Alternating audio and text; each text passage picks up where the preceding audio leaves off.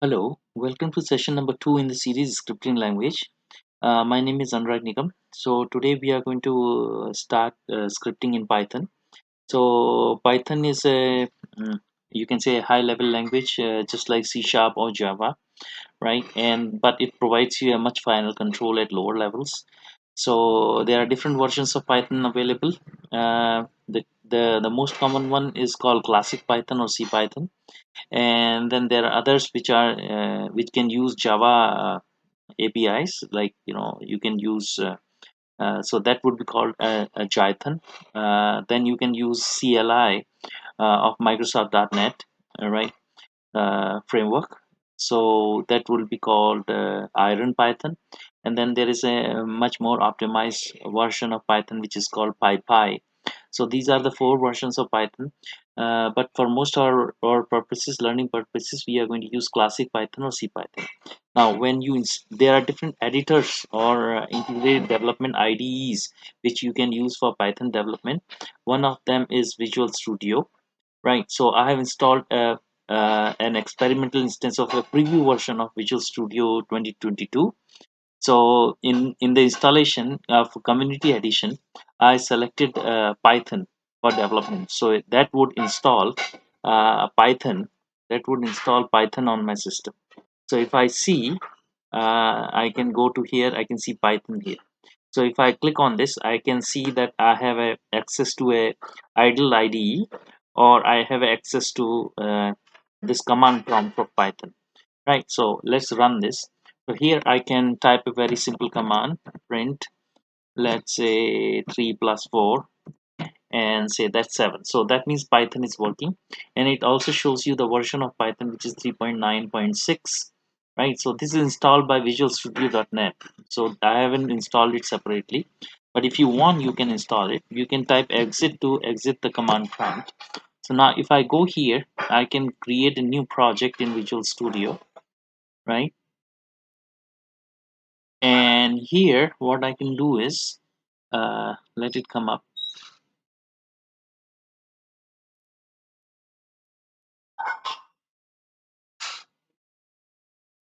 Okay, meanwhile this comes up, so it's slightly slow. Okay, it will come up with a template, so I'm going to use a Python development template, right? So before that, I just wanted to show you that the Python can also be run from the command prompt, where you type here Python and say enter. So sorry, spelling mistake. Okay, and say enter. So if it doesn't recognize Python, that means your paths are not set correct. So basically it is trying to go to Microsoft Store, and it'll hint you to install Python, though you know that Python is already installed. So what must have gone wrong? What you can do is you can go to this PC and right click on its properties and go to environment variables. So advanced system setting, environment variables. Here under system you see path. So when you see this path, you say add it. Now we have to find out where this Python is installed. So to find that out, you can go here and go to Python, right? And here you can right click on this and say open the file location. So when you open the file location, you see a shortcut here, but this is not the path. This is not the path. This is just a shortcut. So you can right click on this Python uh, shortcut and say properties. When you say properties, you see what it is pointing to. It is pointing to Python, which is present over here. So you just copy that path and say okay, and then you go here and say new and just paste that path. And if you want, you can move this path all the way up, right, using move up button, and this is all the way up, and say okay, and say okay. Now once you have done this, you just close this CMD, the previous version, and put a new version of CMD, and over here you just type here Python. So when you type here Python, it already got you to the Python editor, right? So it says it's Python 3.9.6. Now in the editor, you cannot look for the version, right? So I'm going to say exit here, right? I'm back to the command prompt, and here I can say Python double dash version, and says this is Python 3.9.6. Now system wide I have a path set, so it knows where Python is installed. So once this is done, okay, so now I'm going to show you.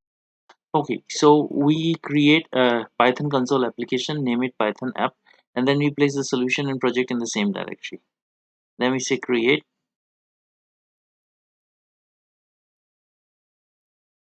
and we have the first file as python app1.py, right? The extension shows that this is going to be a Python script. So first thing I want to show you was first to test this. So I can say print, that's the simplest command, right? And then there is IntelliSense, which is directly telling you what it is expecting. So I'm going to say is welcome to Python 3. Okay, so this is what I'm trying to print, right? And it has an optional semicolon, though it's not must to have a semicolon. So once I'm done with this, I can go here, build, debug, start without debugging. So it prints welcome to Python 3, right? And if you press any key to continue, so that will go away. Now, so first of all, we are going to talk about four flavors of Python which I was talking about. One is the classic Python or C Python. So that's what you are seeing, classic Python here. Now, there are other options, other flavors of Python, which is a Python which has access to Java framework, right? So that will be called Jython. And if it has access to CLI, which is a .NET common language interface, then it will be called Iron Python. So what it allows you is you can mix the Python with Java, or mix the Python with C Sharp .NET or C, right? So there is an optimized version of Python which is called PyPy, which is basically more like C without using APIs of C. So it's going to be much faster than the other flavors of Python. So here, the next thing I want to talk about is the string functions. So the first thing we have seen is we are writing a string, and string is in the quotes here. Now I could have written this as a variable. I could have said message is equal to, or rather I would say welcome. Welcome. So basically the keyword which you are going to use as a label for a variable should not be one of the keywords of Python. So I cannot say print is equal to, for example, print is a keyword, right? So I cannot say print is equal to something, right? So I have to use some name which is different from the the built-in names which Python uses. So for example, I can write a welcome message as welcome. Let me make sure I'm recording.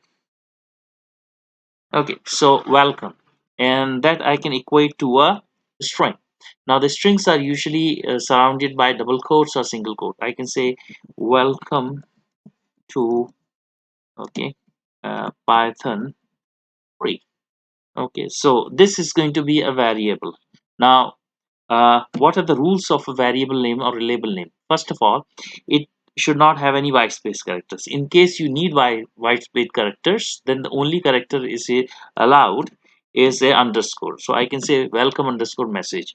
Now if I introduce any other white space character, like for example just a space, this is not a valid name or valid uh, word which you can use as the label for a variable.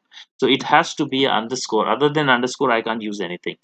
Okay, now it can start with underscore, or it can start with the alphabet, but it cannot start with a number. You cannot say 1 2 welcome message or 3 welcome message. That would be wrong. Okay, so now this is the right definition of what the label should be, right? So this is done. So I can, instead of saying welcome to Python 3, I could have said here welcome underscore message, correct? So welcome underscore, hang on a second, welcome underscore message. So now it is going to print that welcome message when I start without debug. So it says welcome to Python 3. So it has done its job. Now, the next thing which I want to talk about is I can concatenate strings. So I can say, let's say my first name is, let's say, Anurag. Okay, and my last name. So I can do this assignment in another way. I can say first name comma last name. So that is also allowed here, and I can say comma, and I can say Nikam. So this assignment is a multiple assignment, so this is also allowed in Python, right? So now this is fine. Now here I'm going to add in a space here I'm going to add in a space here, right?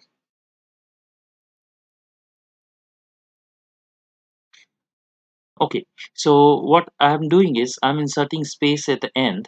So this is allowed. There's no problem because the space is also a character, right? And what I want to do is I want to concatenate, right? So to concatenate, in C you have a what you call str cat, okay, which you can use from strings.h, and that's was the function. Here the plus operator is overloaded, so you can just say first uh, name plus last name plus the welcome message. So this is also going to work. So what's going to print is going to print first my name followed by the message. This says Anurag Nigam, welcome to Python 3, right? So that's done. Now I want that my name should be a title case, so I can say title. So title is going to be a method, and that method basically uh, the method why there is a extra this one. Okay, so that method basically is being called to convert this Anurag into capital A NURAG, and similarly I can do the same thing over here. uh, Dot title case, and I can do that. That's kind of strange, so that's done. So in this case, now the first character is going to be capitalized, right? So I am going to go ahead and say start without debugging. It says Anurag Nigam, welcome to Python 3. So that works too. Now let's have a little note on what these strings are. These strings are immutable. So what does it mean? These strings are not placed on a stack. So basically, if you look at the memory is a stack memory, which is a memory belonging to a processor.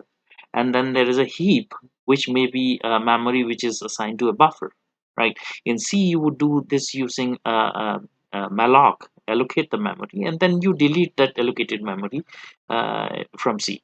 Now, the onus of allocating and deallocating the memory is on the programmer, while in case of Python, you do not have to worry about it, right? So uh, there are two uh, places where the memory is allocated. Either it's on the stack or on the heap. Now, in case of heap, the programmer is supposed to take care of the allocation and delocation. If that doesn't, in case of high level languages like Java, C Sharp, and Python, this is automatically taken by care by something called garbage collector. Now, a garbage collector keeps a note of what is being allocated and finds out this association, whether it is being used or not, and then follows a certain algorithm to figure out whether it has to be destroyed. It has to be, garbage collected. So that's the function of garbage collector, which is there in Python. So here, that is the where the string is saved. The second thing is string is immutable. So immutable means that you cannot change the string. Okay, string is like an array of characters, but it is with ending in a null character. But you cannot change the content of a string. Okay, so that's what immutable means. Now if I change a string to something called, let's say, a title case, for example, here this ANURAG small case is replaced by a capital A and then small NURAG, then that's a title case. Now when I have this method dot title, now that says one thing is that first underscore name is not a variable, or it's not a pointer to a memory location. It is an object of a class which is string. right? So being an object, it has its own methods which can be used for its manipulation. So one of them is title. So it will convert it to a title case. Similarly, the operator plus is overloaded. So it is another method. But now this method is a static method. So it is a string method. So that is your overloading. So this would make more sense as we go ahead in these sessions. So for now, you just remember that any variable in high level languages is not a primitive variable. Uh, the exception is Java. It is a class. It's an object of a class, right? Same thing is there with C Sharp, and same thing is with Python, right? So a string which you create is not a pointer to the first location in the array, as people usually relate arrays to, right? It is basically an object of a class, and then objects are having methods. So title is a method. So now I can also do this. I can convert the welcome message into what you call a lowercase. So I can say lower. So lower is uh, another method in the object method for the string, right? So now if I was to do this, I can just run it, and this welcome to Python, if you see over here is the title case, it is converted to lowercase, right? So that's another method. Yet another method would be upper. So I can over here type upper, and here also I can type, let's say, upper. So I'm converting lowercase name to uppercase, right?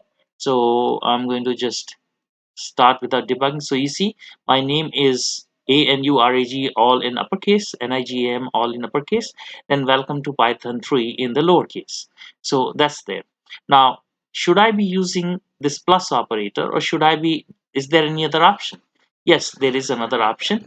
I can format a string. So to format a string, you can just use F followed by the double quotes, and inside this I can place placeholders, right? So for example, here I inserted a space which I don't need anymore now, right? So which I don't need anymore. And then I can say over here, let me see if I'm recording. Yeah, it is recording. So next thing I can say here is my first name. So in the first placeholder, I want to put the first name, right? And I want to put the first name in uppercase. So I will do upper. Okay, so this I have placed in uppercase, and then I want a space, so that's a space, and then I have a second placeholder.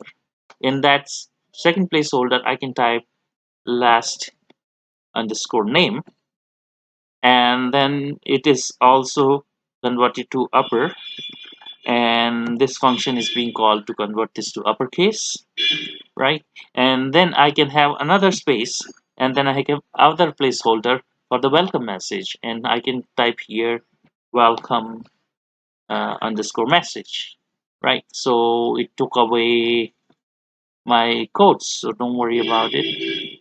I will surround them with the braces. So braces are nothing but placeholders, and this is a formatted string. So basically it decides where the placeholders are, and then whatever variable is there, that's placed there. So having done that, this is going to work this way, and just say start without debugging. Okay, there is an issue which says line 3. Okay, let's fix that issue. Okay, so printf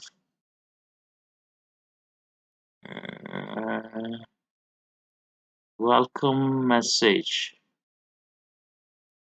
These are all placeholders to upper. So let's see what that uh,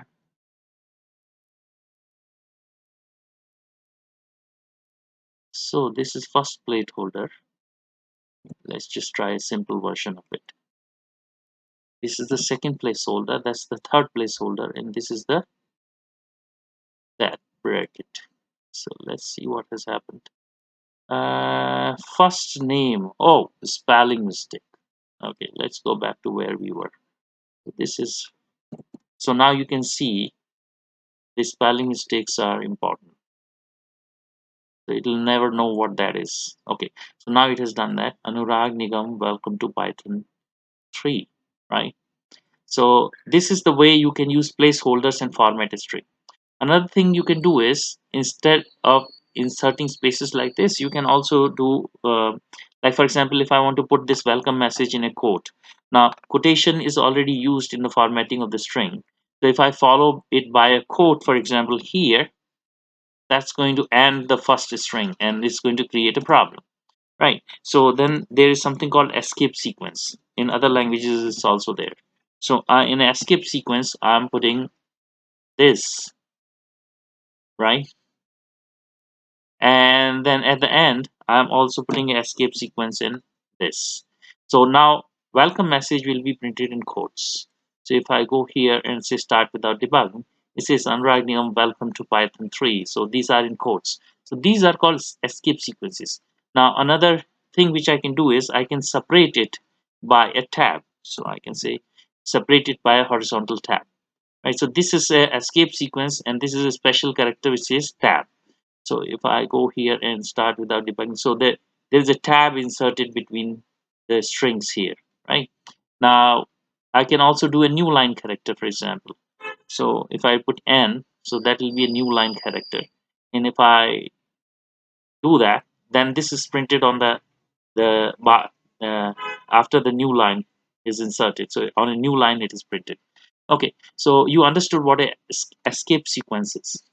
Now the next thing which I want to talk about is if I have, uh, let's say, space like this, right? And I want to get rid of this space. So I want to basically get rid of white spaces. Okay. So in that case, so I can do this. I can say, uh, this is on the right side. I can say R strip. Okay. And this R strip is another method for this object of the string. So it is going to strip the right spaces on the right hand side. And similarly, let's say this has the spaces on the left hand side. So I can do that also here. I can say L strip, right? And here I can declare this as a function call. Okay, so it is going to strip these spaces and then format the string and present to you. So let's run that. So you see the spaces are gone here, right? So Anurag and this. If this strip was not used, for example, if this strip was not used, then it will just insert those spaces, right? Okay, so if this strip was not used, then what will happen? You see there is a tab, there's these spaces and then there are other set of spaces here. So this is what we are trying to avoid. So that's why we were putting R strip and L strip. Now if both sides, okay, if both sides have these white spaces, then R strip will take care of only the right side, not the left side, right? So let's run that. So you see there is a white space here. There is a R strip which has taken care of this white spaces on the right side, but not on the left side. So what can I do? Instead of R strip or L strip, I can just say strip, and in that case, it will just get rid of white spaces on both the sides. And if I say start without debugging, so that's what it has done. Now another thing is, whenever you are calling this method, it is returning a handle to a new string in the same heap area, new string, which is different from the old string which was fed in as input, right? So that means that this string can also be applied, let's say, another method. So I can chain in these methods like this. Okay, so I can say this to upper, and this. So I'm done with this. So I'm going to first strip the white spaces, then convert Anurag to uppercase, and same thing I'm going to do with the Nigam here. And if I debug it, I can say this is what correctly I want, right? So that's what this is doing. So we have seen various methods which may be available with the strings. So first of all, strings are immutable. That means that strings cannot be modified. They will be destroyed and recreated. Second thing, strips are stored on a heap and are garbage collected, right? This is not something where you have to allocate memory and delocate. Then strings are nothing but classes. They are not the first class primitive variables, right? They are not the array of characters. They are classes. And whenever you instantiate a class, you have an object. So basically, strings are objects. Then it has got its own methods, right? Then the strings can also be in single quote or double quote. So I'm always using double quote, but you can always put them in single quote. The string methods are to upper, to lower, to title, and then there is a formatting of a string with the placeholders, and then I can right strip the string of the white space characters, left strip the string with the white space characters, or do a both side stripping of the white space characters using dot strip. So this is about briefly about what string functions are. Right, so let me just have a look at how much time do I have. Okay, let's go ahead. Next thing is going to be numbers. Okay, so numbers are two types, integers and float. Integers means that there is no decimal. Float means that there is a decimal, right? Now, whenever there is a division, okay, the interpreter, Python interpreter is smart enough to have a division outcome as a float rather than as an integer, which happens mostly in C, right? So, like for example, if I divide 2 by 3, then 2 by 3 is going to be 0.66666, right? So that would be a float, right? So integer division, if I was to do 2 by 3 in C, it will return me 0. But in case of Python, there is an implicit casting. Okay, so whenever in an expression there is a float, it is the other variables which are not float are converted to float before they are being manipulated, and the result would be a float. Okay, so this is automatically taking place under the hood. Okay, so floats are numbers with decimals. Okay, with decimal point. Integers are numbers without decimal point, and you do not have to declare the types before using them. Like for example, uh, in C you have to say int a, so which means we are defining the data type of a before we use it. In Python, the interpreter is clever enough to figure out, what should be the type, right? So you do not have to mention it. And then type conversion, when it is a narrow to broad conversion, it is automatic, right? So there is no loss of information anyways. Okay. If an expression has a float involved, then all integers are casted to float before the expression is evaluated. Okay. Result of a divide operation, even for integers, is a float. And then you can insert underscores in the numbers for better readability, right? Multiple assignments are possible. We have seen an example of multiple assignment here. You say first name comma last name equal to Anurag comma Nigam, right? So that's a multiple assignment. Okay, that's possible. Constants are not there. Okay, so there is no question of constants. Okay, so if I was to have a convention, I can have a convention, but there is no constants in here, right? So the convention is the name or the label of a constant would be all capital case, all uppercase, right? So that's how you use the label. That's for your own benefit. For Python, there is nothing called a constant. So having said that, okay, let's try some things. Okay, so let's get rid of all this, and I can say, uh, so I can say uh, print very simply 2 plus 3. So this is the operator 2 plus 3, and that's what it's going to do. So 5 is the answer, right? Now the other operator are I can say 2 raised to 3. So 2 raised to 3, that's going to be 8, and I can run this. Okay, so now what did happen? 2 raised to 3. So that's not how you do it. Okay, so this is the XOR operation. So instead, you have to use double stars. So that will be raised to. Okay, so 2 raised to 3 is 8. Okay, so it's more like, instead of, raised to, you're going to use a double star. You can use a multiply. So 2 into 3 is going to be 6, right? So 2 minus 3 is going to be minus 1.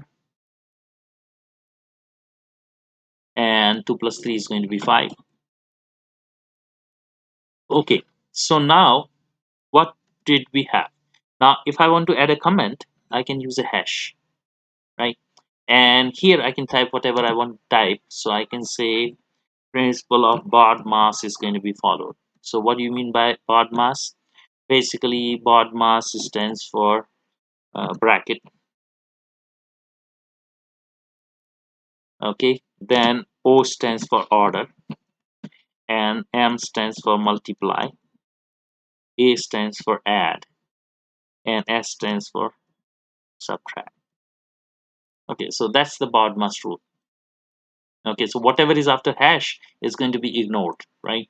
So there is no multi-line comments. The comments are going to be only single line, and it is going to be preceded by a hash. So that's about commenting, right? So this is about the numbers which we deal with, right? And this is about the comments. No multi-line comments are there. So this is the basics regarding numbers.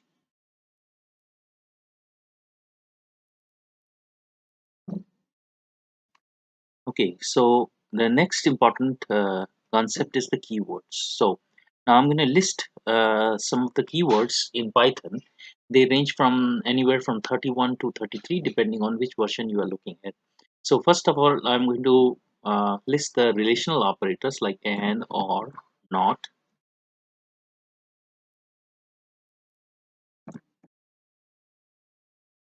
Then for, it's in loops, right? While, so this is all in iteration. Then branching, if, if, else. Then what else is there? Let's say return when you do a function call. Then there is going to be break if you break out of a iteration.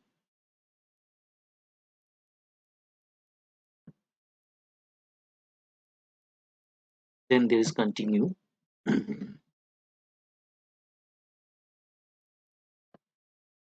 Then there is going to be global.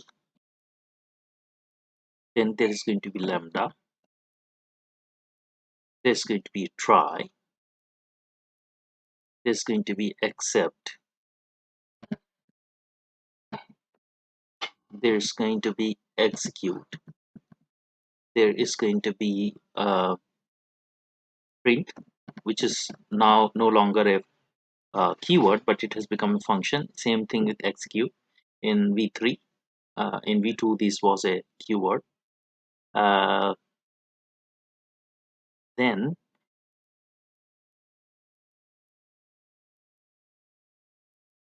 as is in.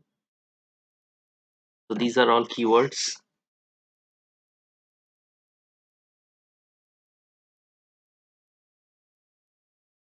Let's see what else is there.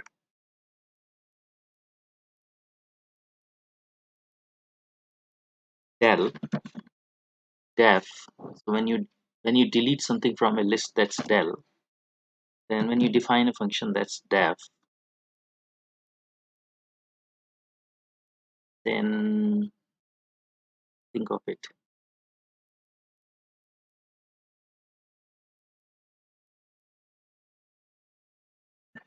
Then you have got pass, yield, raise, finally,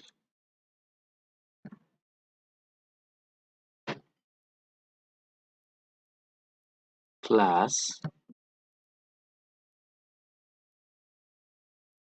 What else is there?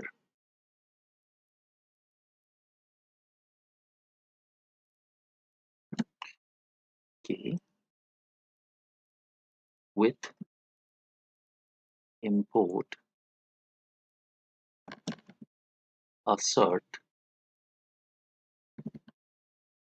Right, so let's see how many of them are there.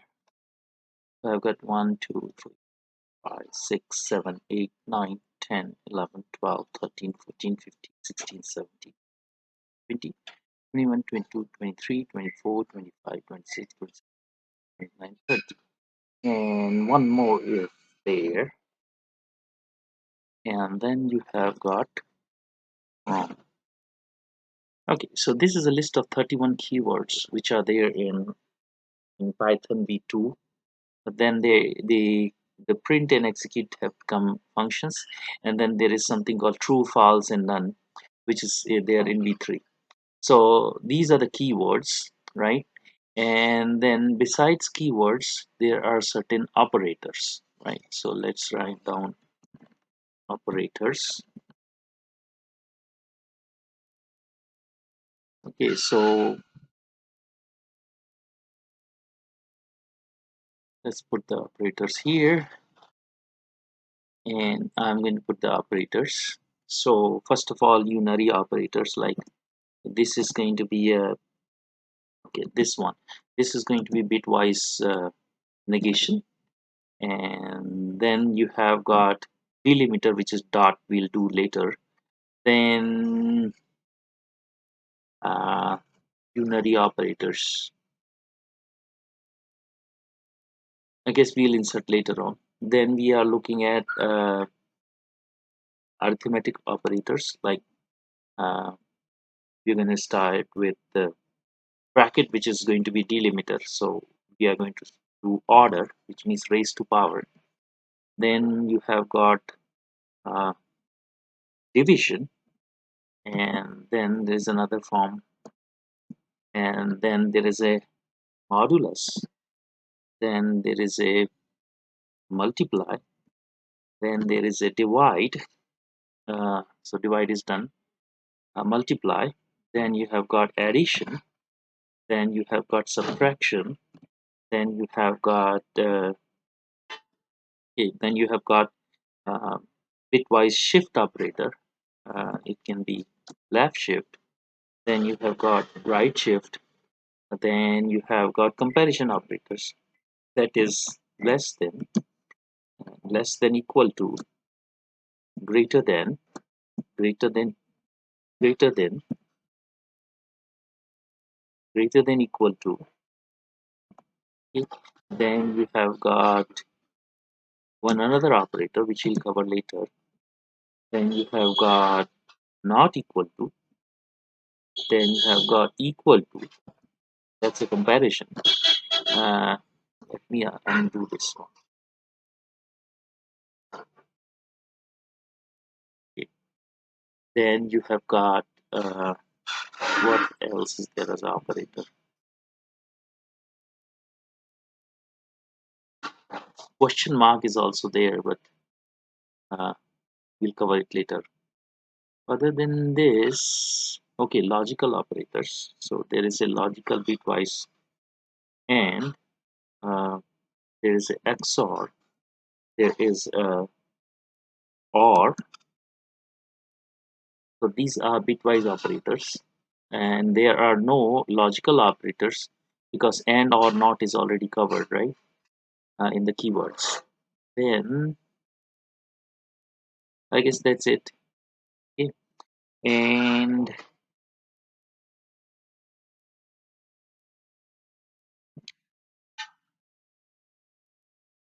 so besides operators, there is something called delimiters.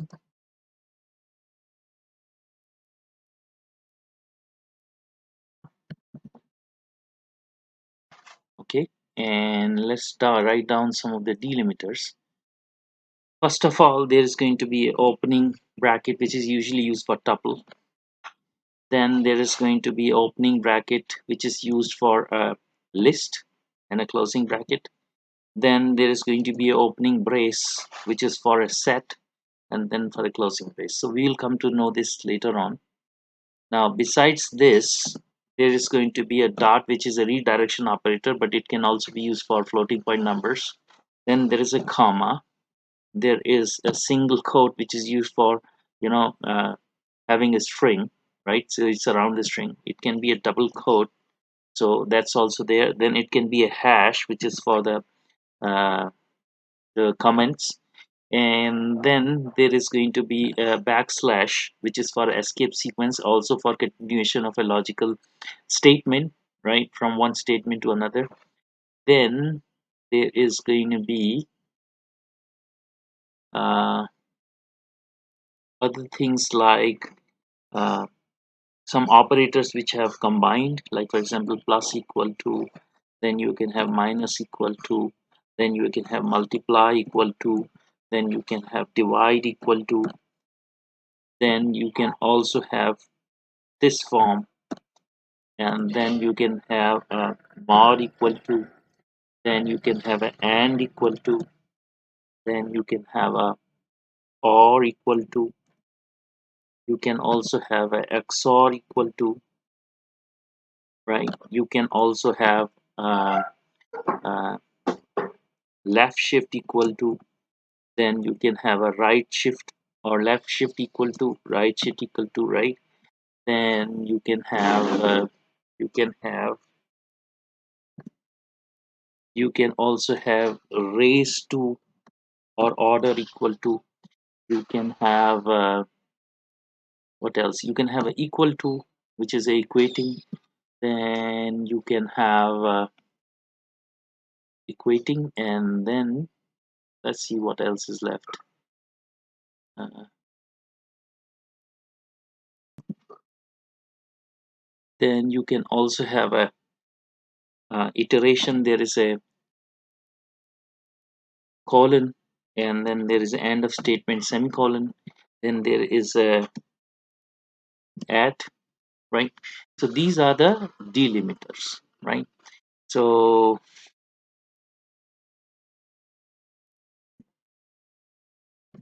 okay, so the next thing is, besides keywords, which we have seen here, keywords, operators, and delimiters, you are also going to see Unicode characters. But in that case, you have to specify at the top of the Python script whether you are going to be using Unicode characters. Otherwise, it's going to be ASCII characters up to 127, right?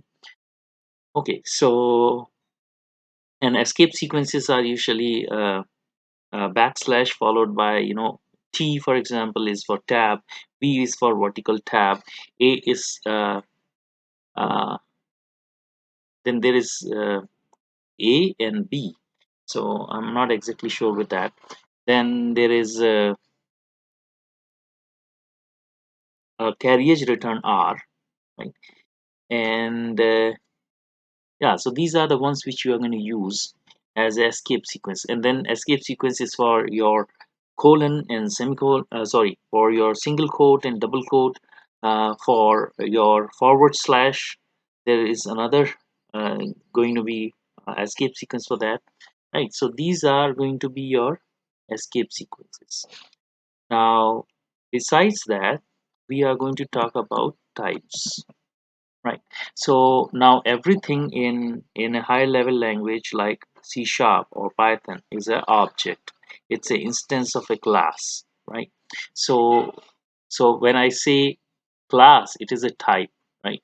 So basically, so types are going to be inbuilt types, which are inbuilt classes, which you can instantiate from, or you can define your own class, right? So the class names usually begin with a capital letter followed by uh, the lowercase. So it's like a title case for class usually. That's the convention we follow. Now, for types, we can do something called typecasting. So, right? So if I have an object which, let's say, is of a certain type, then I can cast it to a different type, right? So let me do it italic. So sorry. Okay, so you can cast it in this form. So if you have an object of certain type, you can cast it to another type by using this. This will be called casting, right? Uh, so there are inbuilt types. So inbuilt types are there, and I'm going to list few of them. So we have seen integer is an inbuilt type. Then let me just indent this. So integer is an inbuilt type. Then we have got float. Okay. Then we have got uh, integer float. Then we have got collections like list. uh, then we have got something called directory, which is name value player pairs. So list basically is basically surrounded with this is like an empty list. Now if you put in something in between, okay, so that will be a list, and list is an ordered set. Okay, it is ordered and it goes with the index, right? So we'll see list. What is list? And list is mutable. That means that the list can be altered. Okay, now directory is a name value pair. This is not ordered, right? So usually this is this this is also mutable. Now the next thing is going to be a tuple.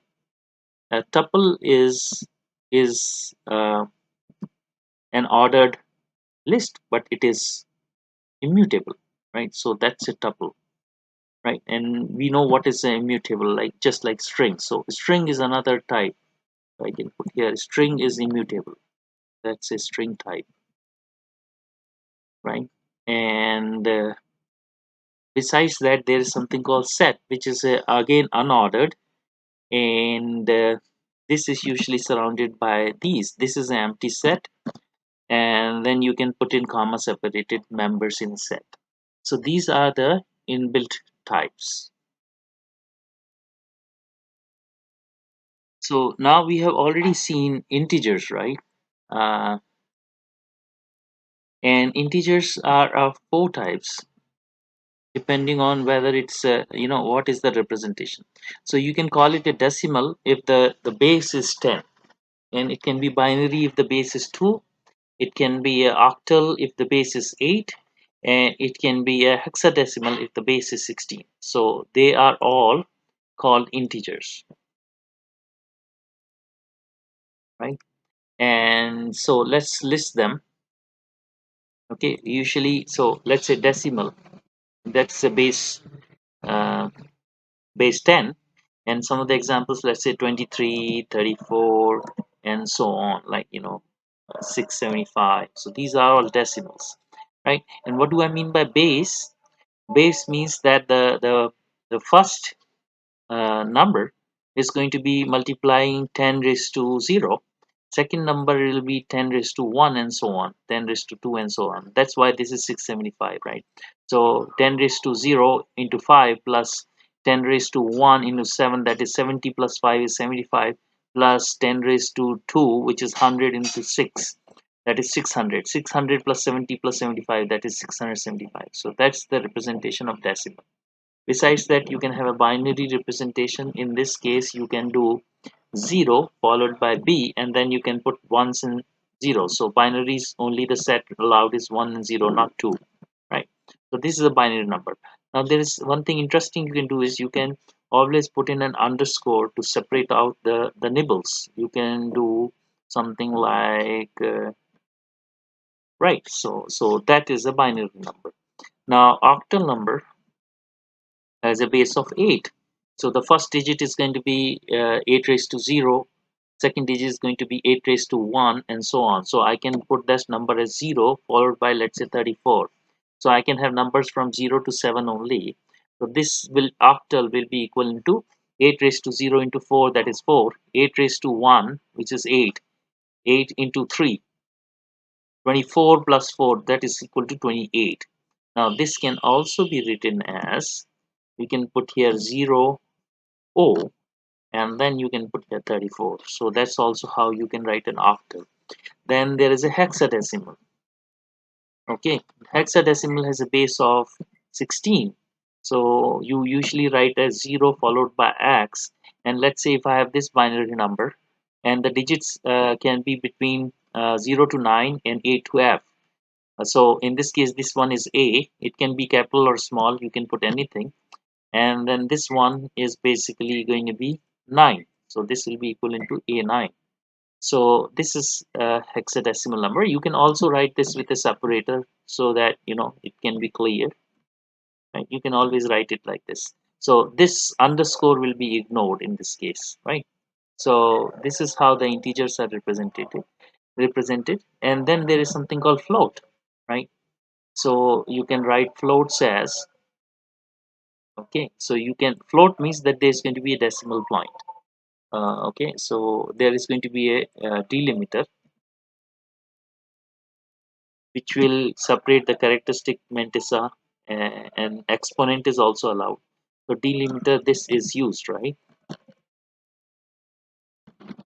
Okay, so this dot is used. And for example, I can say, then you can also use plus and minus. So let's see, I can say some examples as 0.23, right? Or I can have 0.23.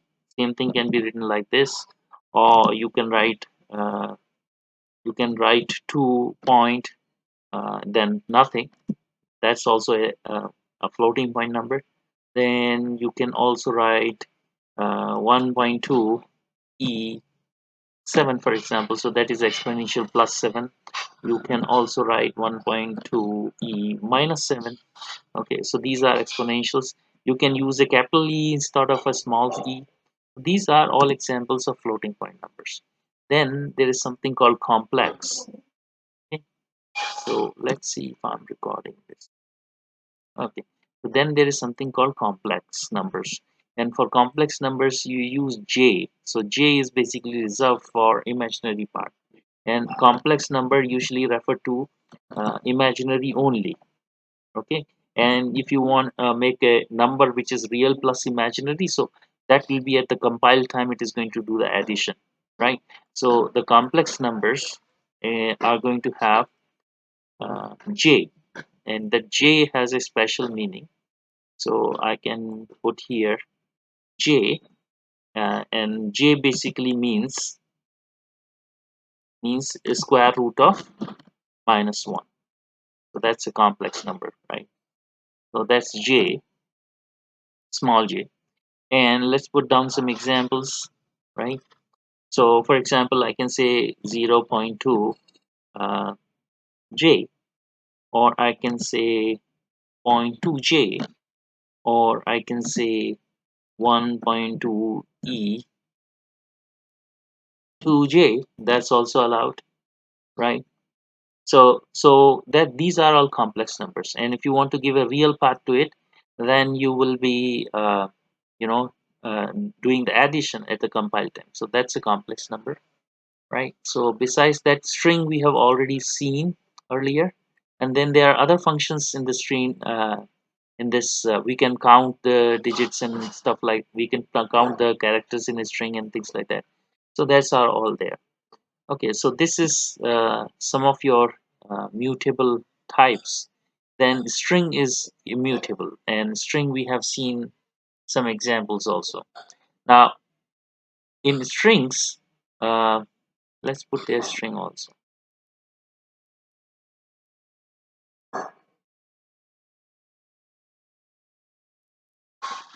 Just 1 second.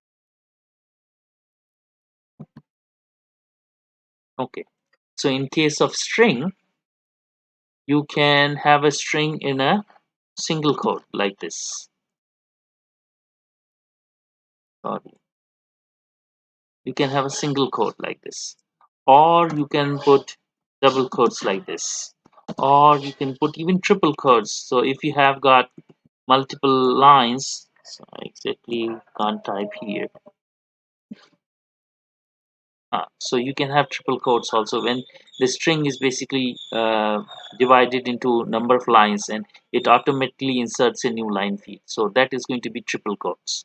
So strings, if you write the strings in multiple lines, you can also use I think this. So when you separate a line, you can do something like that, right? So this is what strings do, right? And when we deal with string manipulation, we will see all that. So that's about some of the types. And then if you want to do a user defined types, then you have to define your own classes and then the methods in those classes. You can derive from various classes, right? So things like that we'll cover in object oriented uh, Python, right? So that's for this session, right? Okay, so next thing is we are going to talk about lists. What are lists?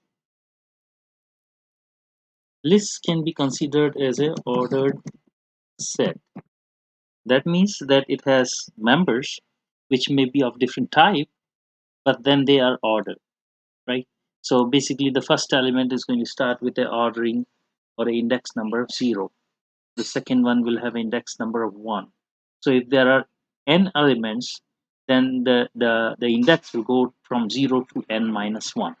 So that's a ordered set. So inside inbuilt it's a collection, and then it is also what you call mutable. Mutable means that it can be modified, right? So it is an ordered set, it is mutable, right? And it is usually denoted by square brackets, right? So this would be is empty list. Okay, so the way to generate list is we can specify the list, right? So for example, I can say uh, for example I can say names, or rather family. Let's say family, and in my family uh, I have got father, right? So now single quote means that it's a string, right? I can also use a double quote, and then the members are comma separated. So I can say father, mother, brother, brother, sister,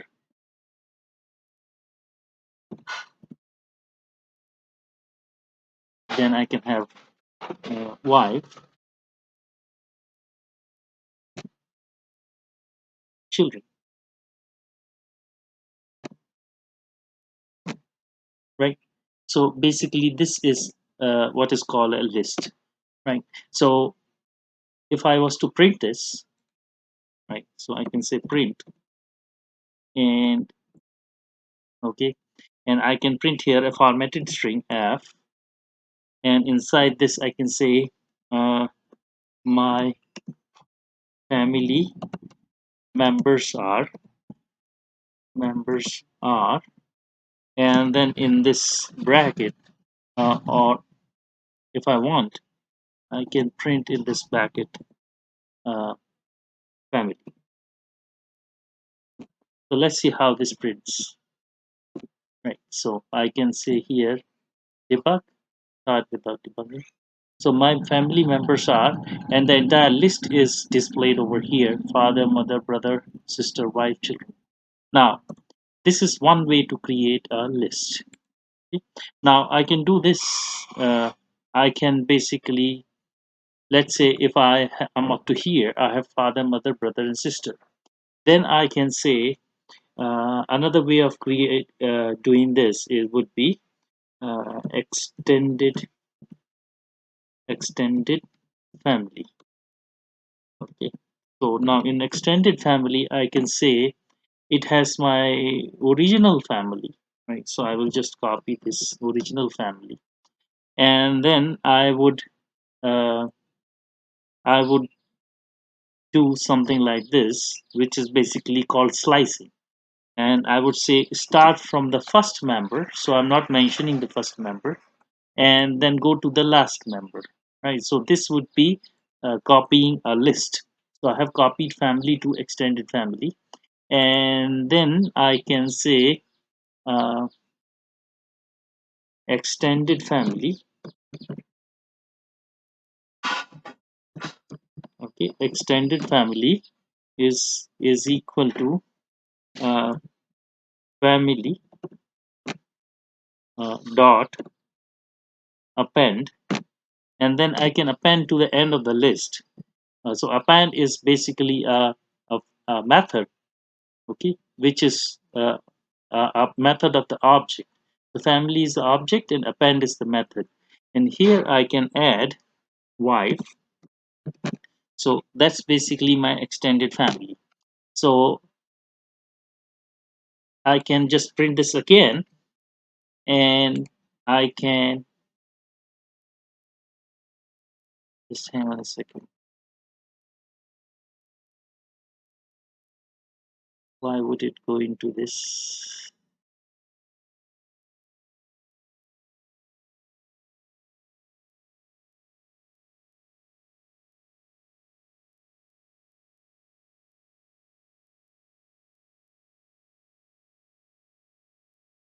Okay, so there was something stupid going. Okay, then I can just say copy this print statement, Control C, and then Control V, and I can say my extended family members are, and I can say here extended family, EXTENDED family, right? So now I have generated a new list from a previous list, and to that I have appended another member, right? So I can say build, or I can say rather start without debugging. So you see my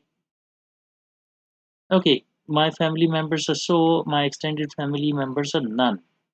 Let's see what has happened here. Uh,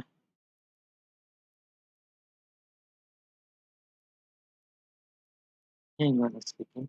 Let's see if I'm doing everything correct. Copy this. Am I typing it correct? Paste this.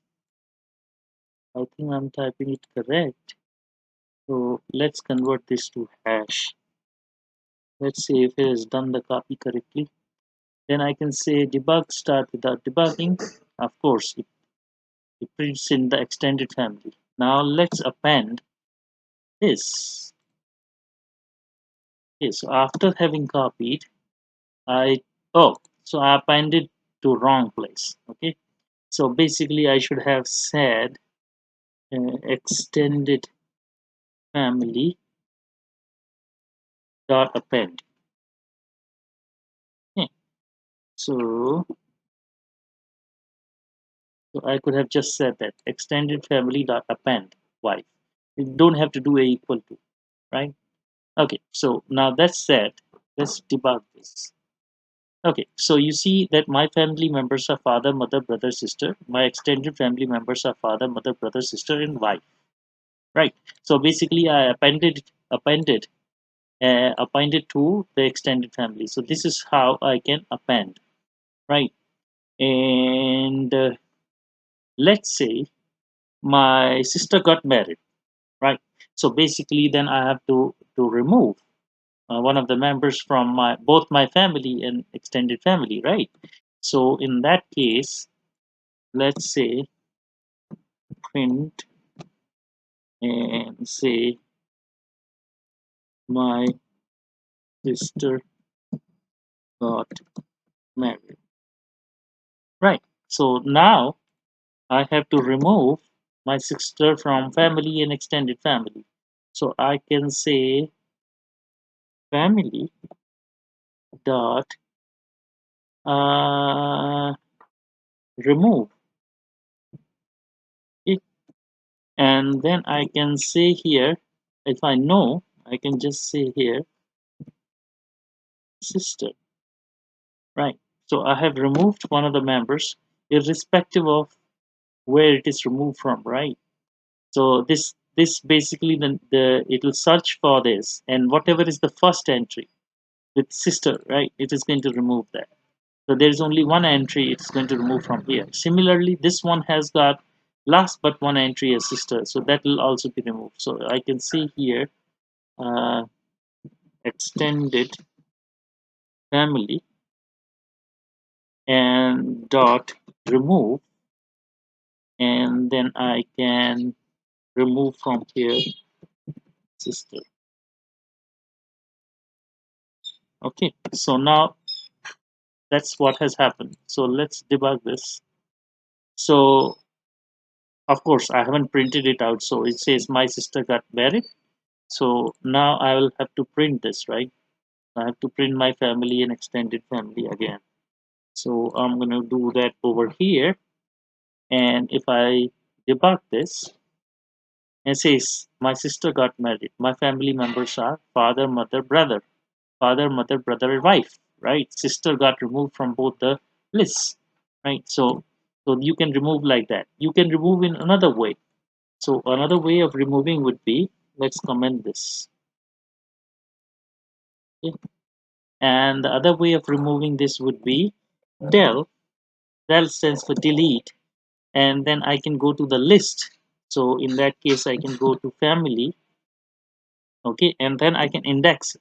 So basically, sister is at which index? 0, 1, 2, 3. So I can remove the third one, right? And similarly, I can say delete extended family, and then I can say remove the third one, right? So that's the, so this will also work the same way as remove, right? But in this case, I have named it, so it will search for the entry sister. And if there are two or more entries, then it will going to remove just the first one. So let's do this again. So you see, again, the sister got removed from both the lists, right? So that's another way of deleting it. Now, yet another way of deleting can be, now in this case, the sister is not available in either of the lists. So if you see this, sorry, if you see this, okay, sister is not there in either family, and I didn't know. I don't know. After seeing these two lists, I don't know if there was an entry called sister, right? So in this case, there's something called pop. So basically, instead of removing this way, there's another way of removing, and then placing it in some other variable. Like for example, I can say, okay,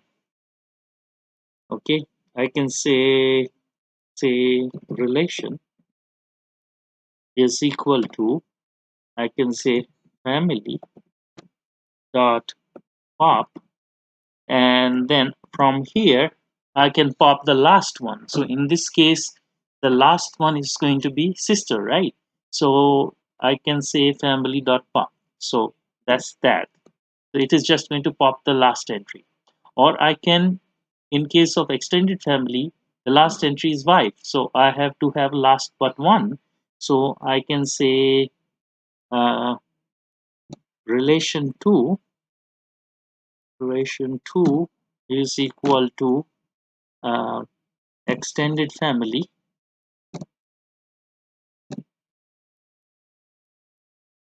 uh, with relation 2 is equal to, why don't I see this, extended family uh, dot pop, and then the entry would be 0, 1, 2, 3, right? So I can pop whatever I want to, the number, index number. So that's there. So that's another way of doing this. So what I can do is, after that, I say printf print uh, f is formatting. Okay. Uh, the person, I can say the person leaving the family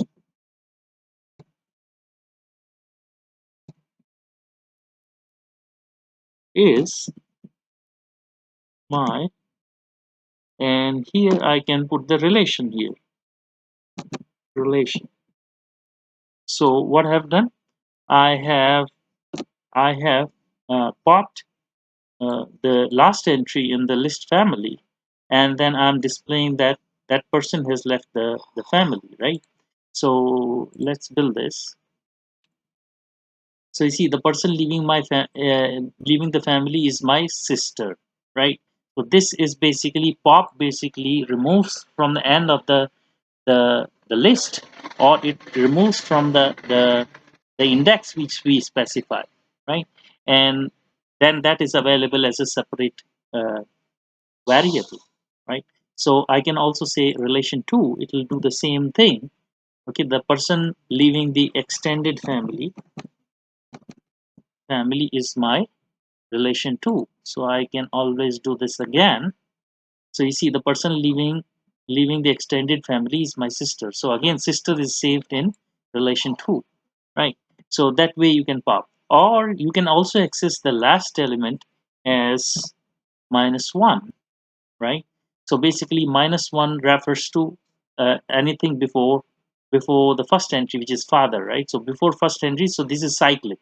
So -1 would be sister, -2 would be brother, -3 will be mother, -4 will be father. So basically you can always use a negative index also here, referring starting from the end, right? So a -1 refers to sister here in family, right? Or in this case, wife. So in this case, it will become wife, right? So I don't want to do that. Or I can do -2. So that will also work. So let's do that. And if I debug this, okay, the person leaving the extended family is my sister. So again, the sister is removed from the extended family. So you can also do indexing, which is negative, right? And -1 refers to the last entry, right? And -2 refers to the second last entry. So in this case, wife will be the last entry in this list, and the second last entry would be sister. So that's what we have popped, right? So this way also we can modify the list. Now, I wanted to tell you one more thing. The thing is that if I don't do this slicing, okay, now, what is slicing? I can choose from this ordered set, I can choose where to where I want to copy. So for example, in my extended family, I can say copy everything from first and inclusive of first, right? So father has an index of 0. Now you have first, and then you have uh, so that basically 0 is gone because I'm starting from 1 to the end of the set. So the end of the set is going to be sister. So father is removed from the extended family. So let's debug this. Okay, so you see here, my family members are father, mother, brother, sister, and then my extended families are mother, brother, sister, and wife. So you already see that father has been removed because I sliced it accordingly. Now, if I want to slice it the other side, I can say I can leave this index as empty. So basically, if I leave this empty, it starts from 0. But then I don't want brother in my family. So my brother went to another city to work. So basically, I would say go up to 0, 1, 2, right? So basically I have to do 3. Okay, so that is the third element. So it will account from 0 to 0, 1, and 2. So basically in this, let's see how this works. So if I do a start without debugging, so what do I see here? uh, okay, so it should be 2. Okay. So the second one is the brother, right? So in this case it will be father, mother, and 0, 1, and 2. Brother will be left out, right? And sister will also be left out. So let's debug this. So now you see you have father, mother, and then directly you have wife. Brother and sister are removed, right? So basically you just you put in a starting index, and then you put in an end index, right? And that is going to be copied. So starting index, if it's not there, it will start from the start of the list, which is 0. And if the end index is not there, then it will go to the last index, which is going to be in this case is 0, 1, 2, 3. Let's go up to 3. So I can remove from anywhere. Let's say I have lost both my father and mother, unfortunately. So in that case, I would be starting at 0, 1, 2. So I would be starting at 2 and going up to the end of the list. So in this case, if I was to debug that, so I have lost my father and mother. Now I have brother and sister in my family, and then I have extended family with my wife. So now in this case, my family members, okay, father, mother, brother.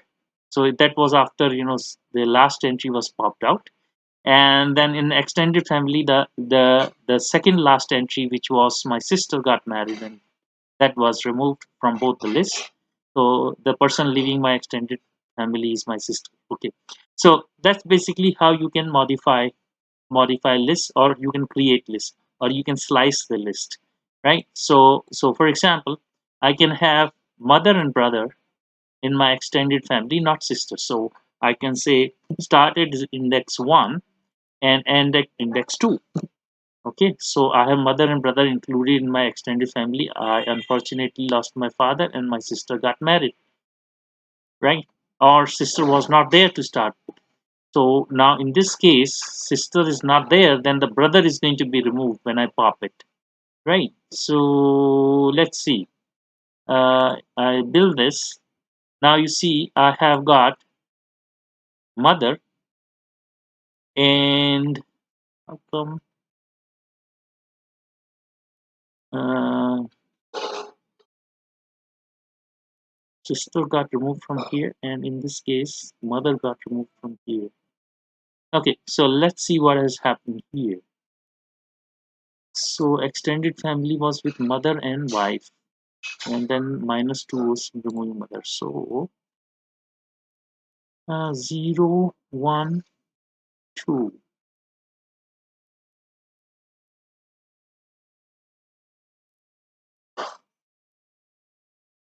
0 1 2. So if it was 0, it had father, mother, and brother, sister would be gone, right? So let's see. Father, mother, brother, sister is gone here, right? In the extended family. So this would be index from where you want to remove, right? So I want to start from index 1. I want to have index 2, but I don't want to have index 3. So that's there. And that means I have mother and brother in extended family. Sister was not there at all to start with. So in this pop, I am not going to pop, or in this case, if I pop, then I have lost my mother. Okay, so let's go ahead and debug this. So I have 1, 2, 3, or 1 or 2 are copied. So index 1 is mother, index 2 is brother, and then I have appended wife to this. So I added the family, extended the family. I have wife here, and then sister got married. So in my family, the sister got popped out. Now in the extended family, it was mother, brother, and wife. So brother basically left for another city when I did pop -2, and that means that the person leaving the extended family is my brother. Okay, so this is how you basically create a list. You can create a list from an empty list also. So for example, I can also do this. I can do the following. Okay, so I have extended family, right? So instead of this, I can just have an empty list. And then usually I can append this. Okay, I can append this with family, and then index in this case is 0, so I have added father to my family, extended family. Then I can append mother as an index 1, or sorry, control C. Let me see if I'm recording. Yes, sir. Okay, so now I have added father to my family. Control C, control V. So now I have added mother with index 1, and then I have added brother with index 2, and then I have added sister with index 3. So that's another way of appending. Okay, so start with the empty list and then append the members, or append whatever you like, right? So now if I debug this, I have got father, mother, brother, sister, and my extended family is also father, mother, brother, sister. But let's see if I appended wife. Okay, so I haven't appended wife, so I have to that too, right? So okay, so I haven't appended wife to the family, which I can do over here, right? So now my extended family has got mother, father, mother, brother, sister, which are started with the empty list, and then basically I did this.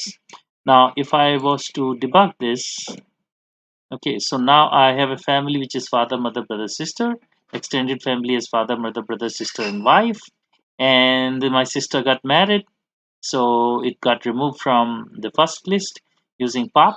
And then sister got married, it got removed from the second list by indexing of -2 used in pop.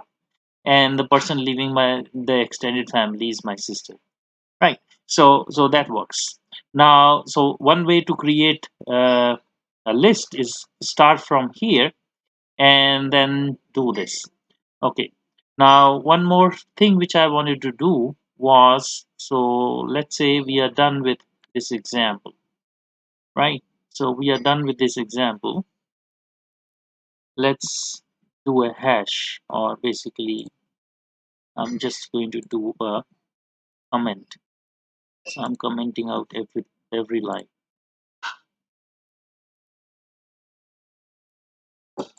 So about that.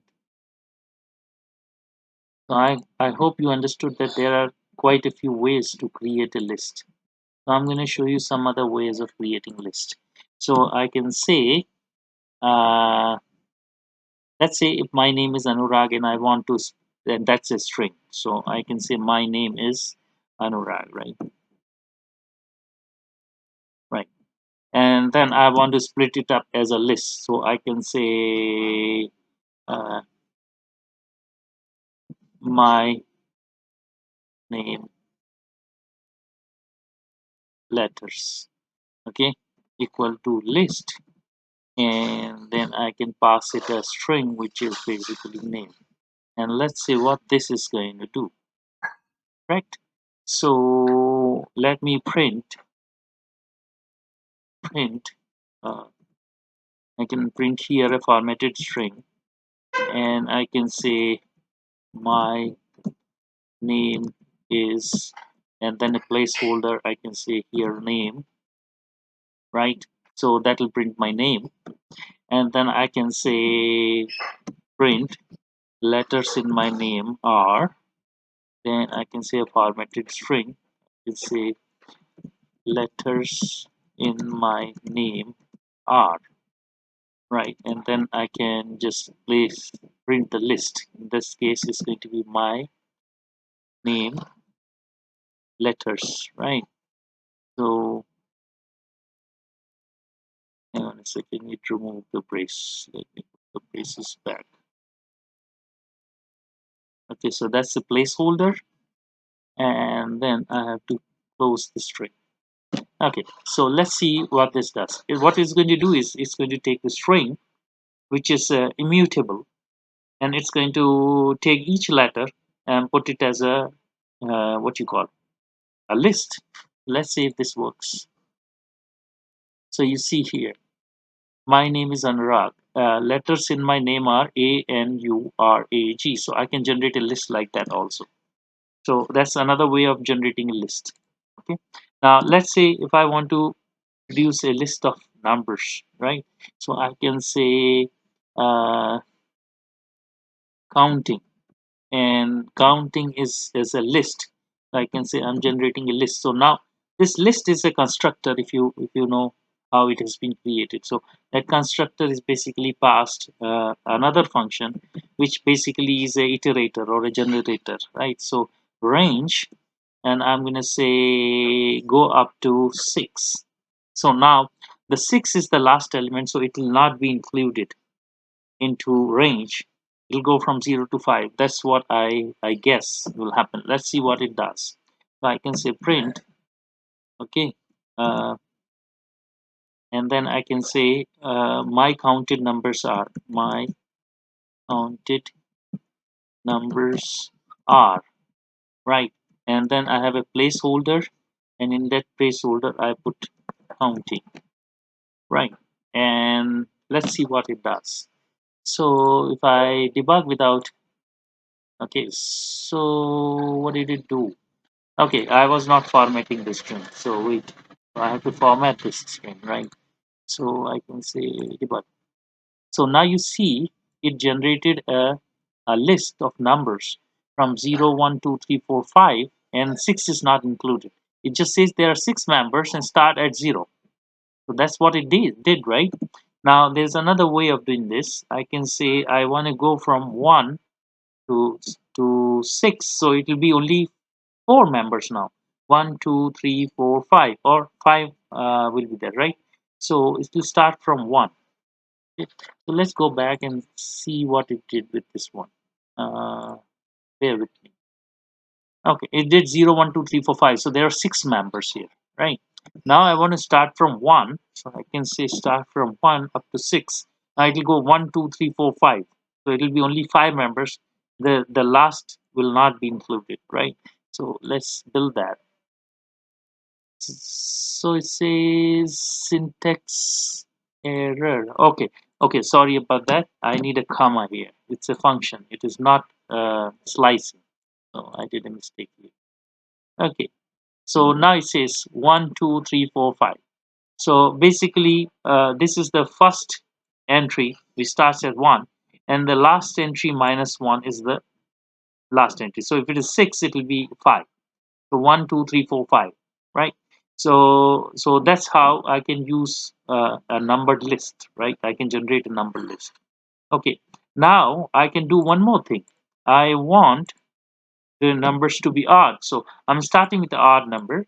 So it will be 1, 2 will be skipped, 3, 4 will be skipped, 5. So basically, then 6 and the end of the list is 6. So basically, it will going to print only the odd numbers. Okay, so this is basically the increment, right? So let's debug that. So now you see here it is 1, 3, 5, right? Now had I started at 0, okay, so then it will go with the even numbers, right? Now 0 is not an even number, right? So let's start with 2. Okay, so it will print 2, 4. Okay, and let's make this 8, for example. Okay, so it will do 2, 4, and 8. Okay, so it will increment by 2. So 2 to 8 increment by 2, right? So it will be printing the even numbers from 2 to 8. Okay, so if I was to debug this, okay, so 8 is not included, right? So the last element is not going to be included. So it is the last element is not inclusive in the list. So that's you have to keep in mind. So it will go 2, 4, and 6, not 8. Okay, so it printed 2, 4, and 6. Okay, so you understand that there's another way of generating this list. Now I want to do something else. Okay, um, what I want to do is I want to pluck the element from the list, right? And pluck doesn't mean that I want to modify the list. I just want to print whatever number I refer to. So that is done simply by indexing, right? So I will just get rid of these by commenting them out. Okay, so now let's say I have done a list of my name, letters in my name, and then I want to remove, uh, rather I want to, so it is ANURAG, right? So, okay, so I want to read one of the indices. So basically the middle letters, right? So, or the last letter, right? So I can always say my initials, let's say A, right? So I can say print, and then I can say formatted string, and then I can say my initials are. And here, if I want to put comma, then I would have to use escape sequence, and then this, and then another escape sequence for the comma. Sorry.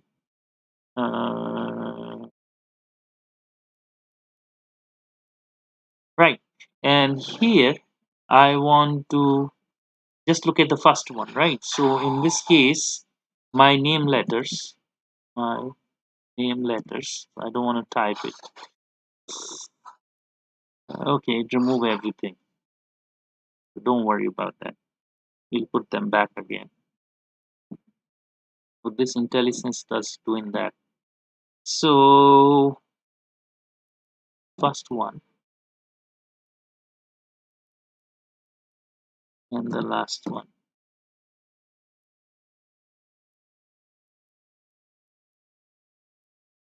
And the string closed and this.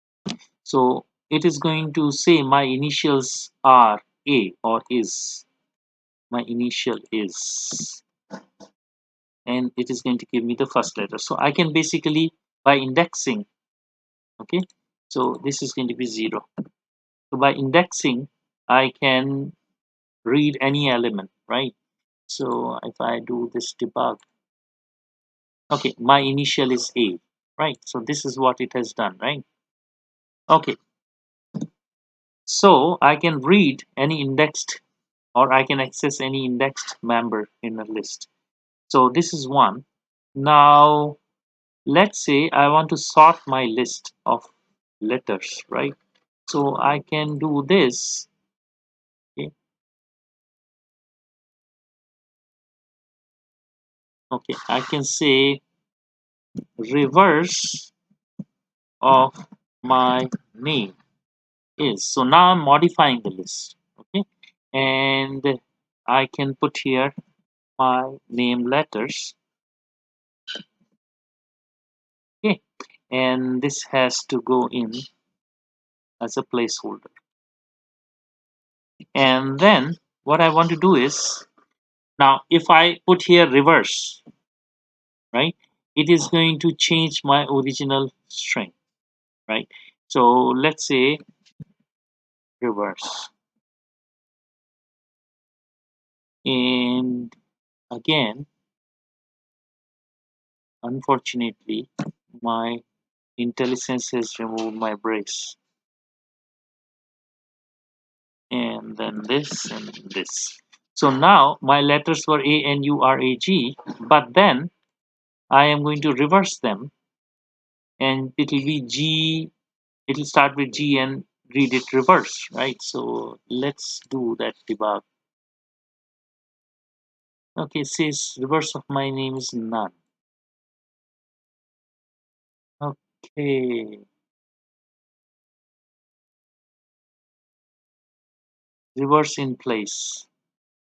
Okay, so basically I have to assign. Okay, modified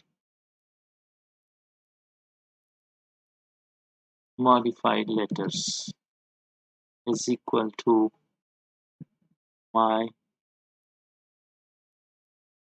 name letters IntelliSense. Modified letters is equal to this dot reverse.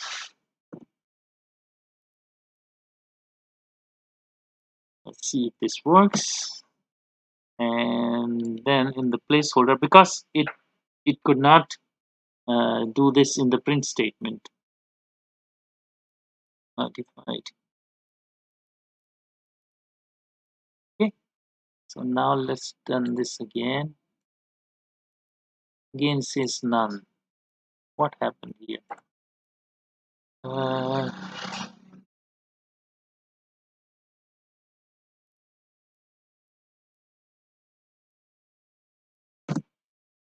let's see.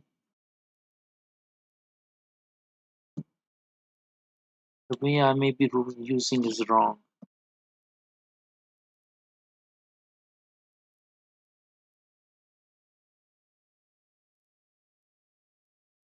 Okay, so now it doesn't return a pointer. Okay, so reverse doesn't return a pointer, right? So that's why, you know, it was not accepting. So anyways, so what happened was I took my letters and I reversed them here, right? So reverse function is going to do that. Okay, so now can I do a sort? Okay, so if I do a sort, it is going to sort my letters. So let's see what it does with capital and small a. This will go as per the S key, right? So it is A, G, N, R, U. So now this is sorted out. But then what has happened is my initial uh, list is gone, right? So in this case, I can do the following. I can do here.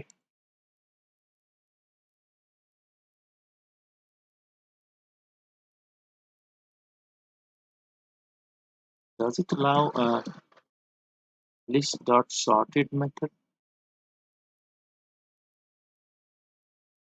Not sure if I can do this. That's the beauty. Let's try this out. This is not a static member, so it should not accept it. Yeah, it's not a static member. So in this case, I would have to use it differently. And in this case, is sorted a member of the instance? Sorted.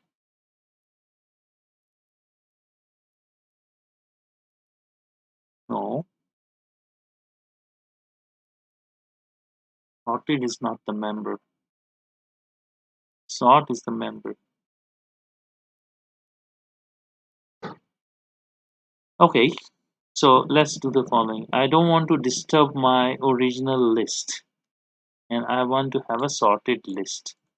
So let's see. I can say sorted. So there is a function called sorted. So basically sorted is a function itself. So I can call here sorted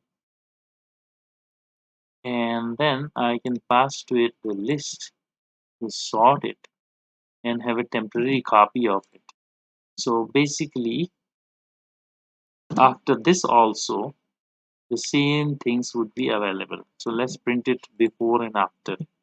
So before sorting, after sorting. So sorted, what sorted does is it sorts the list. It returns the pointer to the new list. It's going to display that. But then the original list is left as is. So let's see if that is what it does. Yeah. So you can see ANURAG. Then it said sorted is AAGNURGNRU, and then it says the letters in my name are ANUREG. So the original list is not altered. So what sorted that does is it returns a pointer to a list and a new list which is a sorted one. And a sort is going to basically sort the letters. So this is how a sorting is done, right? Now we have seen.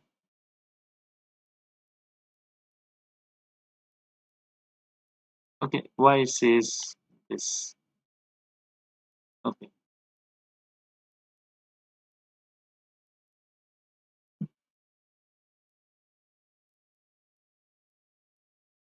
this is a better way of saying sorted letters of my name.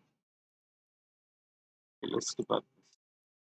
Sorted letters of my name are this. Letters in my name are this. Okay, so this is how a sorting is done. Now, if I want to sort in reverse, let's see, does it allow me to do a reverse? Is reverse a keyword? No. So let's do the following. Instead of using sorted, let me sort it. So I can say my name letters dot sort, and I want to sort in reverse.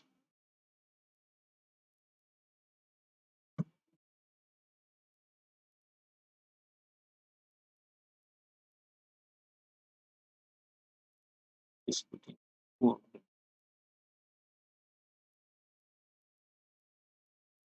reversible.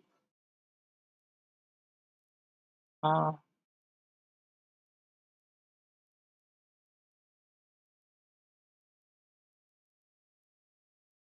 Reversed.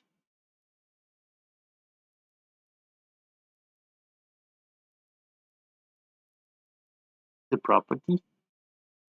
Let's see. Debug. Sometimes I take liberty. Okay, expression is not allowed. It's empty right now. So let's put it back here. Okay, okay. Let's debug this. Okay, so basically reversed. Okay, VER. Okay, now it works. So there was a spelling mistake here. So again, it didn't accept that. Hmm.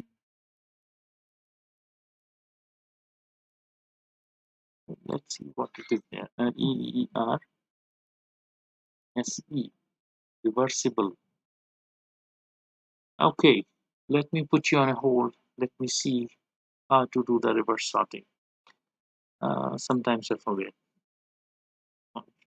Okay, I got it. Okay, so in this case, there has to be a flag. Okay, that would be a boolean. Okay, I don't know if this is going to work, but let's see. The sorted letters of my name are in reverse, right? Okay, so I don't want this one. Just want to. So this is going to change the original list. Okay, so now I have sorted the list, but now it's in reverse order. URNGAA, right? So that's how it is done. So you can do this as true, and if I put this as false, that would be same as nothing over there, right? So you can always do this, and it does it in the right sequence. Okay, so this is about uh, sorting the list. Now, if I want to do a member bias manipulation, right? So I am going to basically just do this.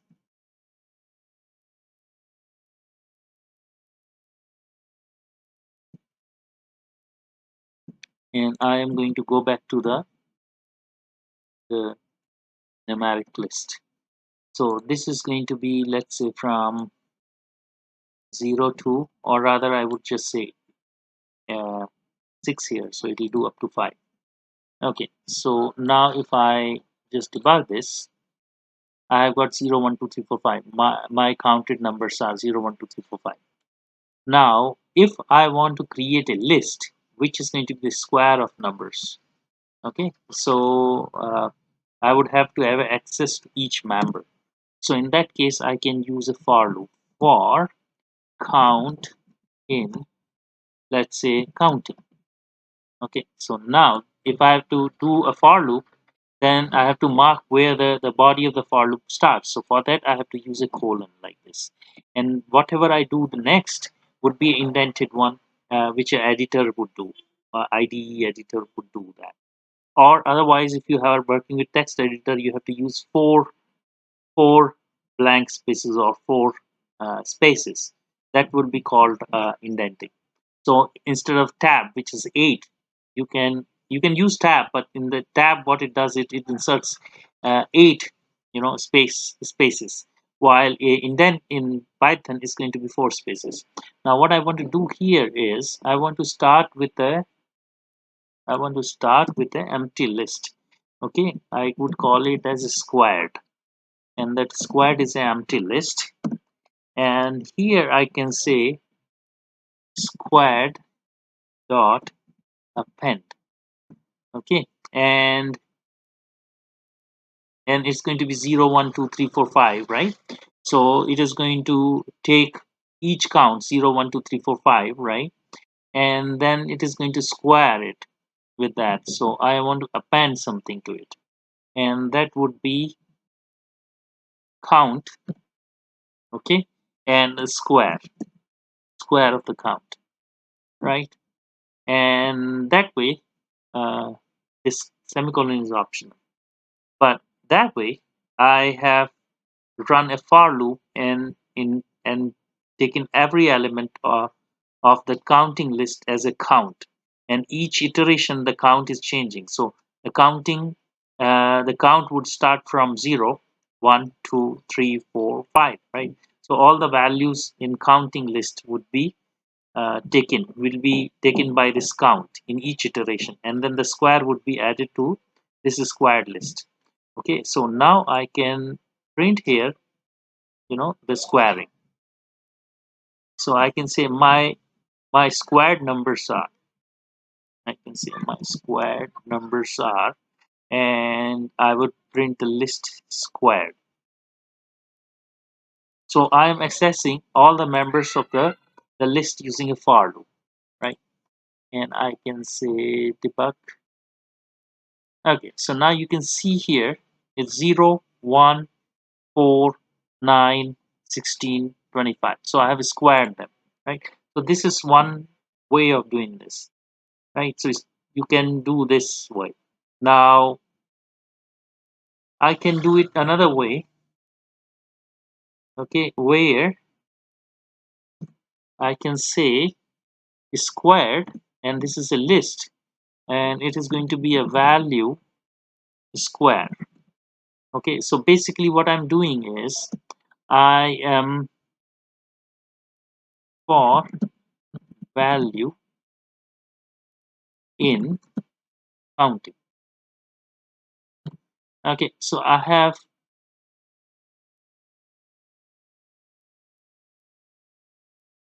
let's see if this is going to work. So what did I do here? For value in counting, so for every value in this list counting, take the value square and assign to squared. Let's see if this works. Okay, it did. Okay, so now you see what I have done. I have run the for loop, and the for loop is inside the list uh, square brackets, and it doesn't have a colon to mark its beginning.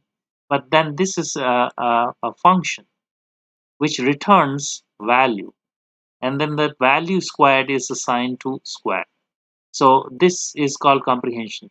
So this is another way of doing that manipulation which took 2 lines. I can do it in a 1 line, right? Squared is equal to value square for every value, right? For value in counting. So that's another way of working with the list. Okay, so I guess I have discussed different things with the list. Now one more thing is left. Okay, and that thing is copying the list. If I copy the list, for example, I can say squared 2. So slicing is one way. If I do squared 2 is square, and then say every element, right? So this is how I have copied, and then I can say um, squared del squared 2. So from squared 2 I am going to delete a member which is the last one, right? So 25 would be gone, and I can put here squared 2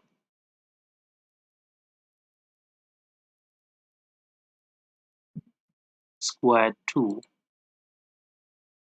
Okay, so in this case the 25 would be gone, right?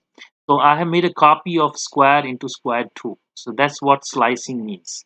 Now if I was to run this, uh, square is not defined. Where? In line number 28.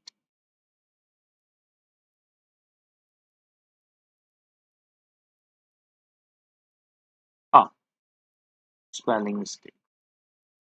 Sorry about that.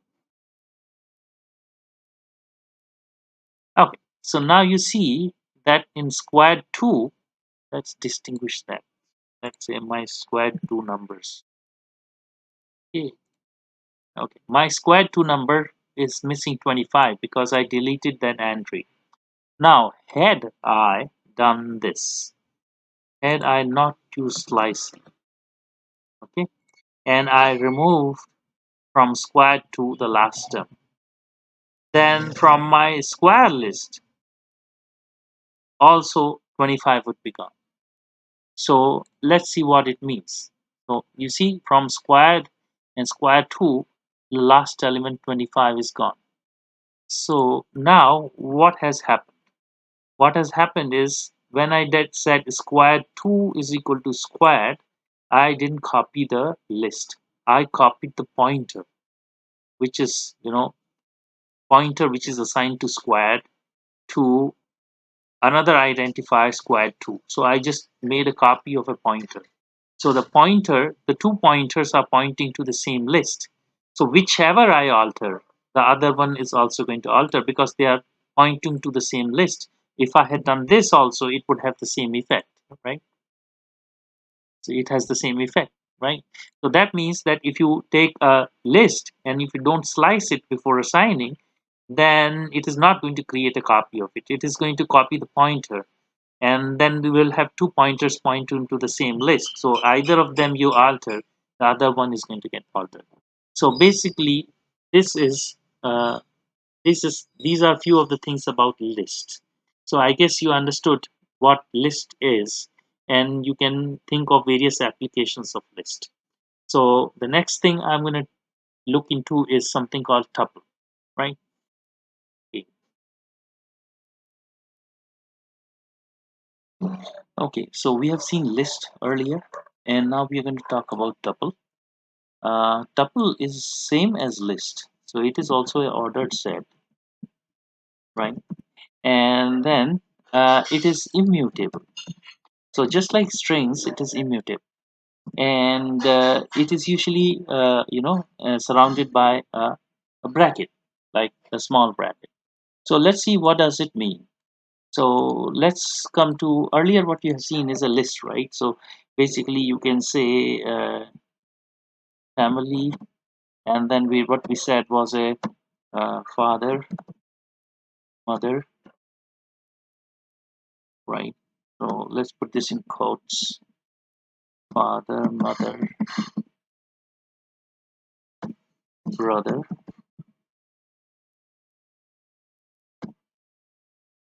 and sister.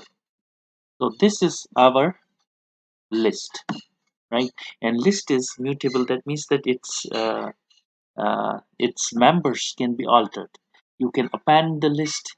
You can remove any component, any member from the list. You can rearrange the list or sort the list. You can do other things like you can reverse the list. So a lot of things you can do with the list. But now we are going to talk about tuple. So tuples are mostly something similar to enumeration, right?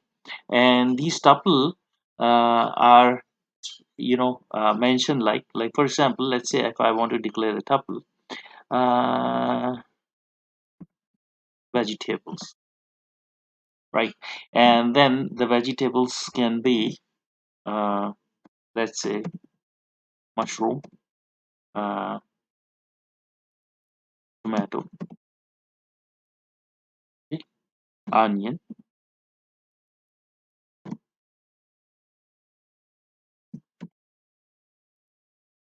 onion, right? And let's add one more, uh, potato. Okay, so this would be called a tuple, and tuple is immutable. That means that if I was to try to alter it, it will not let me. It can let me reassign, but it cannot let me alter it. So if I was to do something like vegetables, let's see what methods are available. So you can count it, you can find index, but you see that you cannot sort it, you cannot reverse it, you cannot delete anything out of it. You cannot uh, just say indexing, like you cannot say this, okay, this is assigned uh, mushroom, instead of mushroom I can say olive, right? So this won't allow me to do that, right? So let's say if I was to debug this, it says that tuple object does not support item assignment. That means that I am not able to do this. But can I do other things, like, for example, I can say for vegetable in vegetables. Okay, and then I can say, so here I have to put a colon, and then I have to say print. Okay, and then I say uh, favorite veggie, right? So let's call this as a formatted string, and here, okay, I can put here my favorite is, and here I can say, right. So now you can see I can iterate through it, right? But I cannot alter it. So if I was to debug this, it says my favorite veggie is mushroom, tomato, onion, potato. Okay, so that means that I can access with index, I can access that, but uh, I cannot alter it. Now let's say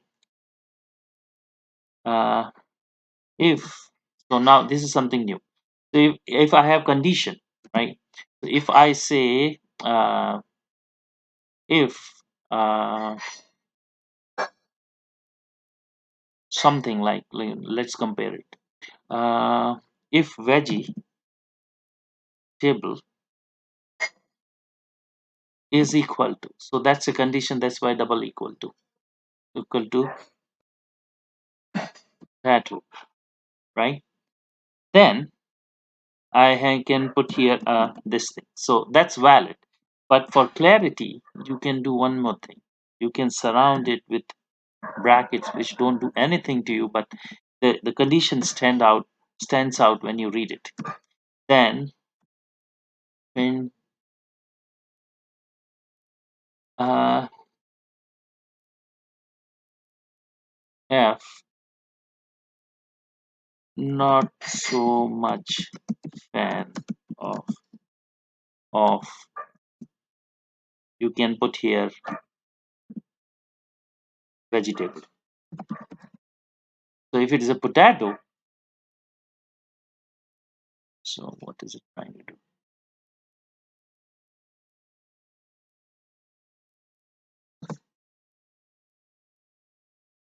Then it is going to do this. Look at the indentation.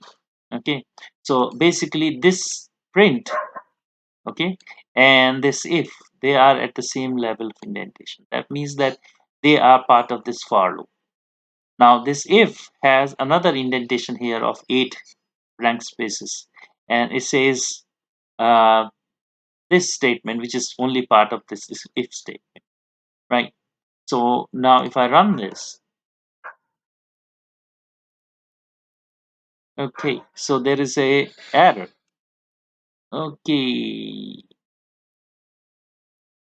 name error.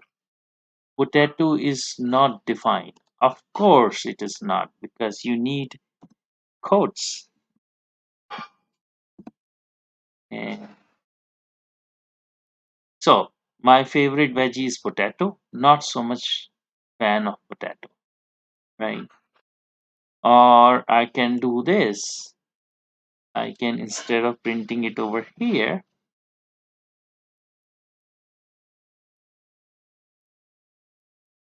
okay, I can put it as a else. So else is going to be at the same level as the if. Okay, so else is not at the print level. Else should be at if level. Else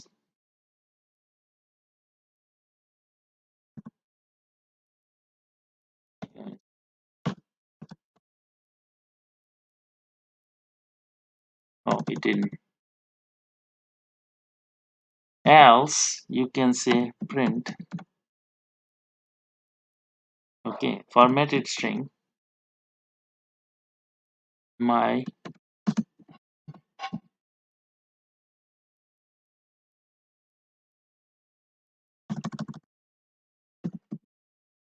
favorite veggie is, and here I can put vegetable, this thing, braces, as a placeholder. Now in this case, you see the if statement is very simple. If the some condition is true, then it's going to implement this block. Else, if some condition else, it is going to implement this block. So let's run this again. So this is a simple if else statement. So my favorite veggie is mushroom, my favorite veggie is tomato, my favorite veggie is onion. Not so much fan of potato, right? So this is a simple branching. So basically there is a binary branching, right? Now let's say if I want uh, more levels of branching, like if I want to check a condition, and if it is false, then check another condition. If it is false, then check another condition. If it is true, then you just execute and exit the if statement. So that is done by, so if this is potato, then I can put here else else if, SIF EL, else if is correct. No, elif is correct. Elif, then I can put here a new condition. So if it is a potato, okay, if it is a potato, it's going to print that.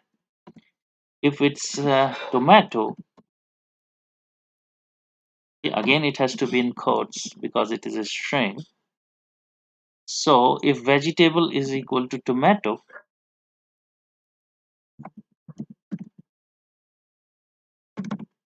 okay, then you can say uh,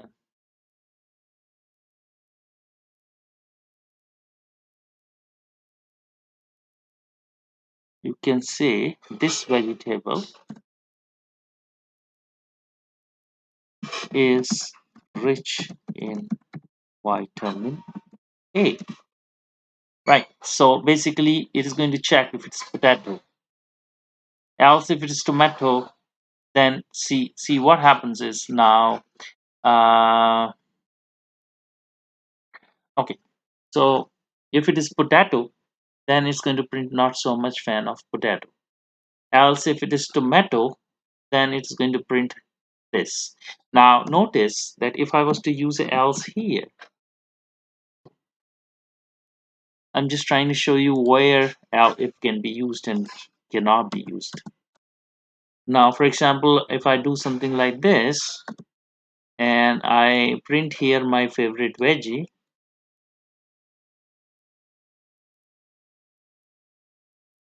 over here, okay, okay, so I put here my favorite veggie.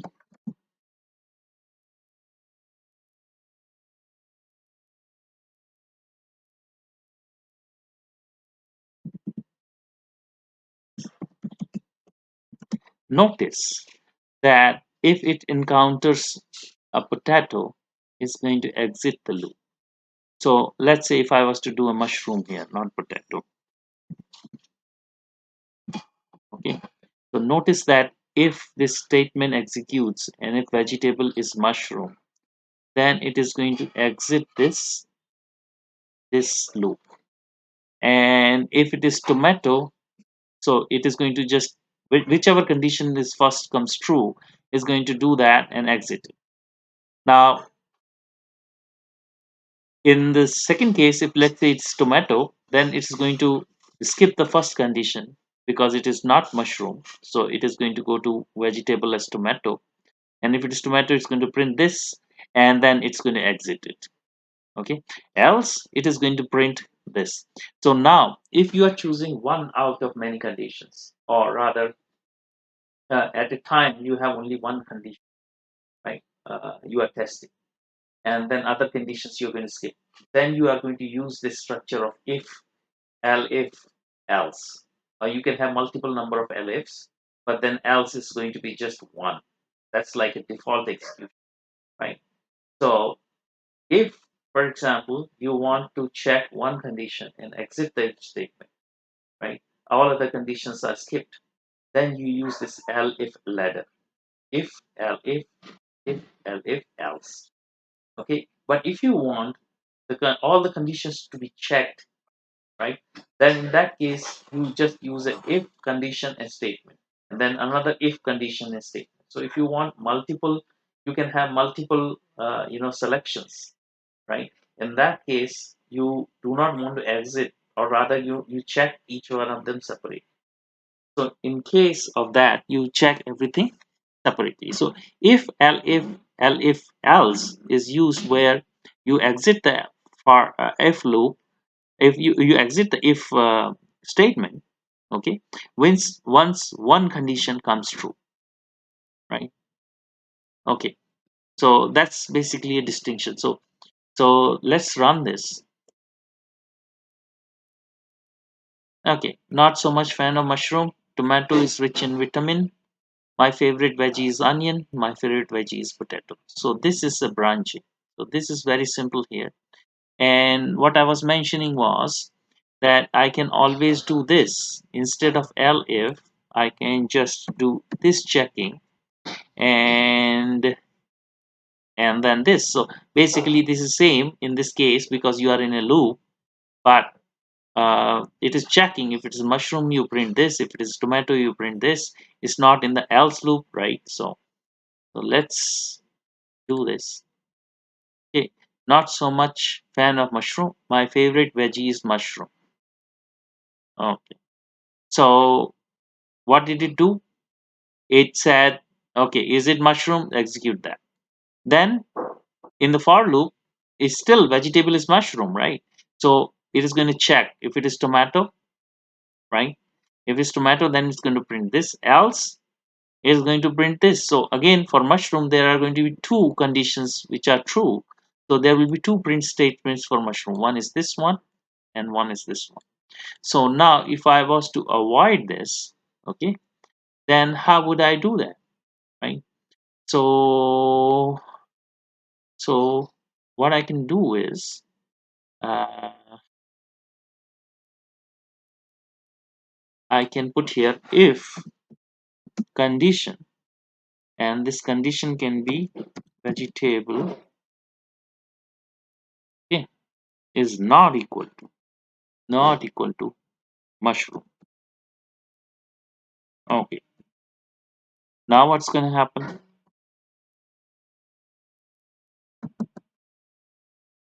Okay, so this is another condition. So it's going to check if vegetable is mushroom, it's going to print that. Otherwise, or it is again going to check if it is tomato, it's going to print this one. If it's going to check if it is not mushroom, then it's going to print this. Now the problem with this is that the tomato line is going to be repeated twice. One would be it will be printing this, other it will be saying this is my favorite veggie, right? So let's run this. Okay, so let's see what happened with the mushroom thing. Okay, you forgot this. Okay. Okay, you see, not so much fan of mushroom. Tomato is rich in vitamin A. My favorite veggie is tomato. So you see, for tomato, you have got two entries. Now, if you want to avoid that also, then you can say if it is not equal to mushroom, or okay, a vegetable is not equal to tomato. Okay, again, it has to be in quotes because it is a string matching, and it is not equal to is this symbol. Okay, so now tomato will have only one entry in the output. Okay, my favorite veggie is tomato. Okay. Hang on a second. Uh, if this is not true and this is also not true, then do this. Okay, so basically, and a logical operation means uh, both of them have to be true, okay, to be able to print this, right? So which is the right logic? If I use a or here, that means that either of them is true, then it's going to execute that. Okay, so now you see that for tomato there is only one entry. Not so much fan of mushroom. Tomato is rich in vitamin A. My favorite veggie is onion. My favorite veggie is potato. So you see that you can also use a logical and or even XOR. Okay, not, okay? Things like that. So this is about if statement, right? So the next thing we are going to look into is dictionaries. So now one more thing I wanted to finish here. We are dealing with tuple, right? So can I do this? Vegetable. So I cannot alter any member, right? I cannot alter any member of that tuple. But can I reassign it? Yes, nothing stops me from reassigning a tuple, right? So in this case, I can change it to radish. Okay,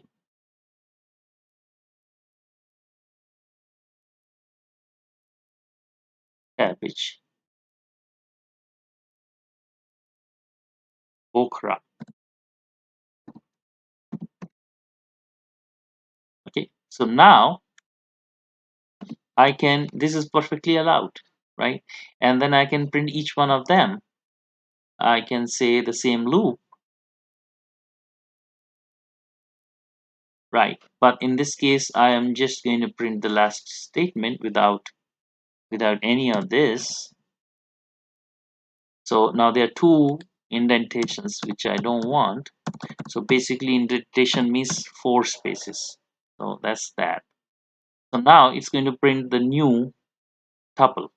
So basically tuple is immutable, but you can when you reassign it, the earlier one is destroyed and the new one takes a new pointer. So this identifier is given a new pointer and this is a new tuple.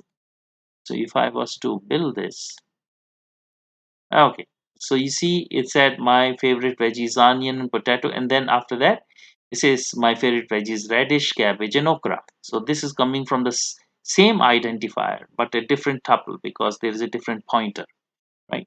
So this is about tuple. And what else? Okay, so the next thing we are going to talk about is a dictionary, right?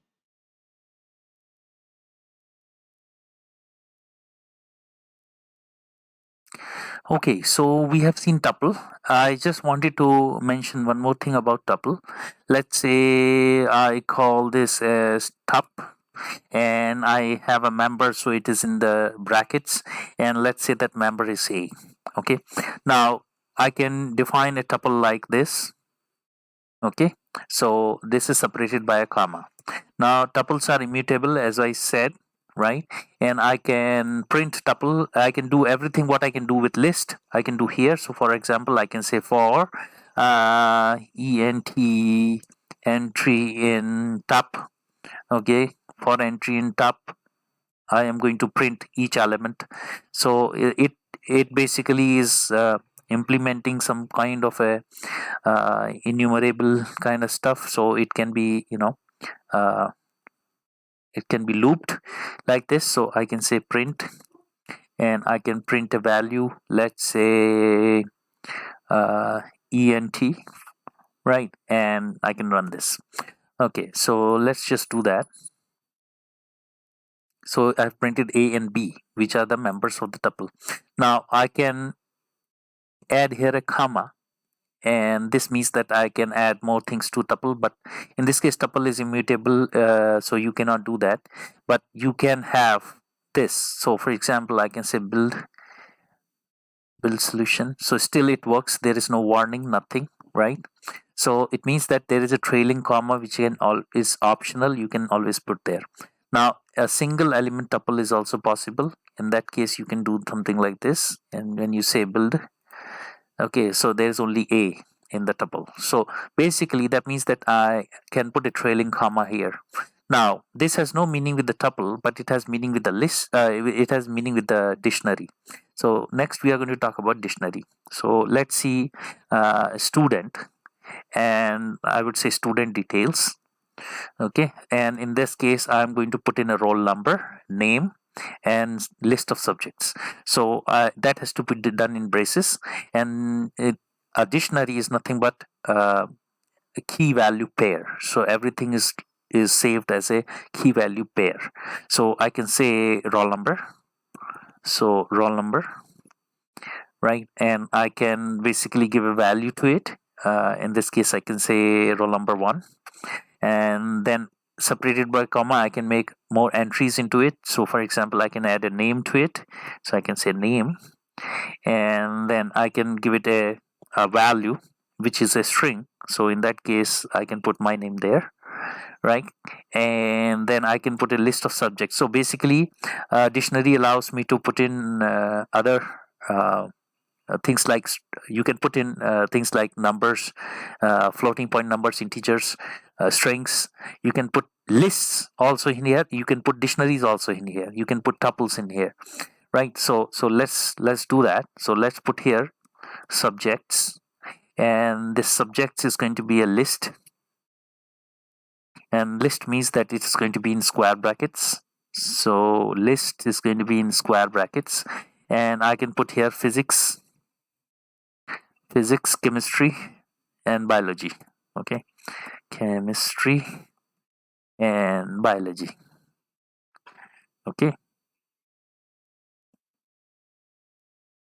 Okay, so now I put in a list. So now this is a dictionary. Okay, so it is very simple to declare a dictionary. All you need is a braces. Now the end element, I can have an optional comma also here. Okay, so the way to usually write it for clarity would be have a uh, opening brace, and then there is an indentation here like this, and I can put here uh, entries like this. So what that means is okay, it is more readable, right? So roll number, name, subjects, right? So it is more readable. So that's there. Now if I want, I can print. So it can do whatever a list can do, but the in the list it's ordered as 0 1 2 3 4 indexes. In tuple also they are ordered, but in this case the order makes no meaning. Only thing is that the order is as per the chronology, like how you added them. So roll number comes first, name comes second, subject comes third. Now if I want, I can go here and say student and details, and it is very easy to add more key value pairs. What I can do is here, sorry, I misspelled it. Okay, and here I can put indexing. Now indexing is done by the key. Okay, so for example, I can put a new key here, which is basically grade. Okay, and grade I can give a value, right? Let's say value is A grade. Okay, so now if I was to print this, right, so I can just do print. Okay, let's see how it prints. I am going to say student uh, details, right? Okay, so let's go ahead and debug this. Okay, it says roll number is 1, name is Anurag, subjects is physics, chemistry, biology, and grade is A. Okay, now if I was to do element wise, I could have done so. So you have seen that I can add the values in a dictionary at the time of declaration, or I can just put in a new key and a value, and it will be added to it. Okay, so there is nothing called append like in list. You can directly do it here. Now the next thing which you can do here is you can use the iteration for student info. Okay, in. So basically student info, I would rather say key comma value.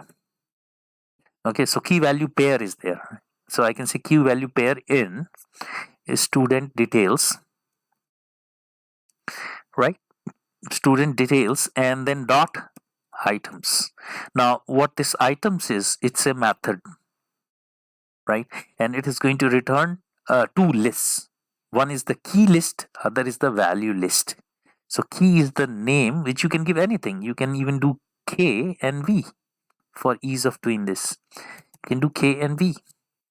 Okay, so this function call, okay, for k and l in students details dot items. So this is a method call for this dictionary student underscore details. So this is a method which is defined, right? And I can say print, and then I can format the string, and here in formatting I can put key. So in this case key is called k, right? So this is a placeholder, okay, is equal to, okay, value. Okay, so I'm going to put key value pairs like this. Okay, so let's run this. Okay, so when I do this, okay, the first print statement is printing the entire thing as is in braces. The second one is basically iterating through roll number 1, name, subjects, grade. Okay, so now if I want, I can also delete elements out of this, and so in that case I can use delete, just as in the case of list I can do that. Similarly I can do here. I can say student underscore details, right? And then I can say I want to remove let's say grade. Okay, and this has to be in quote because the key is a string here. Okay, and once I have done this, I would just print it again. So I would just do this again. Okay, so now if I debug this, okay, what does it say? Line number 10, Dell, student's grade. Is not, okay, spelling mistake. Uh, Dell, student. Okay, now it's okay. Debug, start without debugging. Okay, so now you see I have roll number, name, subjects, grade. Then I removed grades from it using del. Then I'm left with roll number, name, subjects, no grade, right? So basically del is can be used to remove the the entry in a dictionary. Okay, so now you are seeing that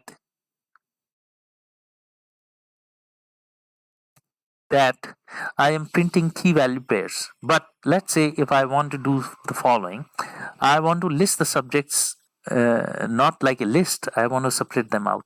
So I would say if, okay, again brackets for clarity of reading, if k is equal to let's say subjects, then don't display like that. You are going to display in different manner. So what you can do is you can say print, okay, and then you can say uh, okay, so if key is this, then I'm going to do a for loop to print the subjects on separate line. So what I can do is I can do for subject in k, for subject in k, because k is a list, right? So for subject in k, do the following: print, and then you are going to print the subject, right? So print subject, right? So instead of printing the list, it is going to print the subjects, right? And else, so else is over here, and that else means that there has to be indentation. So basically I can do like this. So now if I run this, okay, what did it do? Remember, oh, okay, let's see, it doesn't yield the same results. Key is equal to subjects. For subject in, no, uh, this is wrong. key is equal to subject, then subject in v values, right? So that's correct. And now I build this. Okay, now it's correct. So basically corresponding to that key, I have to take the subject, which is a list, which is basically coming as v, and then print the subjects. So that's how I parse the list. And you see roll number, name, then you have physics, chemistry, biology, and then grade A. Okay, so this is done. So you know how to parse it. Now if you just want to look at key values, not the values, just the keys, right? So you can do this way. So first of all, I'm going to say print, and then I'm going to put in a new line character so that I don't get confused. Okay, and that's fine.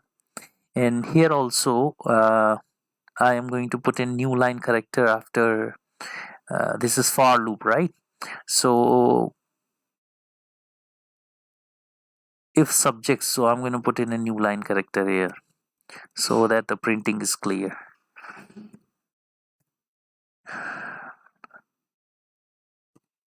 Okay, that's fine. So now let's run this. So it just puts out the subjects separately, and the grade also has to be subject, right? Separate, right? So that would be a new line. Okay, so it is printing the grades which are not separated, right? So you can put a new line here, but that will insert in all of them. But anyways, so don't worry about the aesthetics. So we know what we are doing. Now what I want to do is I want to just look at the keys, right?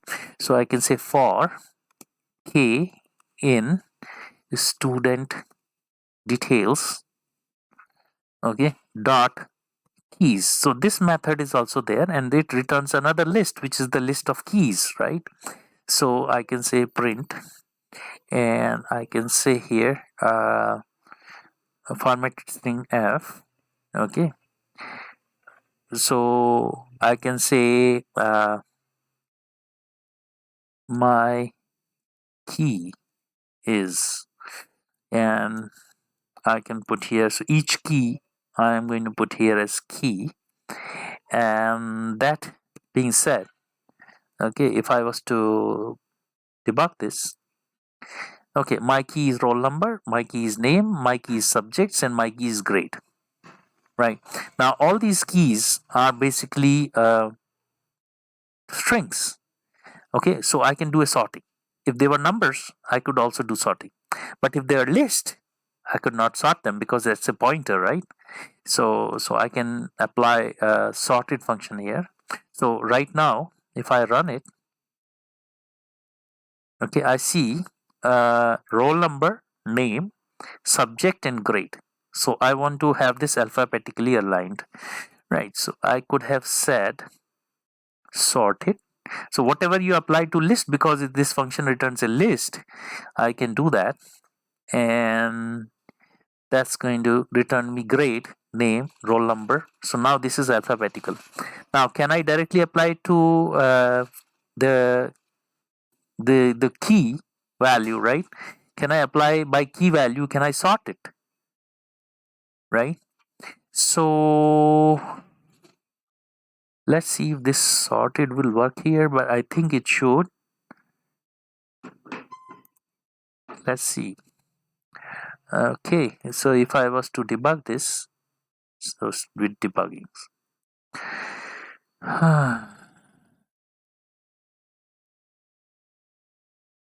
Okay, let's do this.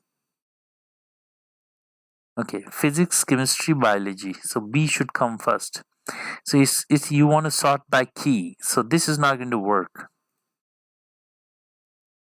Physics, chemistry, biology. It didn't sort that. It sorted here grade, name, roll number, subjects. Okay, so if I was to apply sorting, I can apply it to over here, right? So instead of doing this, so value. So this is your subjects, right? So it should not be applied here. You want to sort it by the name of the subject, right? So it should be applied here because it's a list, so it can be sorted. Okay, build. Okay, biology, chemistry, physics. So now you see B comes first, C comes later, P comes the last. Similarly here, grade, name, roll number, subjects. So this is also sorting. Okay, and then if you want, you can display by the sorted list, right? So in that case, you don't take by items, you take it by key. So for example, here the key is there. Then I can even print the value corresponding to this. So I can say equal to, and here I can say key is being sorted, right? So I can say student underscore details.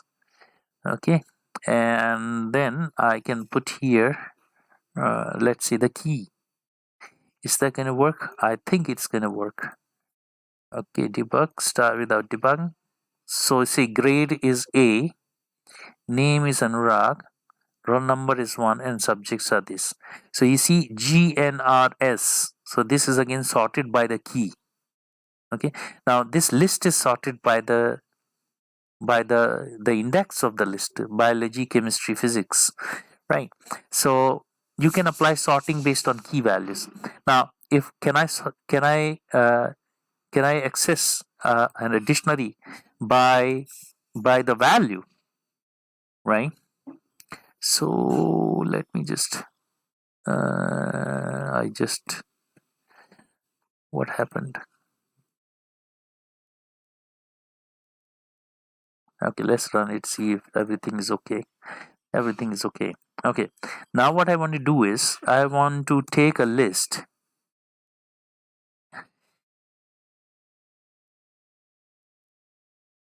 I want to take a list and then access that list by a value. For v in student, for v in student underscore details. Now this bracket is not required. Dot values. So this is another function call which returns a list, and the list is basically going to be the list of the values, right? And then I can print here. So let me insert a new line here.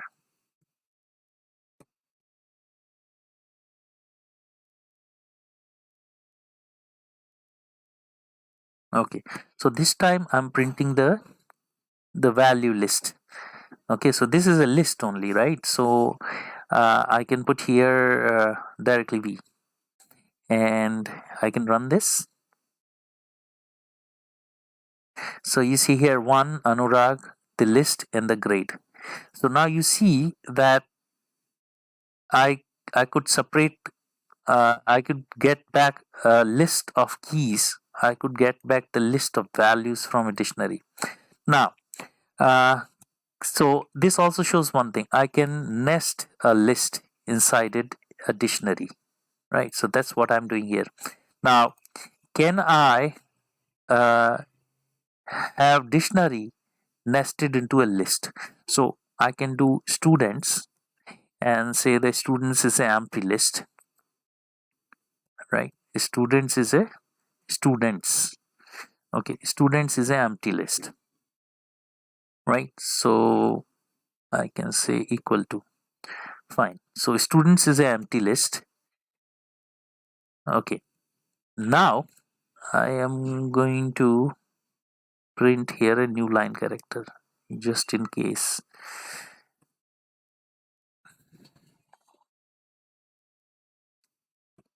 Okay, now what I want to do is I want to create 5 students with different names. So let's store the names in the list.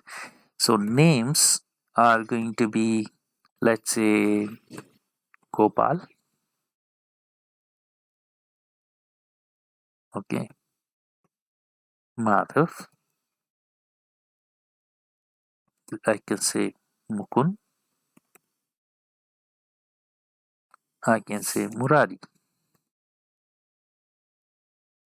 Okay, and I can also say Sham. I can say Sham. Okay, so now I have these names, and correspondingly I can have roll numbers. So do I need roll numbers? No. What else to have? Subjects, right? So all the subjects are common. Okay, so let's say these subjects is a list which is going to be the same list. So let me just copy it. Okay, and so this is the list of subjects, and let's put in grades. Okay, grades, and in this case grades, I'm going to put in a list of what each one gets. Gopal gets a B. Okay, and let's say Madhav gets a C grade. Poor students. And let's say Mukund, this bright student, got A. And let's say Murari. Okay, Murari failed the subject. We got the D grade.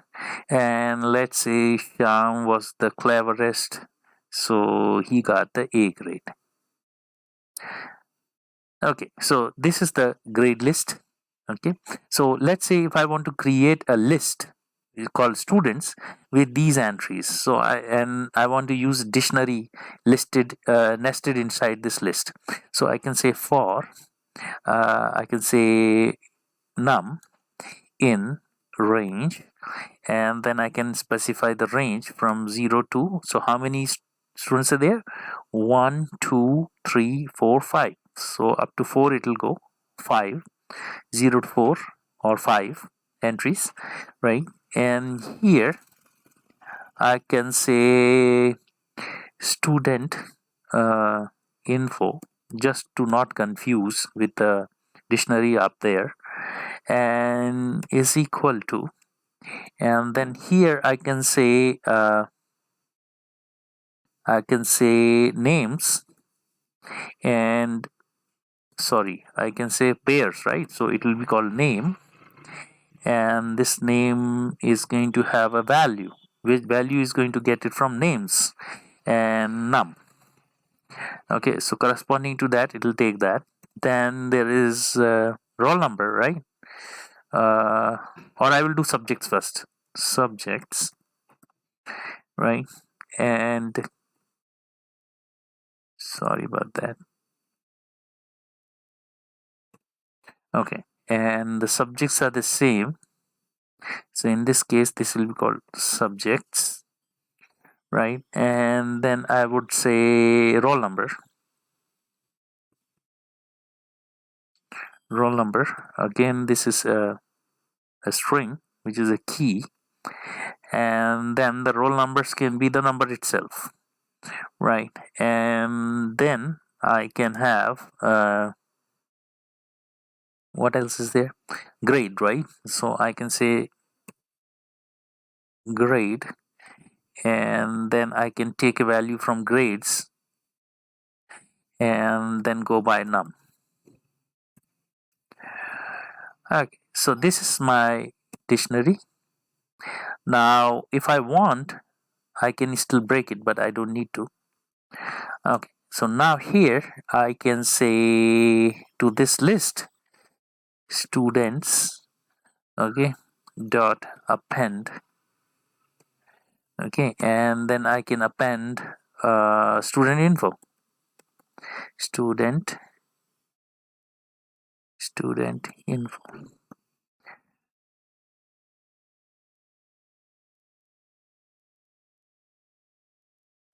Is that correct? Yeah. So now I'm creating a list of dictionaries, right? So let's say debug this. It says built-in function or method object is susceptible.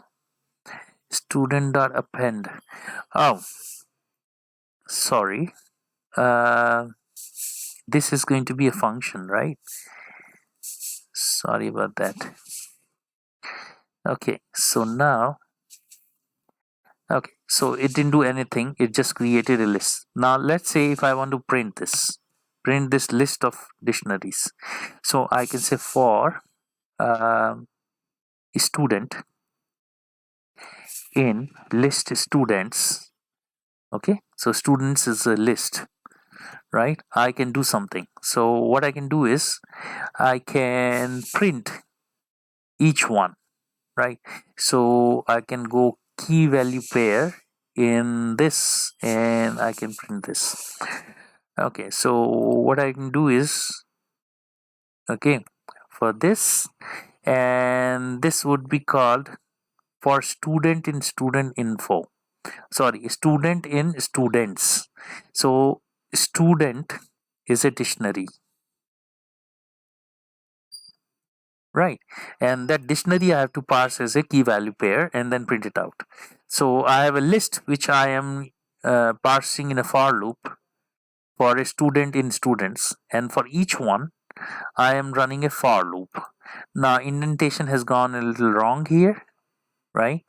Because it has to be indented in here, and similarly for if statement it has to be indented in here, and for looks okay, and this is okay. So what am I doing? I am taking a student from the list students, and then that's a dictionary, and then I'm parsing the dictionary and printing the results. Now here I want each item to be separated out, so I would do it at this level, right? I would do it at this level. Print a new line character. So for every student it is going to insert a new line, right? And here I don't want to do a new line here. Okay, there is a mess up here. This has to be indented here because it's a part of if statement, and this has to be indented here, and this has to be indented here. So for k and v in this, if k is subjects, print a new line character and then parse the subjects and print them, otherwise just print them. So this one I'm going to remove. Okay, so let's see if this works.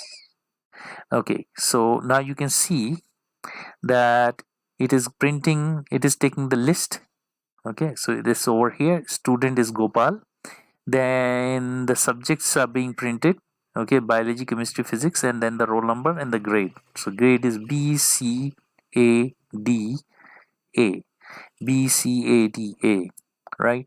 And this goes as Gopal, Madhav, Mukund, Murari, and Sham, depending on the how the dictionary how it was added to the list, right? Appended to the list.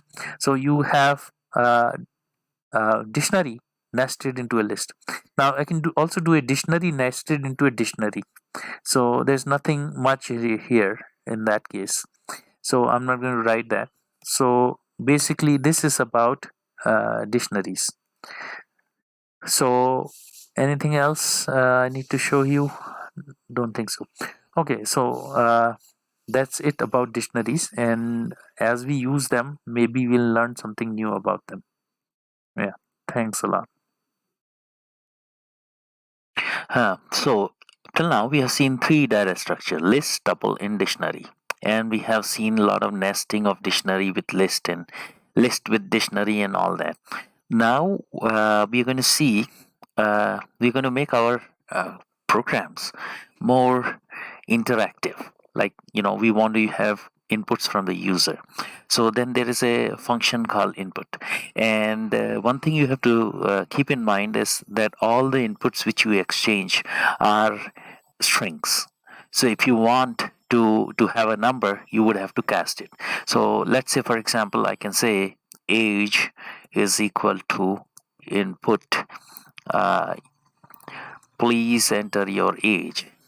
Please enter your age. And then this is a prompt here, right? So it says that you are leaving some space and you are asking a user input, right? And then you can say age is equal to casting to an integer age, right? And then you can say print, okay, and a formatted string, and you can say uh, your age you have entered is, and then you can put write it the age which you have entered is years, right? So basically you are receiving an input using the function called input, and then you are casting it to integer, and then you are displaying what you have entered. So let's try this simple piece of code, and you can say please enter your age, let's say 27. Your age you have entered is 27 years. So that's a very simple input. Now let's say I want to get some user inputs and put it in a dictionary, right? So let's say I want students as a list, and that's an empty list. And then a student has roll numbers, so roll numbers, okay, is also an empty list. And then let's say names is also an empty list, right? And then you want to enter subjects, let's say subjects. So subjects basically whatever subjects they credit, you can put here as subjects. So having said that, also you need something called flagging, right? So I'll tell you what is flagging. What you want to do is you want to run this piece of code again and again till the user enters a decision that they don't want to enter it anymore. So for that you need something called flag. So what I'll do is I will say count is equal to 1. So that's a counting of how many entries you have done. And then I can say count flag equal to, let's say, true. Okay, spelling mistake. Okay, true. So what it's going to do is going to check for this flag. So there is a while construct here. So while condition. So condition is count flag. Okay, and so while it is true, it is going to do a piece of code.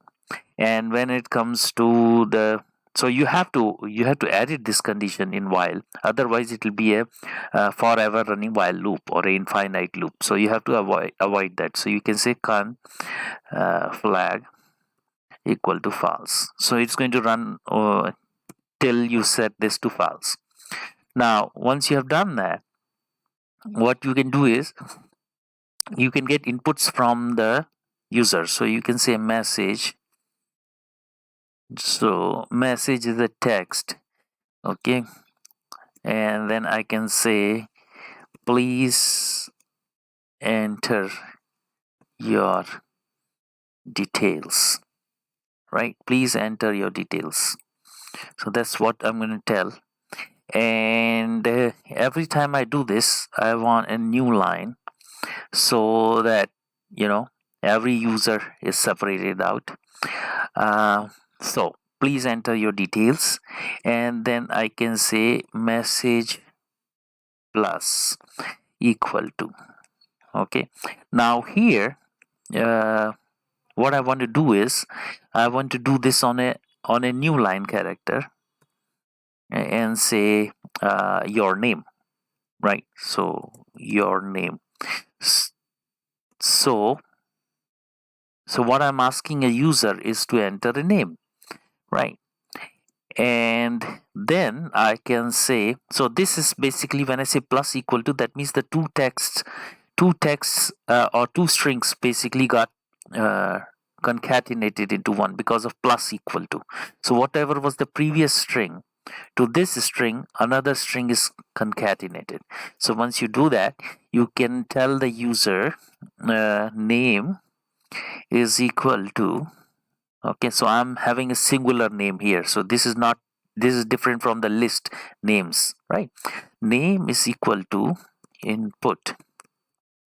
Okay, and here I can say a prompt to the user, right? So that prompt is a message. Okay, so I'm asking a user to enter the name, right? Then what I'm doing is, once I have got the name, I'm going to say names dot append.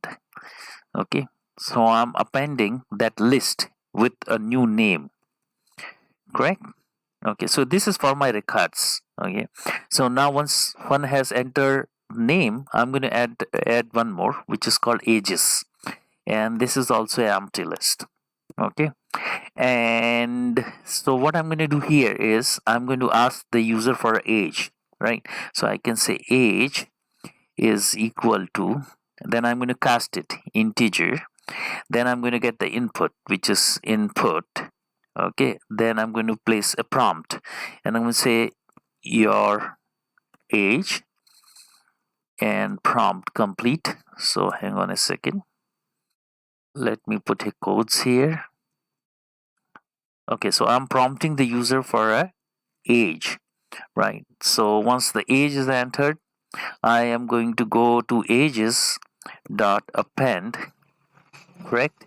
And then I'm going to append the age to the list, correct? So now this is going to be a number because I've already done the casting, right? Then I have the roll number. So roll number basically is stored in count, so I don't need to read that. And then I want to get the subjects. Now here I am going to put a flag, okay? And that flag I'm going to call it as more sub, right? And more sub is equal to true. So a user is allowed to enter multiple inputs. And then what I'm going to do is I'm going to uh, run a while loop to read the input from the user, right? So I'm going to get a list of subjects. So that list is going to be stored in subs, and that would be an empty list. For every user, I start with an empty list, populate it with what subjects they credit, and then I am going to put it under subjects list. So it will be list of the lists, right? So let's do that. Okay, so I can say while, and I need more sub. Okay, you don't need brackets here, but for clarity I add brackets, so I will just do more sub, right? While more sub, you are supposed to do something, right? So you are going to take a subject, okay, or rather a sub, okay, and call it as input, and say okay, please enter a subject, right? I'm prompting the user to enter a subject, and I will save it in the sub. Okay, now once I have done that, I am going to say subs dot append, and then I'm going to put here the subject they have credited. Then I'm going to prompt the user if they want to enter another subject. So I will say print, okay, do you want to enter another subject? Okay, and then when I ask a question like this, I'm going to give them an option to choose from, whether it is yes or no, right? So I'm prompting them for a yes or a no, right? And here, instead of print, I should put here the flag, right? So the flag, uh, let's say I want to read something, right? So I can say yes is equal to input, not print, input. So I'm prompting the user for an input, and then if yes is equal to no, that means the user doesn't want to enter anymore. So then what I'm going to do, I am going to say more sub is true, right? Now I'm going to make it a false. So once it encounters a false, sorry, So when once more sub becomes false, this while loop will not repeat. Okay, so once I have done with this while loop, I have read all the subjects in the list called subs, correct? Okay, so then what I'm going to do is these subjects are going to be going to subjects dot append, and here I'm going to put subs, right? Okay, so subjects are added. Sorry. Okay. Okay. Now the subjects are added to that list of subjects. Now I want to create a dictionary, right? And that dictionary would be called student, and that student would contain roll number. So let's do this. Roll number, and that roll number would be the count, right? CNT, right? And then I'm going to enter a name, and that name is going to be the name person has entered, and then I'm going to do age, right? And this age would be the age person has entered. Then I'm going to add the subjects, and this subjects is a list of itself, right? So this is called subs, right? So I have created a dictionary for a student which has a roll number, name, age, subjects, right? So once I have done that, sorry about this. Okay, once I'm done that, I am going to add this students to the list of students. So I'm going to say students dot append, and then to that I'm going to add a student. Sorry, sometimes I do typing mistake.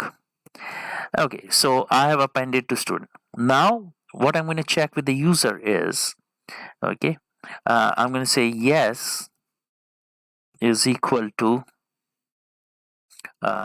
do you want to enter a new record, right? So input, so I'm going to ask, do you want to enter a new record, right?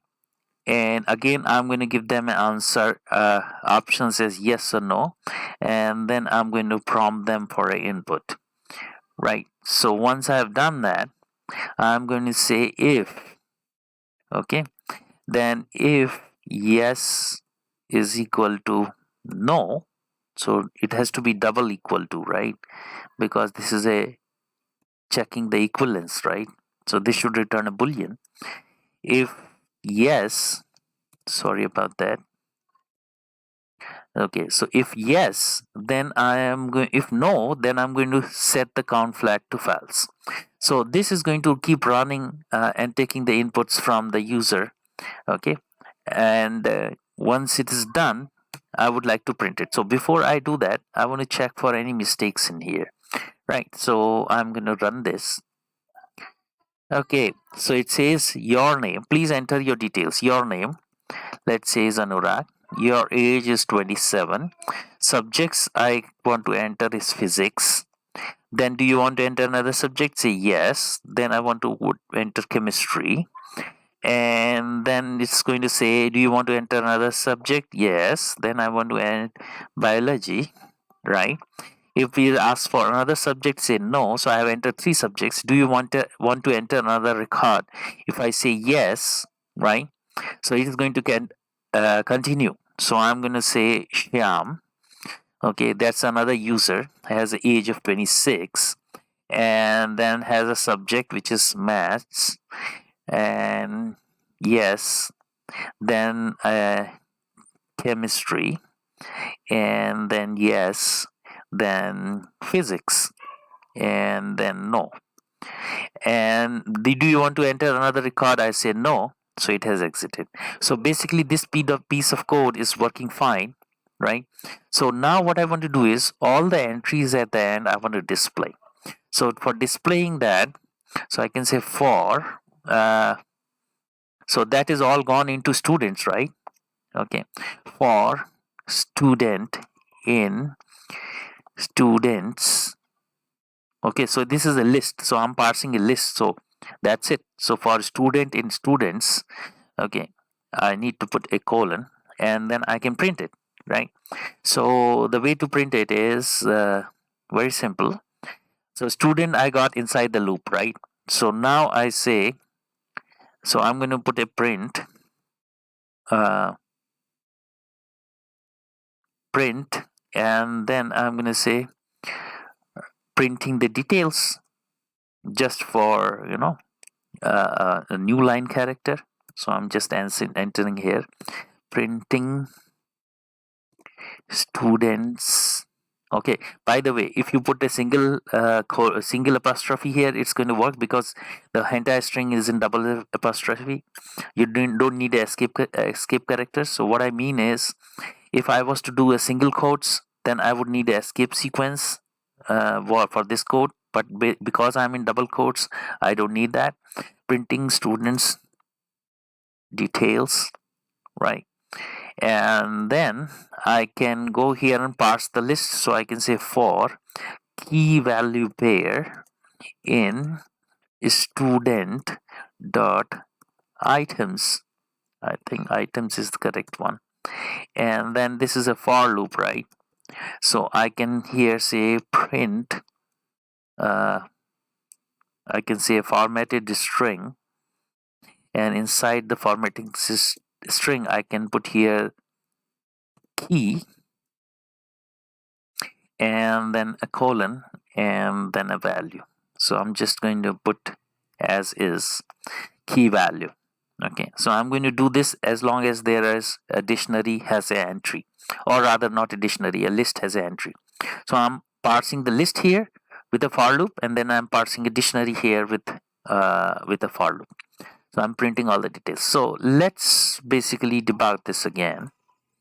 So I am going to enter my name as Anurag, age is 27, subject says physics, and say yes, chemistry, and say yes, biology, and say no.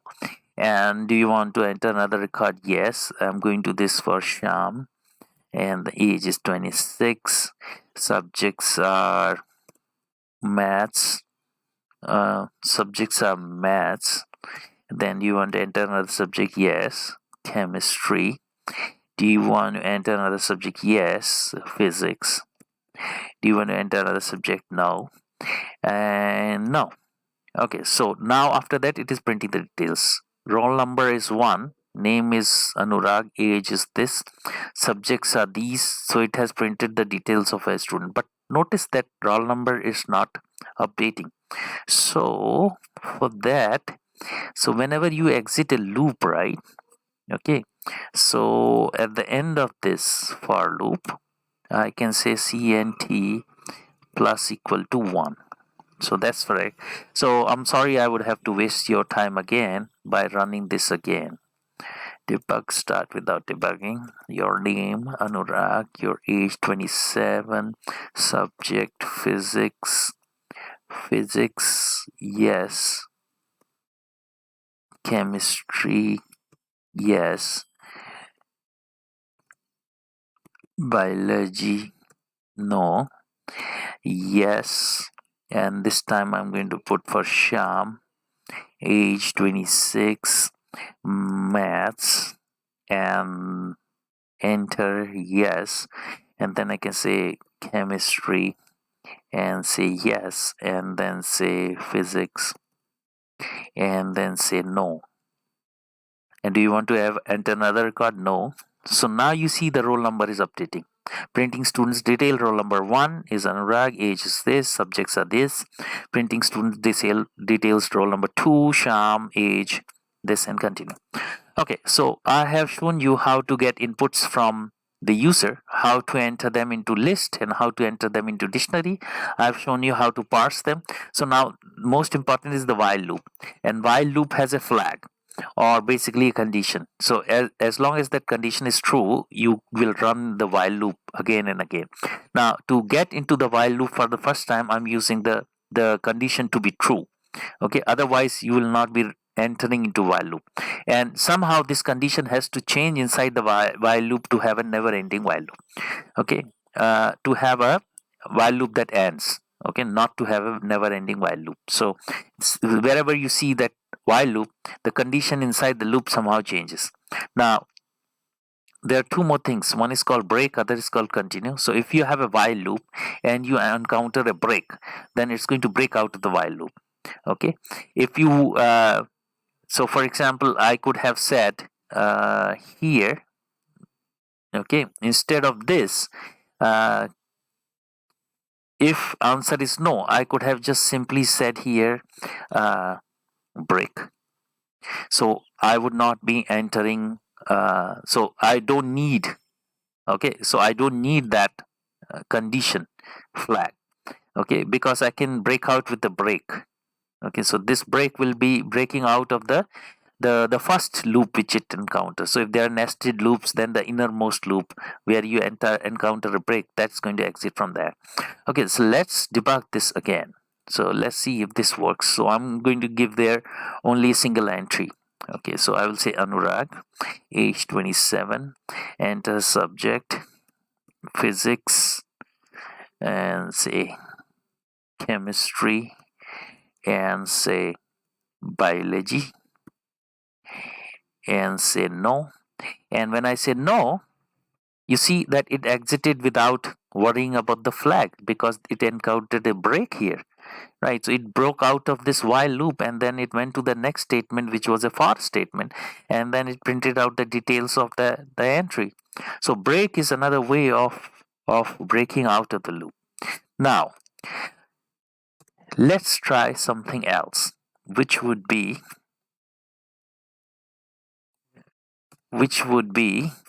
uh, let's say I have pets. Okay, so pets is a list, and this is a list of cats. Okay, list of dogs.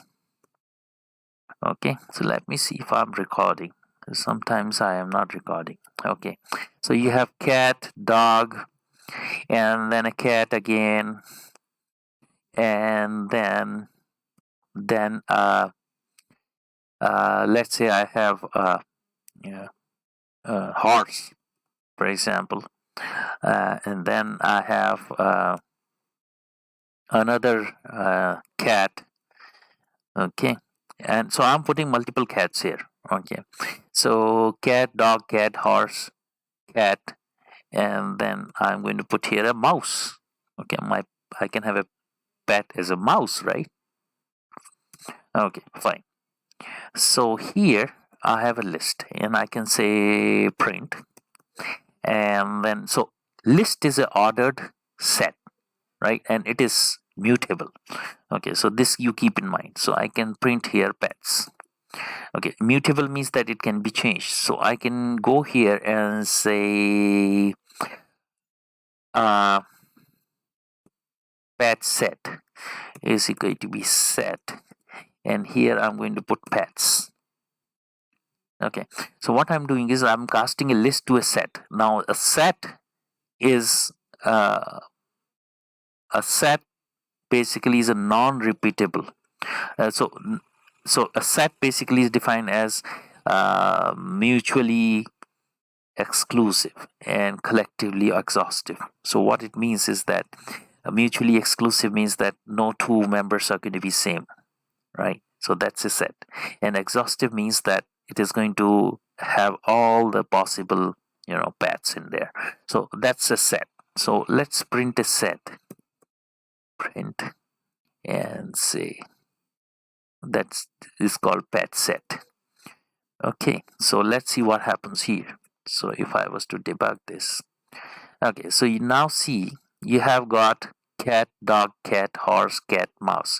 Now dog, horse, cat, mouse. So cat has like 3 entries here, but in the set the cat has only 1 entry. So this is now mutually exclusive, right?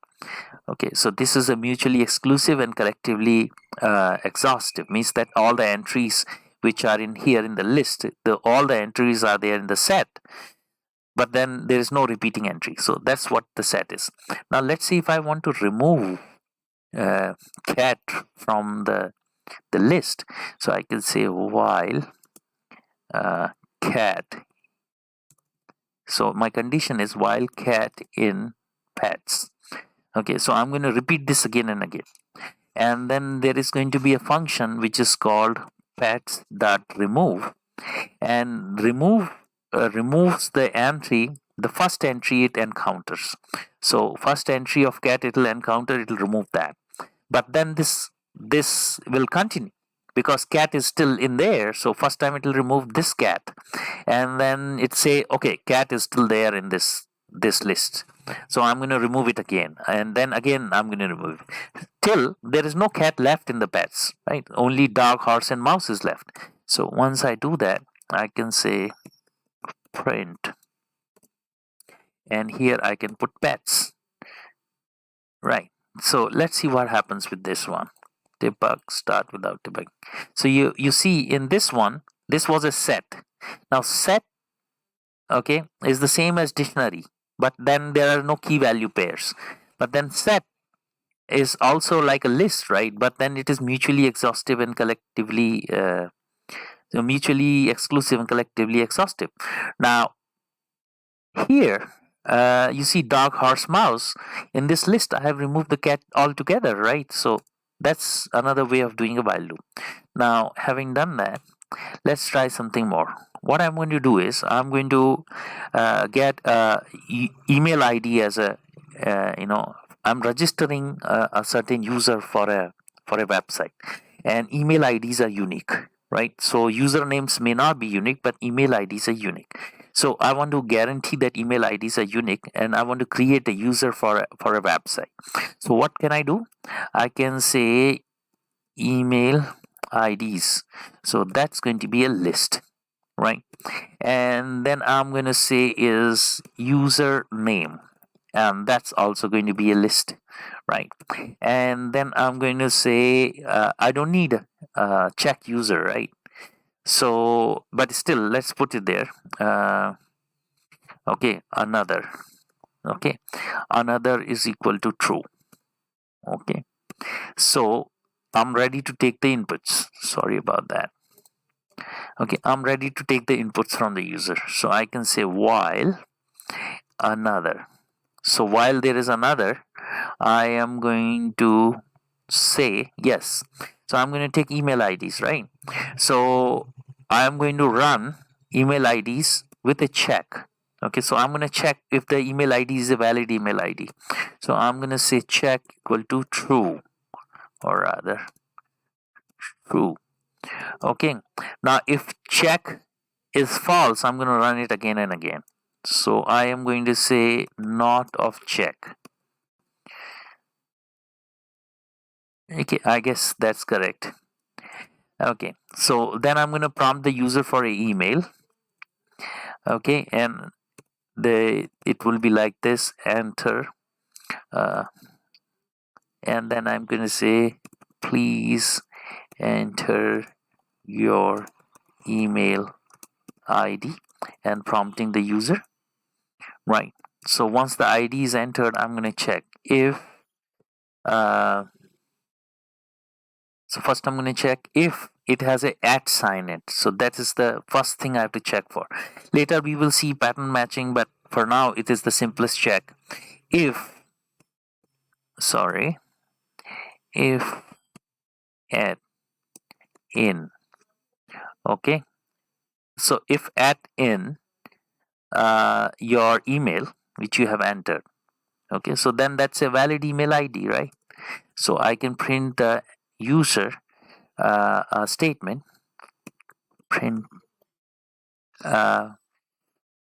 you have entered a valid email ID. correct? And once it is done, I am going to uh, okay, I am going to say check equal to false, right? Check equal to false, and it is going to come out of this. Else check is not false, right? Else I am going to say uh, I'm going to say print. Okay, you have you you have entered an invalid invalid email ID. Right. So I'm telling the user you have entered an invalid user ID, and you can say here try again. Correct. So this is going to repeat because check is still true. Right. So not of check. Uh, wait. I should put here a false. Okay. So check is false. So not of check is true. So while this is true, it is going to do this again and again. Fine. Okay. So it is going to prompt the user for valid email ID till it gets a valid email ID. Okay. So once it is out of this, I have an email ID which I'm going to append to email IDs dot append, and then I'm going to append the email ID. Right. So that's very simple. Sorry about that. And then I'm going to move on. I'm going to ask the user for a username, right? So I can say this, let's make this plural, usernames. So I can say username is equal to input and say please. So I'm prompting again, please enter a username, username, and there I can have a username. Okay, so once I'm done with this, I've got email ID and username, right? So now I am going to see, uh, check the user if they want to enter another input.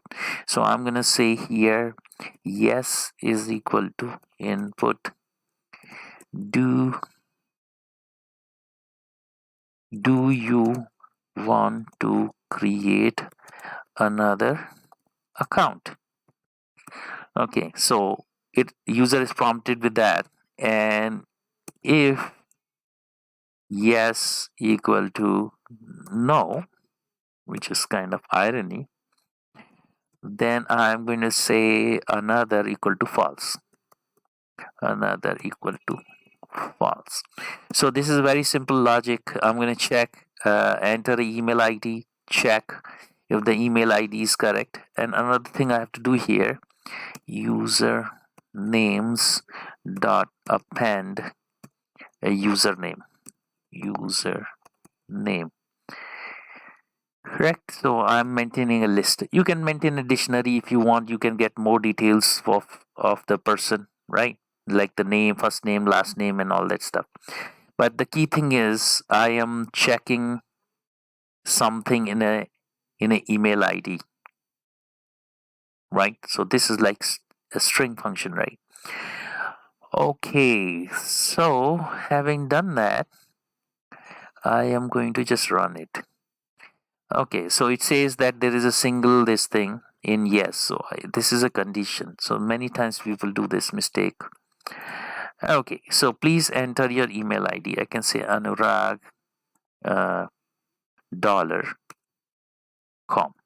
So this is an invalid email ID. You have entered an invalid email ID. Try again. Then I can say Anurag at gmail.com. Right. Now you have entered a valid email ID. Okay, please enter your okay, again this prompt is wrong. So let's see what has happened here.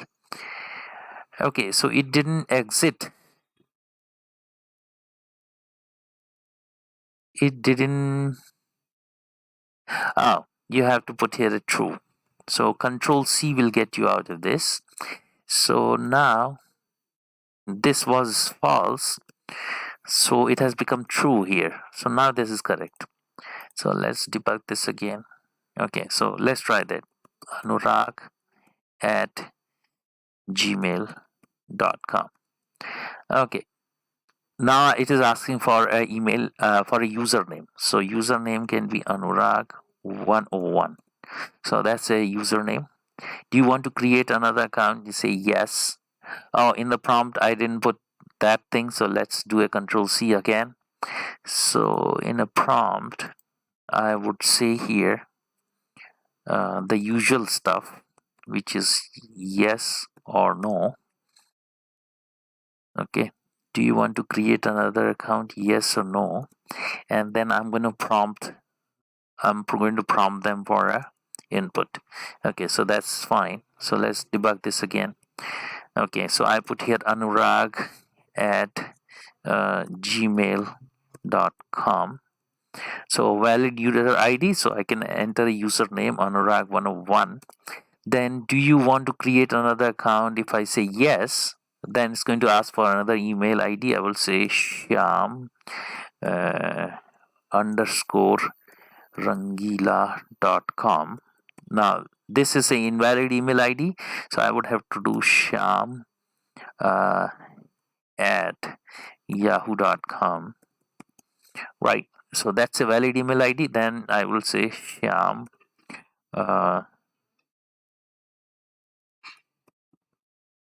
Rangila. Okay, so that's a username. Do you want to create another account? Answer is no, and then it exists. So now you see that I am able to get an email ID, and then I'm going to add a username, and I'm able to enter this in list. Now I want to check whether this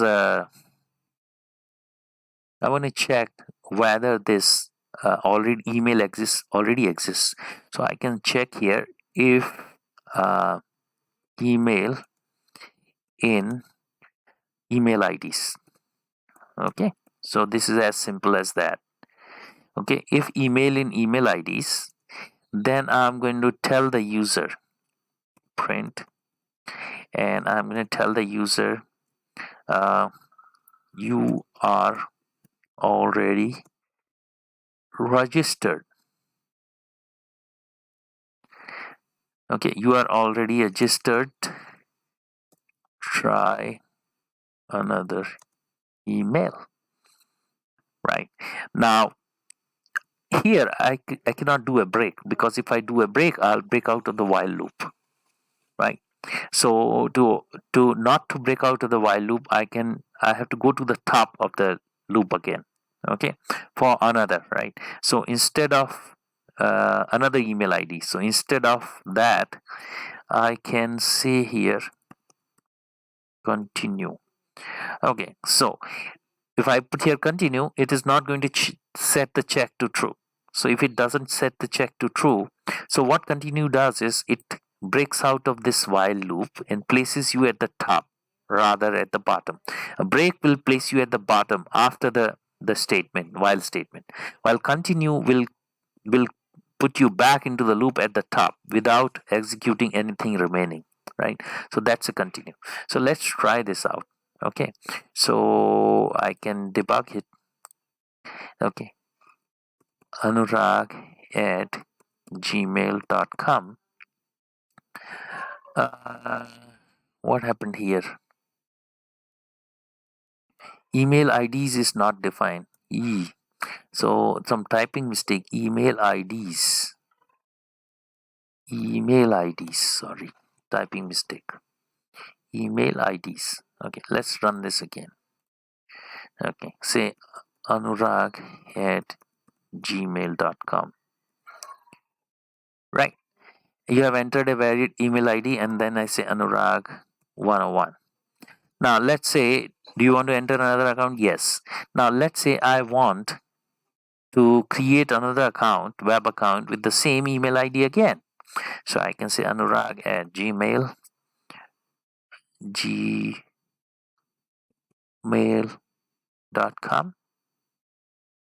I say you have entered a valid email ID. You are already registered. You are already registered. Try another email. Okay. So I can say Anurag at yahoo.com. So that's going to work, right? So you enter another, so that's a different user now, Anurag 202. So I have created two accounts with two different email IDs. If I try the same email ID, it's not going to work. So that's what this this code does. So we have seen, how to use a while loop, and we have seen how to use break and continue. We have also seen how to get the user inputs and add them to a list, and you can also add the list to a directory, or you can make a directory and add to a list, that we have done it previously with the students in a students list, right? So you can get a lot of inputs from the user, and then you can basically enter them into a database. Okay, so this we'll learn more in future, right?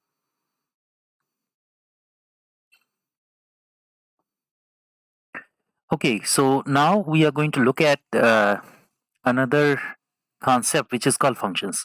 Now, where are the functions used? What are its advantages, disadvantages, and what? So we are going to discuss that. Okay, so function is nothing but a named block of code, right? So it is a named block of code, like the body of any block, like for example for loop, uh, if statement, or let's say while loop. It has a body. Similarly, the function has a body, right? So that body is named, and then to this named body, which is called function, you can pass some parameters, right? And then also you can receive one output or one return value. Okay, now these passing the parameter types can be simple as integers, floats. It can be a string. It can be a list or dictionaries or tuple, right? So the parameters can be anything. Similarly, the return types can also be anything. So let's see how these functions are defined. For example, if I define a simple function, I need a keyword define, and then I can give it a name, okay, and say printer function. Okay, so the function of the function it is going to perform is just print, and it has a argument, or rather you can say parameter list inside these brackets, right?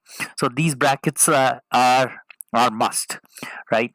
But then they can be empty. So the arguments, or basically the parameters, are optional. Okay, so after that I'm going to give a semicolon, and now the body of the function starts from here. So here I can say print, and I can print anything, like I can say welcome to functions, right? So all it's going to do is this. Now, if this is so, now the next thing I can do here is next thing I can do here somehow. Okay, so next thing I can do is call this function, right? So I can call printer, printer, printer. So the name has to match. Okay, so I can call this function printer as many times as I like, and the number of times I call it, that many times it's going to print what is in the function, right? So basically this block of code is going to repeat as many times as I call this. Now, what is the advantage of this? The advantage is that I don't have to write the block of code again and again. Once I have written, I am just going to call it in a single line, right? So let's go ahead and debug this. So it says I have called this function 2 times, and welcome to functions is printed 2 times. So that's simple. Now here I can do some variations. Like for example, I can provide it some name, right? So for example, I can provide it a name. Now the types are not important, as always in case of Python. Types are taken care by the interpreter. So I can say welcome to functions, and I can give here the name. Right, so I have made a variation of this function, welcome to functions, and whatever name I provide. So here I can give my name, and I can give my friend's name. Okay, so that's it. So if I call this two times, every time it is going to be called with a different name. Now the thing is, here it is a string, because as far as just Anurag is concerned, that that doesn't qualify as anything, right? So it is a string I'm going to call it with. Okay, so I'm calling this with a string. So I'm done with this. So okay. Hmm.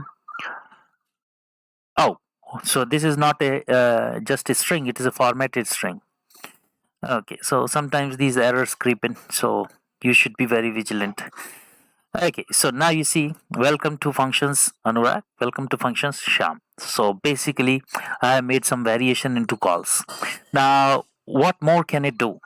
Okay, if this is just that, it's not going to be enough, right? So let's do one thing. Okay, let's say that function is going to receive the user inputs, and then it is going to return a dictionary. How's that? So I can say def, okay, get user uh, inputs, okay, and then I don't know why it's blue color, or let's say if it always is blue. Okay, okay, that's fine.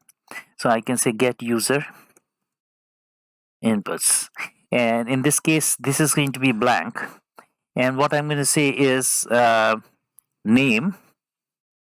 So I can say name is basically going to be equal to input, and then can put here please. Okay, so let's put here uh, okay, let's put here a new line character, and then it is going to run, okay, as many times as I like. So I'll put a while loop around it. So it's better to put a while loop around it. So I can do a while, and then I can break out of it. So I don't need a flag, right? So I can say while. uh, Empty while doesn't look nice, so I'm going to put in a flag. So I'm going to say continue, and this continue or count, or continue is a keyword. So what should I say? CONTFLG, okay, is equal to true. True is a keyword, right? And then I can say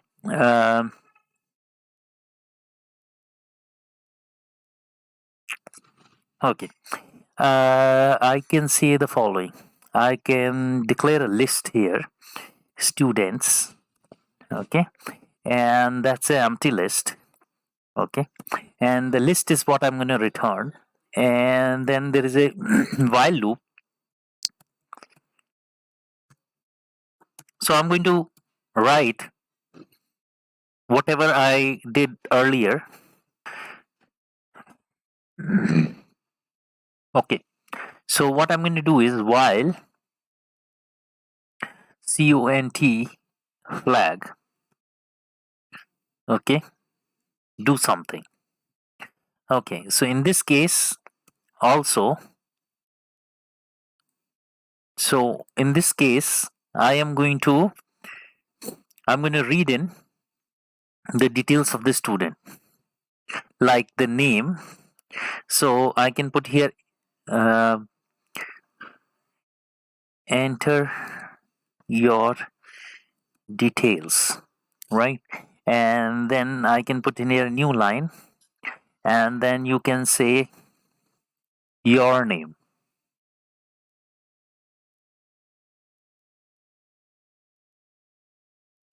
your name. So I'm going to prompt the user with the name as we did earlier, right? and then I'm going to say age, and then I'm going to say int, cast it out, uh, input, and then I'm going to ask for an input here, and I'm going to prompt the user for input. So for age, your age, and then I can say the same roll number stuff is there, so I can put in here a roll number.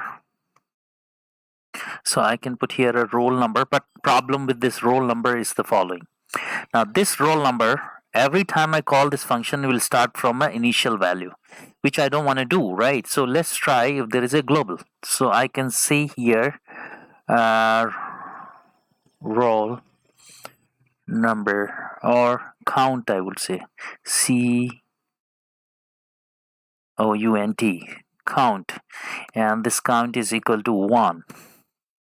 Okay, let's see if this is going to work.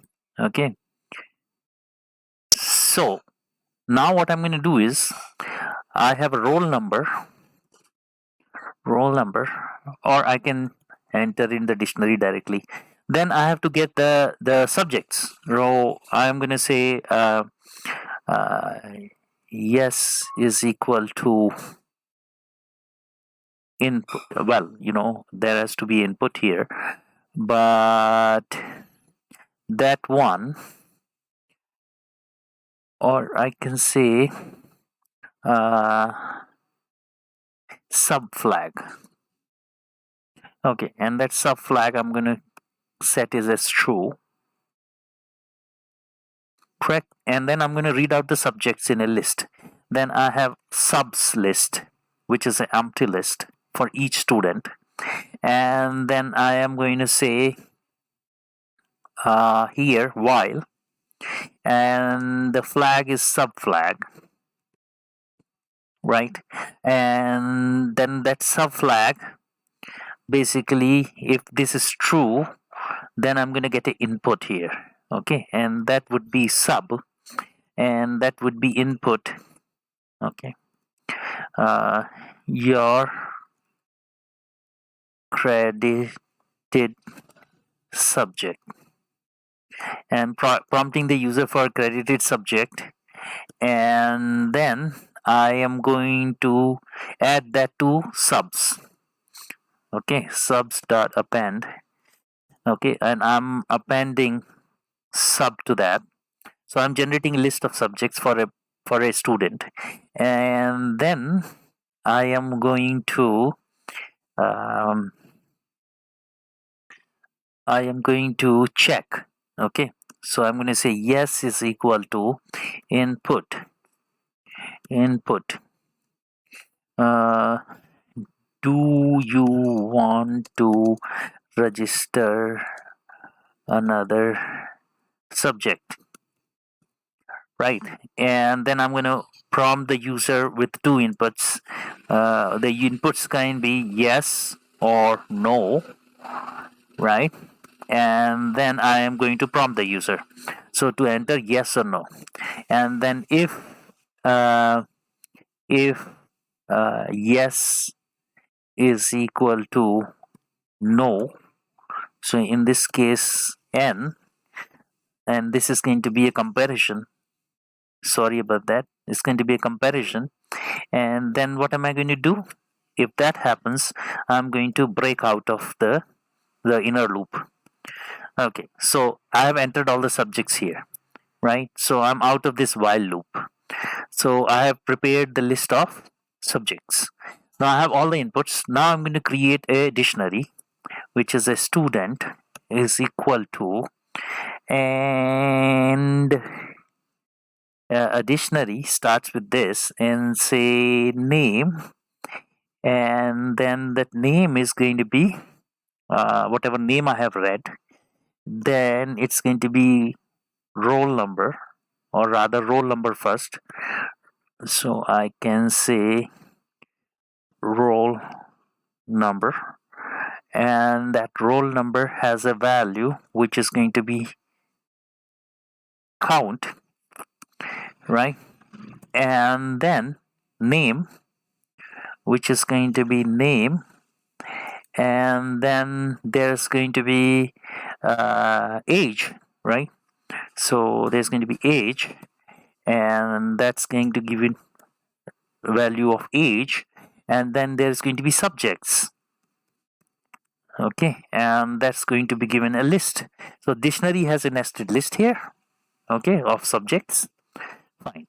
So this is, I've prepared a dictionary inside the while loop. Now what I'm going to do is I'm going to append to the list of students. Okay, so I will say students dot append. Okay, and here I'm going to pass in student. Okay, so I have added a dictionary to the list. I have appended that. Okay, now I'm going to ask. Okay, I'm going to say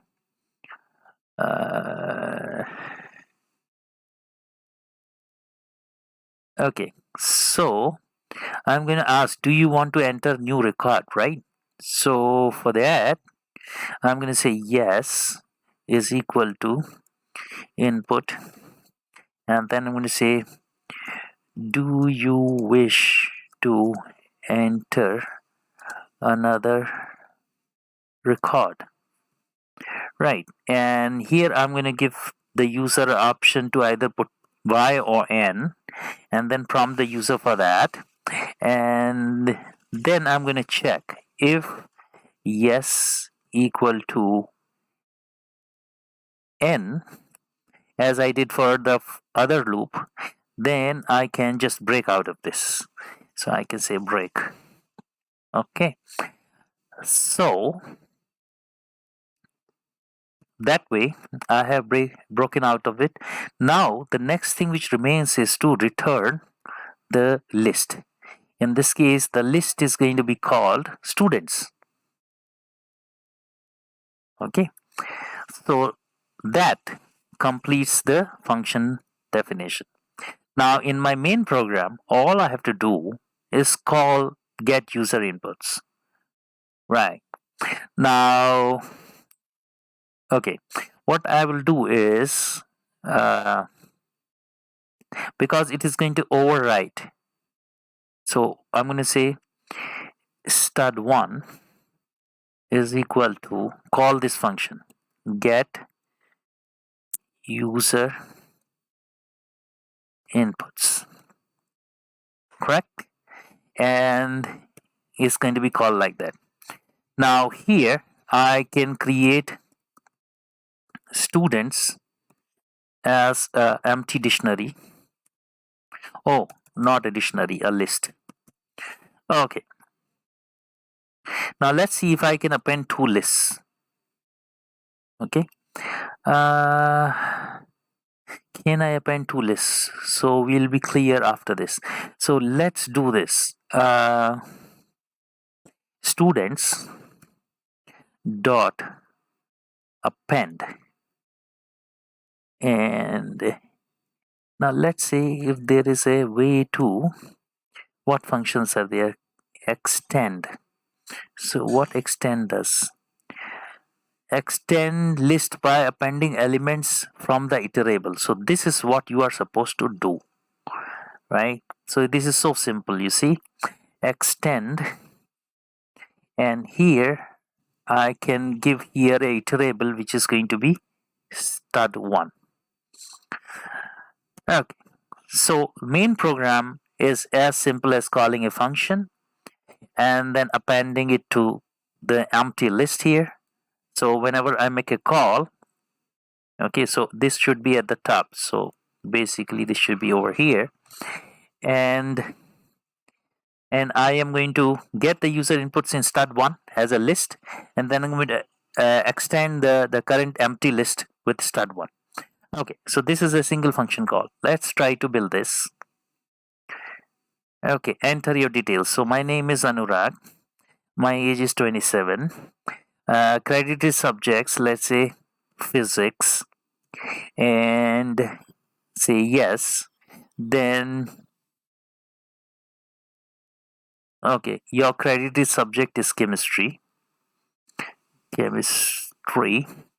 And do you want to register another subject? Yes. Then your credit subject is biology. And say no. So I'm done. Do you want to enter another record? I am going to say yes. So this time I'm going to put my friend Shyam, and his age is 26, and he's going to start with maths and say yes, and then he's going to have second subject is physics and say yes, and then the next subject is chemistry and say no. So we have done that, and then press no. So we have come out of it. Now we know, I'm assuming that it ran this thing and it has appended this, but I have no other way to know unless I am going to parse this.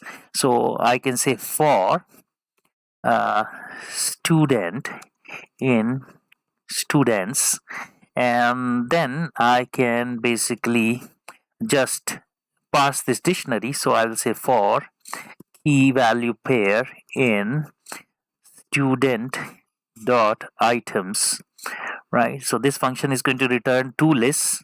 One is for the key, other is for the value, and then I'm just going to say print, and here I am going to print a formatted string, and that would contain key and value pair, like this, as simple as that, right?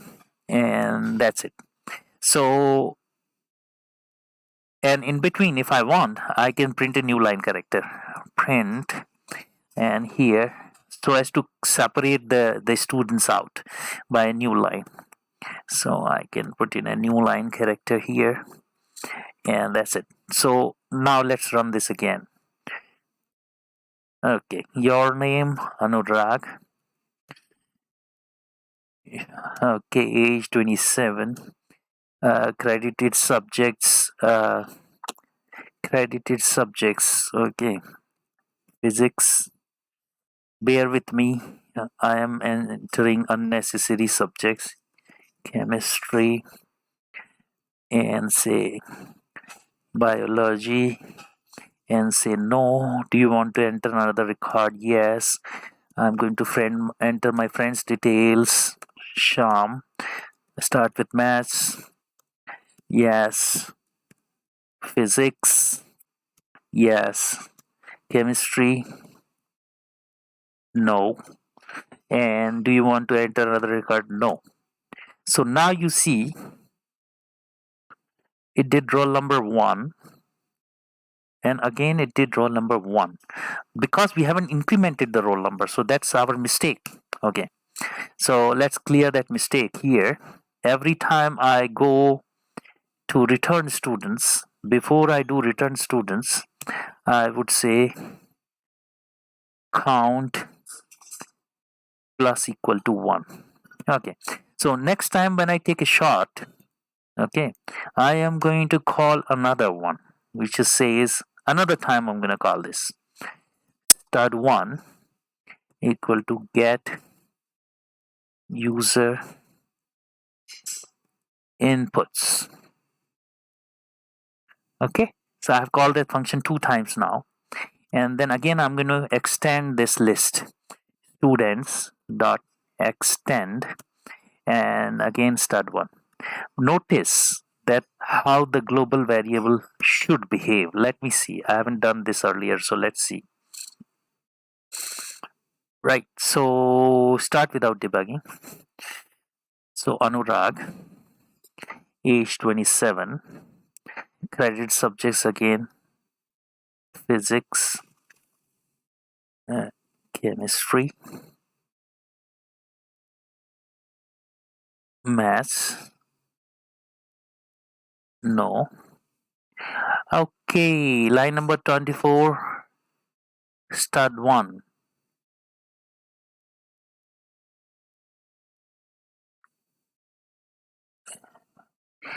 Before assignment.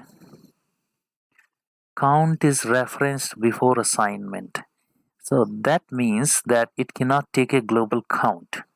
That's what it means, right? What it is pointing to is this line. So it cannot take a global. Ah,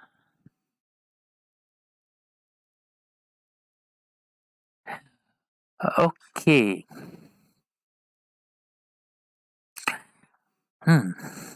So there is another way of changing this. Okay, so practical problems always present themselves like this, but then count has to be global.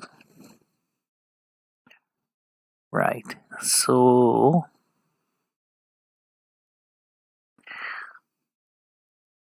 okay. Uh let me put you on hold for a second. I think I can do a static here. Is static a keyword? Okay. Function. Okay, so I was doing few things wrong. First of all, there is no concept of global here. Second, there is no concept of static, right? So what we can do is we create a so our function stands the same. Only difference here is that to this function I'm passing a list, and the list is passed by reference. So basically, if you do anything to the list, it will be reflected everywhere because you are not modifying the copy; you are modifying the list itself. So I won't need uh, to pass the list, right, and then make the changes outside, because whatever changes I make to this list, it will be automatically updated. So this is list is passed to this function by reference, and that means that what I'm going to do is I'm going to find out what is the current length of the list of students. So let's say if right now to start with, this is 0. This is the empty string. So when I call this method, it is going to go with a length of 0. Then I'm going to read the length into num, and then num plus 1 inside the while loop. So now this num is used for roll number here, right? So this is going to be used for roll number. So now the list is going to be appended every time a student record is added to that list, or a student dictionary is added to the list. This list is appended, and that modifies the list everywhere, right? So now what I'm going to do is I am going to call this once, and then whatever I have read in the list, I am going to display it outside, right, in the outside here in the main. So now let's do this. Let's run this. So let me just delete this older copies. Okay, so if I do a debug, then it says enter your details. So basically it has called this with the empty list, it has called this function and passed the list here to that function. Then it is going to read how many students are already there in that list, and that is 0. So it's going to start with, inside the while loop, it's going to start with 1, right? So that would be Anurag, and the age, let's say I entered like this, and subjects I enter is physics, yes, chemistry, and say yes, and say biology, and say no. And do I wish to enter another record? Say yes. Then I can enter Shyam, my friend, 26 age, and is going to start with maths, and say yes. Another subject I want to enter is physics. Okay, and say yes. And then another subject I'm going to enter is chemistry, right? And then I'm going to say no. Only 3 subjects. And then I'm going to do I want to enter another record? Say no. So now you see I have roll number 1 as myself with the subjects here, roll number 2 as Sham with the subjects like this. Now, if I call this again, right? So I can call this again, and notice that the I don't have to return anything because original list is updated, so I don't have to return anything. And then user inputs. So I am displaying this, and then I'm calling this again. Okay, and once I have called this again, I am going to print this again. So I'm going to copy this code over here again. So it is going to have 2 calls now. Okay, and the next time when I call, Okay, depending on the length, my roll number would be updated. So let's do this again. Let me just see if I'm recording. Okay, let's do this again. Okay, my name is Anurag. My age is 27. My subject credited are going to be physics. Okay, yes, chemistry, and say yes, biology, and say no. Three subjects I have entered. Then do I want to enter another record? I would say no. So it's going to display my record. So that basically has reached up to here, and it has placed this for loop, and then it has displayed this students list here where there is only one record. So next time I want to enter Shyam, and age is 26, and subjects credited are going to be maths, physics, and chemistry. Okay, and then do I want to enter more subjects? No. Do I want to enter? No. Another record? No. So now this time when it prints the first one with roll number 1, which is my roll number. The second one is Sham's roll number is 2, and then the credit subjects. Now you can see that I am making 2 calls to this function, and it is modifying this list. Now let's say I have this code which is repeating. So this is the best candidate for another function, right?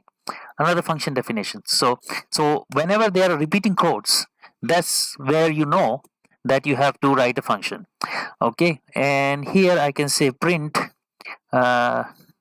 user details.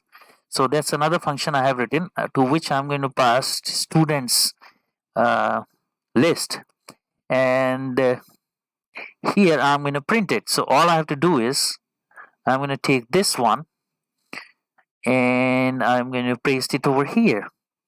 Okay, so indentation you have to fix yourself.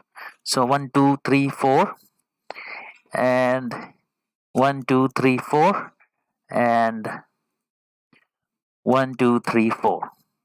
Okay, so now I don't have to write this code again and again.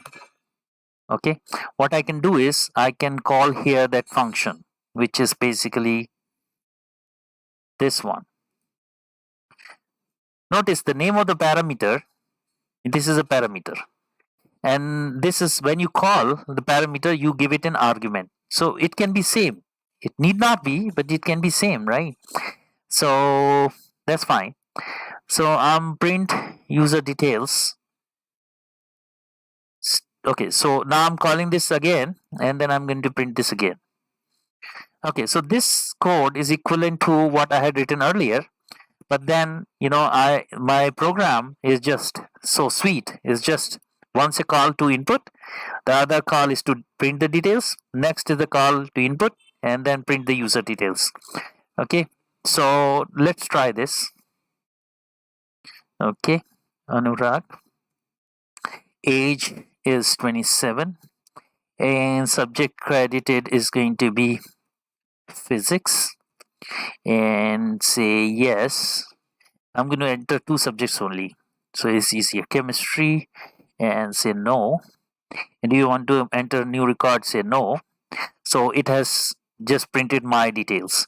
Then I'm calling this function again where I'm entering Sham, his age, and subjects I want to do maths, and say yes, and chemistry, and say no, and say no. So next time when I call the print function, here it has a list with 2 entries now, roll number 1 and 2, right? So now you understand that this is how you can pass a list. By a list always passes by reference. Now what you can do is you can always pass a copy of the list. Okay, so if you pass the copy of the list, okay, so then what happens? Then it is going to create a copy here, and this is going to be appended to the copy. Okay, so every time it's going to overwrite Okay, because the students is passed by copy. Okay, so what will happen to the main list? It will still remain empty, right? Because the copy is being appended, it's going to remain empty, isn't it?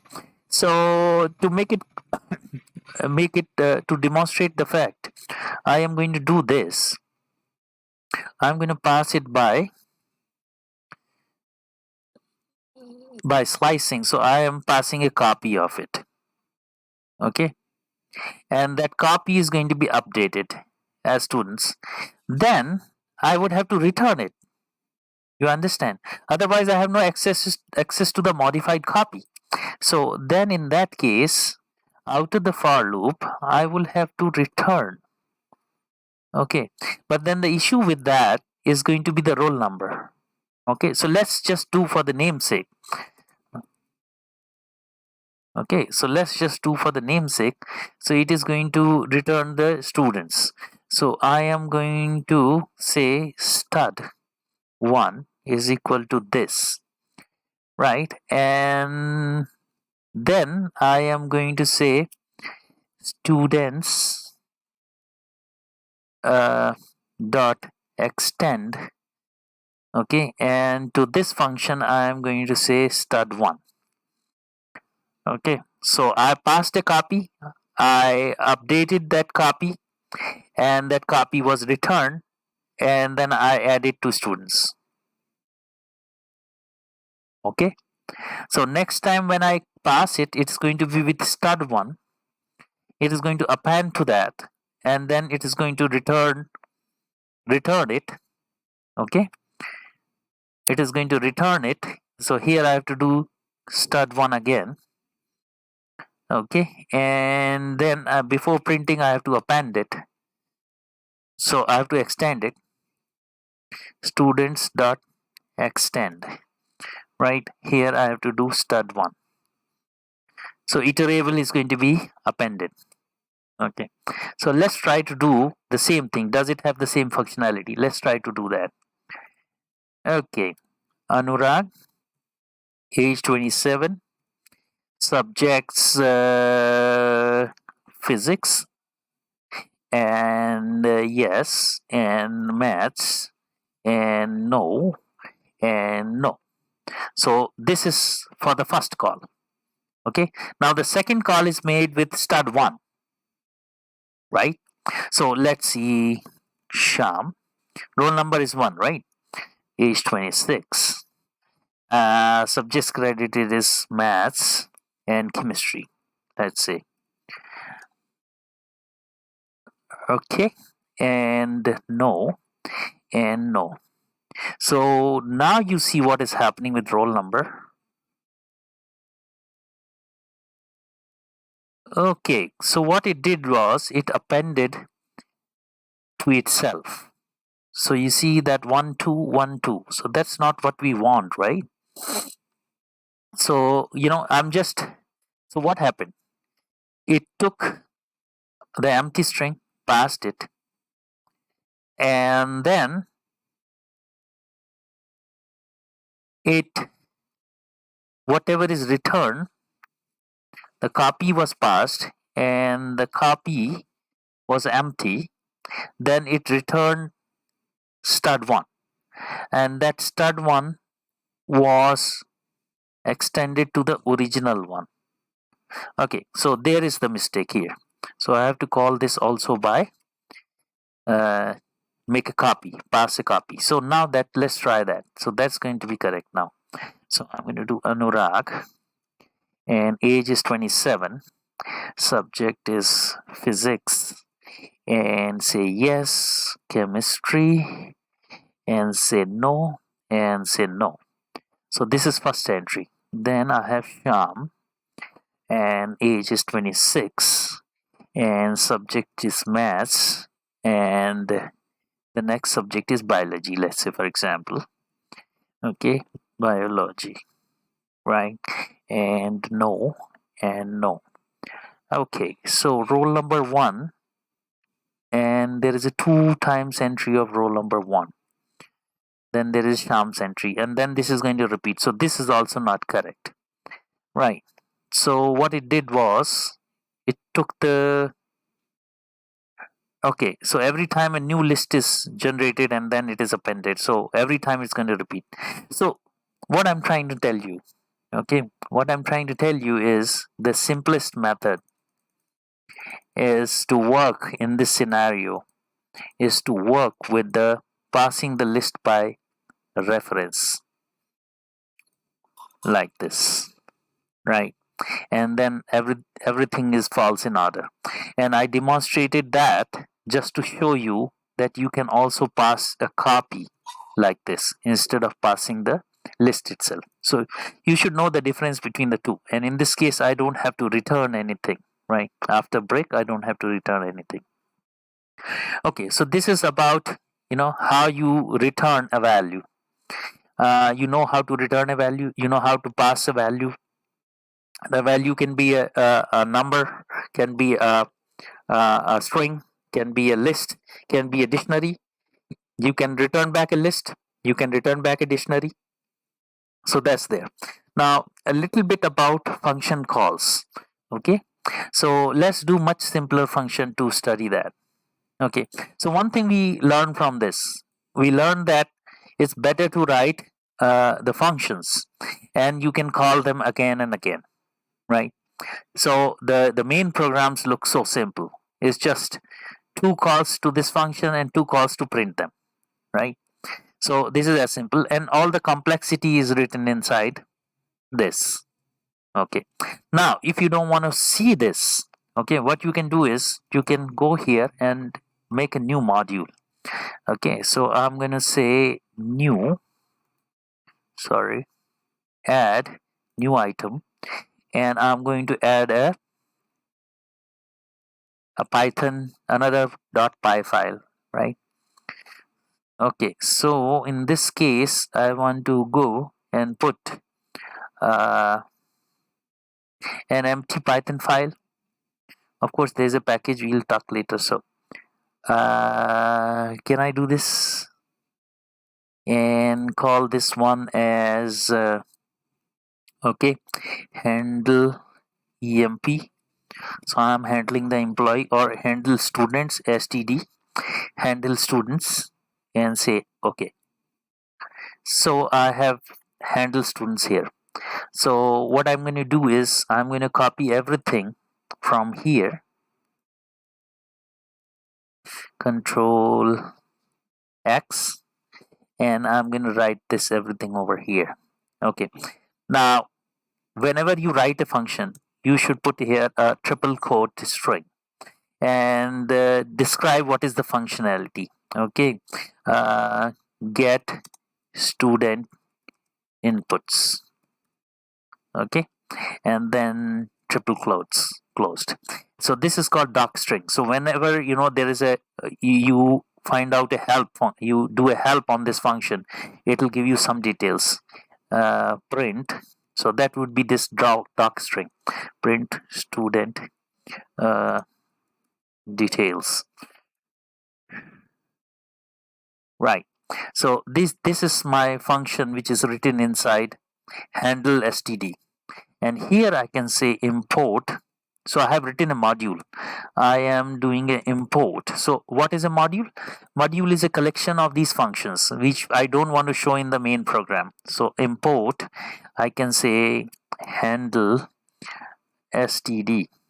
Okay, and I can so if I do that, I can also give it an alias. Okay, so in case the main function has, in case here I write another function which is the same name, so I should have a means to do that. I can basically tell here handle std dot. Okay, so the get user inputs students, and then next time I call this again handle std dot. Okay, and I'm not going to call this two times, I'm just going to call one time. So see, the main function has simplified a lot. Whatever complexity was there, I put in their functions. Each function is doing one functionality only, right? That's the the feature. Another feature is there is a dark string which is going to tell what this function does. Okay, so now let's see if this is going to work. So if I was to start this, so it does work. So it basically called that function which is inside that module, right? And say Anurag, and say age is 27, it is physics, and say yes, and then maths, and then say no, another record yes, and then I want to enter Shyam, and then age is 26, and subjects credited is maths and chemistry, yes, and chemistry. Okay, and no, and no. So you see the function call to the function inside that module, and then you have another function call in that module. Now what may happen is I might decide to print myself. Okay, so I might not use this function. So if I don't use this function, okay, I have to, let's say if I write my own function, so import should be the first statement. Before import you can only put the comments, okay, but don't try to put anything before import. Okay, so now here let's define a function, okay, and that function happens to be this one. Okay, the same function I'm going to copy. Okay, so now if you import everything, there is going to be a conflict, right? So the main program would, okay, you can call either of them because you are referencing it, right? So you are referencing this here, so this would be that function, okay, or I can call the local function here. So even if the names are different, right, even if the names are different, it is going to do, it's going to distinguish, names are same, it is still going to distinguish. So this is different from the other one.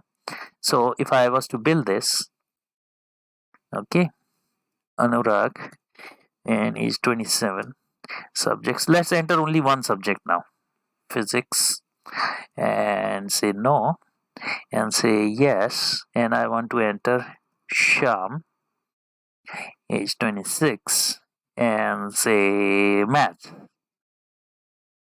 Okay, and say no, and do I want to enter another record? No. Okay, what did I do?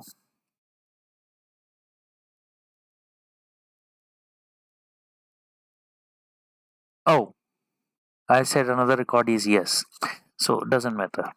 Madhav, 26, chemistry. Say subject no, and no. Okay, so now this print is coming from this function which is local to this. Now had I done something there like this, import everything from that module, so in that case I don't have to use this. Now there is a problem. Now the problem is it imported both the functions, and then the function is redefined here, so it doesn't know which one to call, so it's going to give me an error. So it says invalid syntax, import, okay, from this import everything, so it should be written like from this import everything. Okay, so now this is a valid call. Okay, it is working. Okay, so it will be working till I and call this function. So let's see what happens. Anurag is 27, physics, let's enter only one subject and say no, and say no. Okay, it printed it. So still I don't see any conflict here. I think I treated gave a priority to the local one. So how do I know which one is it trying to call? So let's do this. Print and main thread call. Let's see which one it is trying to call. Okay, debug.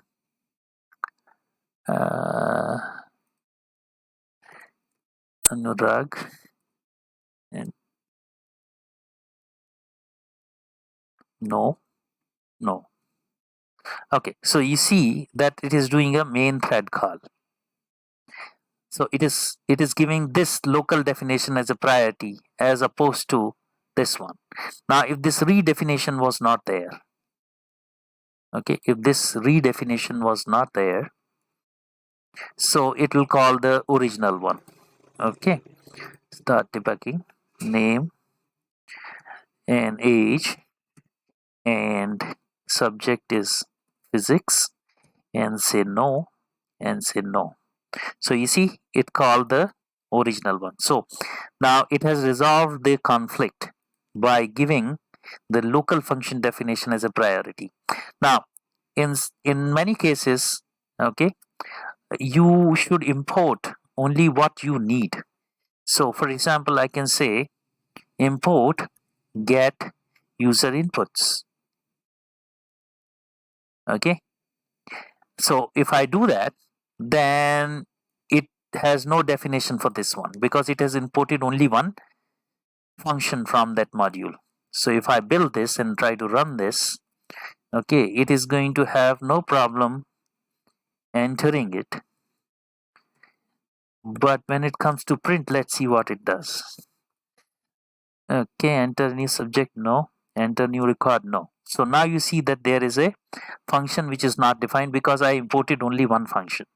So this is usually done to avoid conflicts, right? So now, okay, this has a problem, right? So that's why I was doing this.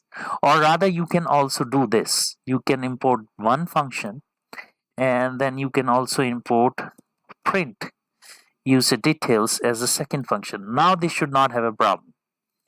Okay, so if I call this, I say Anurag and age is 27, subjects credited is physics, and say no, and say no.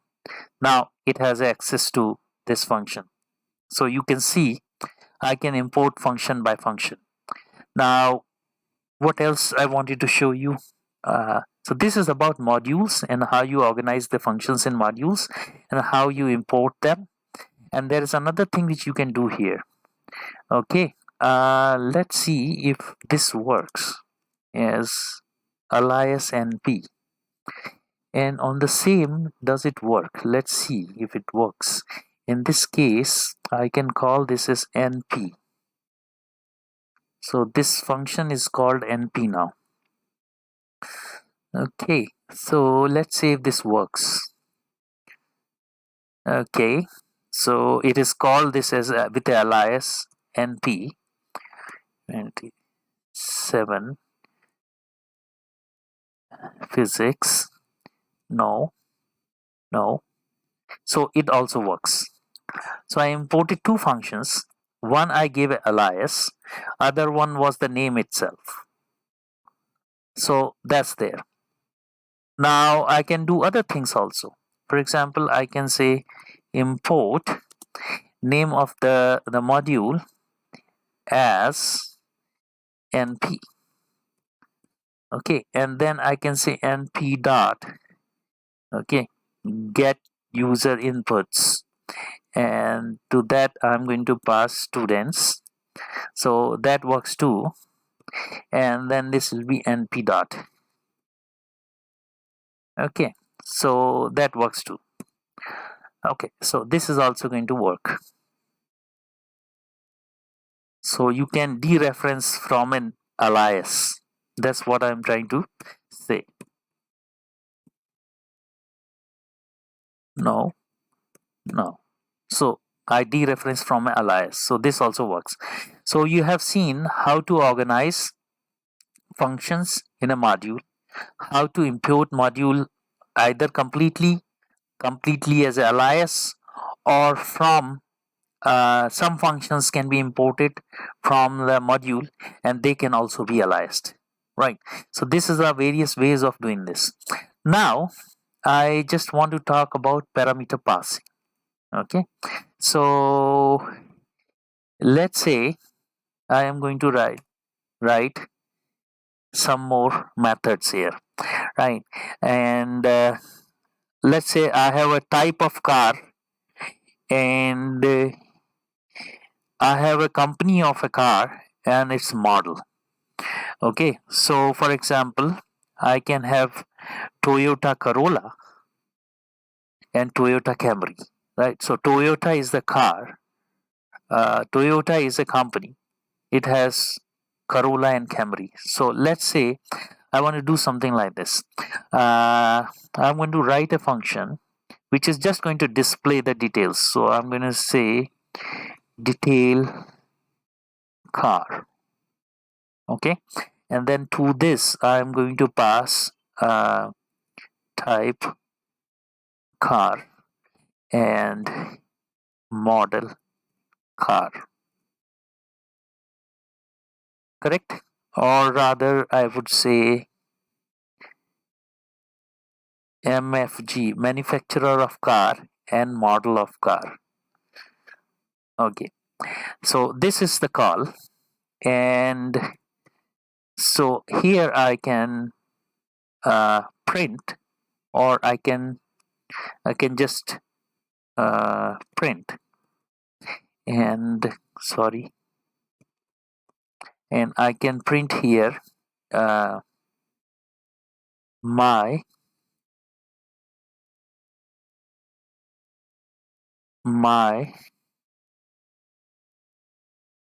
car is, okay, and then a placeholder I can say MFG. Okay, so my car is MFG underscore car,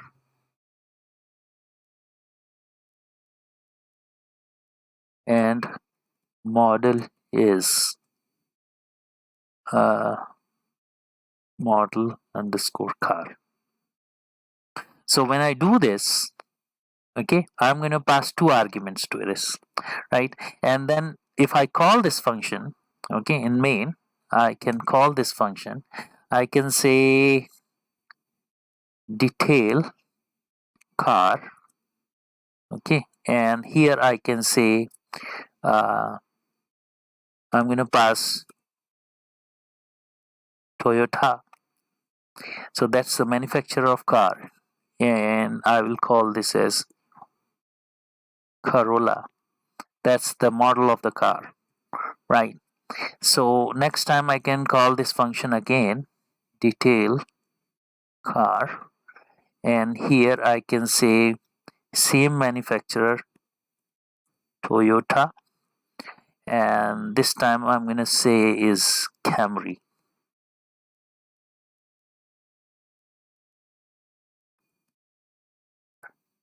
Okay, so I'm calling this function twice, right? So let's debug this. Okay, again this is a formatted string, so I forgot a F here. So let's run this again. Sorry about that. Okay, I can say, okay, my car is Toyota and model is Corolla. My car is Toyota and model is Camry. Fine. Now position matters now. So if I was to do the reverse, so this Corolla goes before this definition. So now this is going to be an error, right? So if I do this again, so my car is Corolla and model is Toyota, which is wrong, right? So position is important here.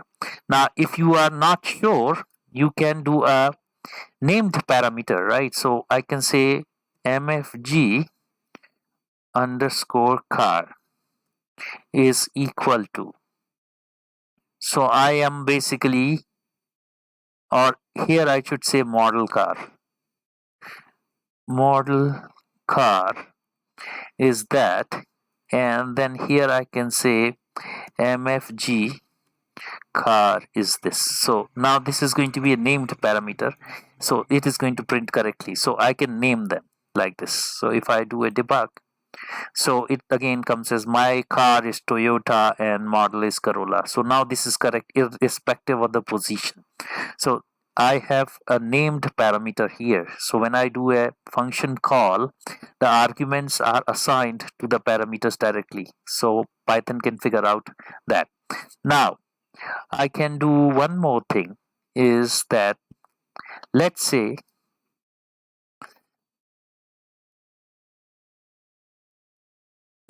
my car manufacturer is this, and I don't mention the model, but then I am providing it a default value.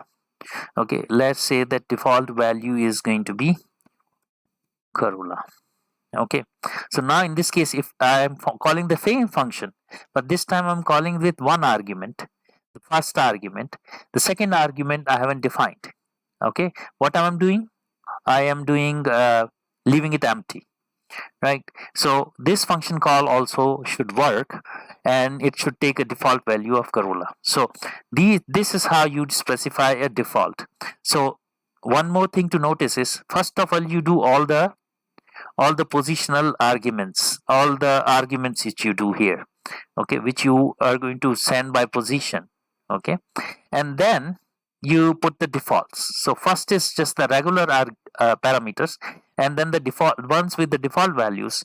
So that's the order. Okay, so whenever you do a call, then it knows that the first ones I have to fill by whatever is provided here, and the second one which is not given is going to assume a default value. So that's the convention. The convention is all all the parameters which are not having default values should be first specified in the parameter list, then the ones with the default value should follow. Okay, so let's debug this. Okay, so this is correct. My car is Toyota and model is Corolla, because in the first one I didn't specify the model and it took the default value. Now, is it possible, okay, to have let's say this is going to be transmission automatic. Transmission. So this is the third parameter, and it is given a value of automatic. Okay, and here I modify this and has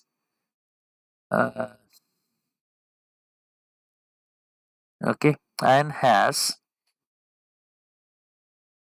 transmission, okay, automatic transmission, correct. So now there is a default value of automatic. So let's run this. So this is with one argument, okay, now this is with two argument, and then I can say detail car, and I am going to give three arguments now, right? So I'm going to say Toyota and say Camry. So Camry. So when Camry is provided, the default value is skipped, and then the transmission is manual. So that means automatic is skipped. Okay, so let's try to print these. So let me see if I'm recording. Okay, so let's try to run this. So my car is Toyota, model is Corolla, and has automatic transmission. So because I didn't provide model and transmission, it took the default values.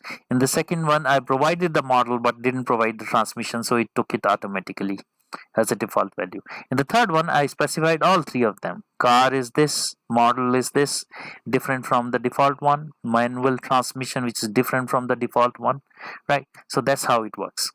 Now, is it possible to have unknown numbers of arguments, right? So I can put here something with this. And what I want to do here is I want to say whether it is a petrol, diesel, or hybrid. Okay, so I am going to have three more arguments, but that will be passed as a tuple. So fuel. Okay, so I'm passing a tuple called fuel, right?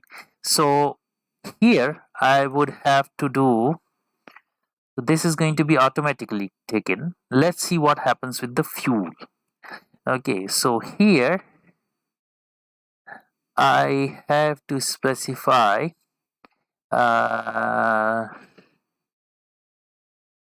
okay, here I would have to specify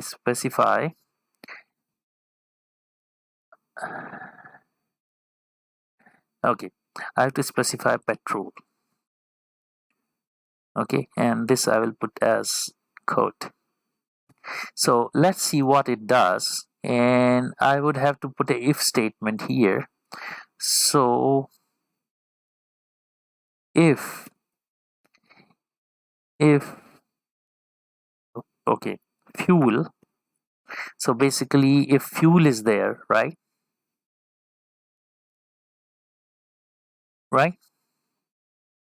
then I have to append whatever is inside the fuel, right? So in this case, okay, so if fuel is not empty, it's going to, let's say, append fuel to this. So this is like, it'll put it as a tuple, but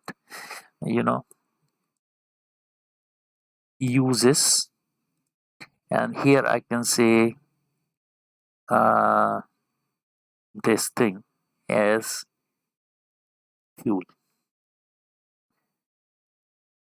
correct? So let's run this. Okay, it didn't do anything, it couldn't do anything. So let's remove this. So it didn't accept that, and here I want to put petrol and say my car is Toyota, model is Camry, has manual transmission, uses petrol. So this is a single entry tuple, so it inserts a comma. Now let's try this with uh, hybrid. So that runs on both petrol and electric. So it runs on hybrid. So hybrid is another entry. So here, if I run this, it says my car is Toyota, model is Camry, has a manual transmission, uses petrol, hybrid. Right. So it goes in as a tuple, but then there are variable number of arguments here. Now, can I send key value pairs? Right. So in that case, I use something called dictionary. So what it's going to do is, if dictionary is there, that dictionary is going to be printed here, right? So in that case, I would have to print a dictionary, right?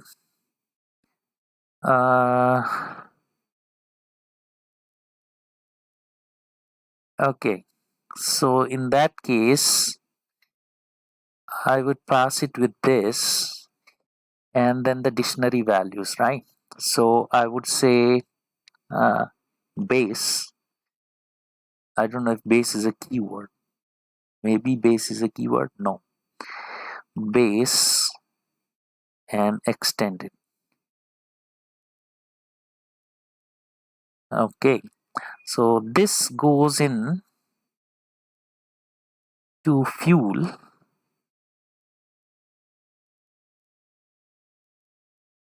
and it's going to insert this key value pair, but then their manufacturer, car model, and transmission is also going to go as a directory, right, as a dictionary. Now, do I have to return this dictionary? Don't have to. Let's see if it works. Okay, You see, my car is Toyota, model is Camry, and has a manual transmission, uses base petrol extended hybrid. So that's a dictionary.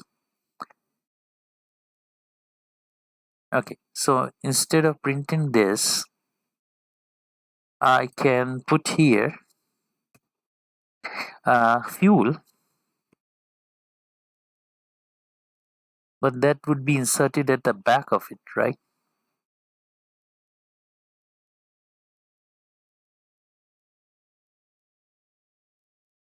Okay, doesn't matter. So here I can put here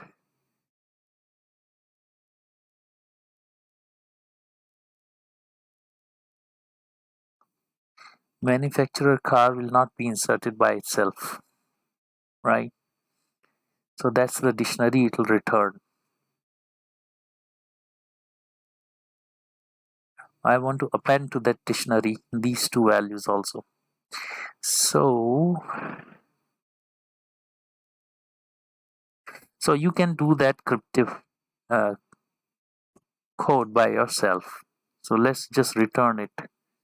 Return fuel, and I'm going to say fuel equal to, and then I can print here again. Print fuel.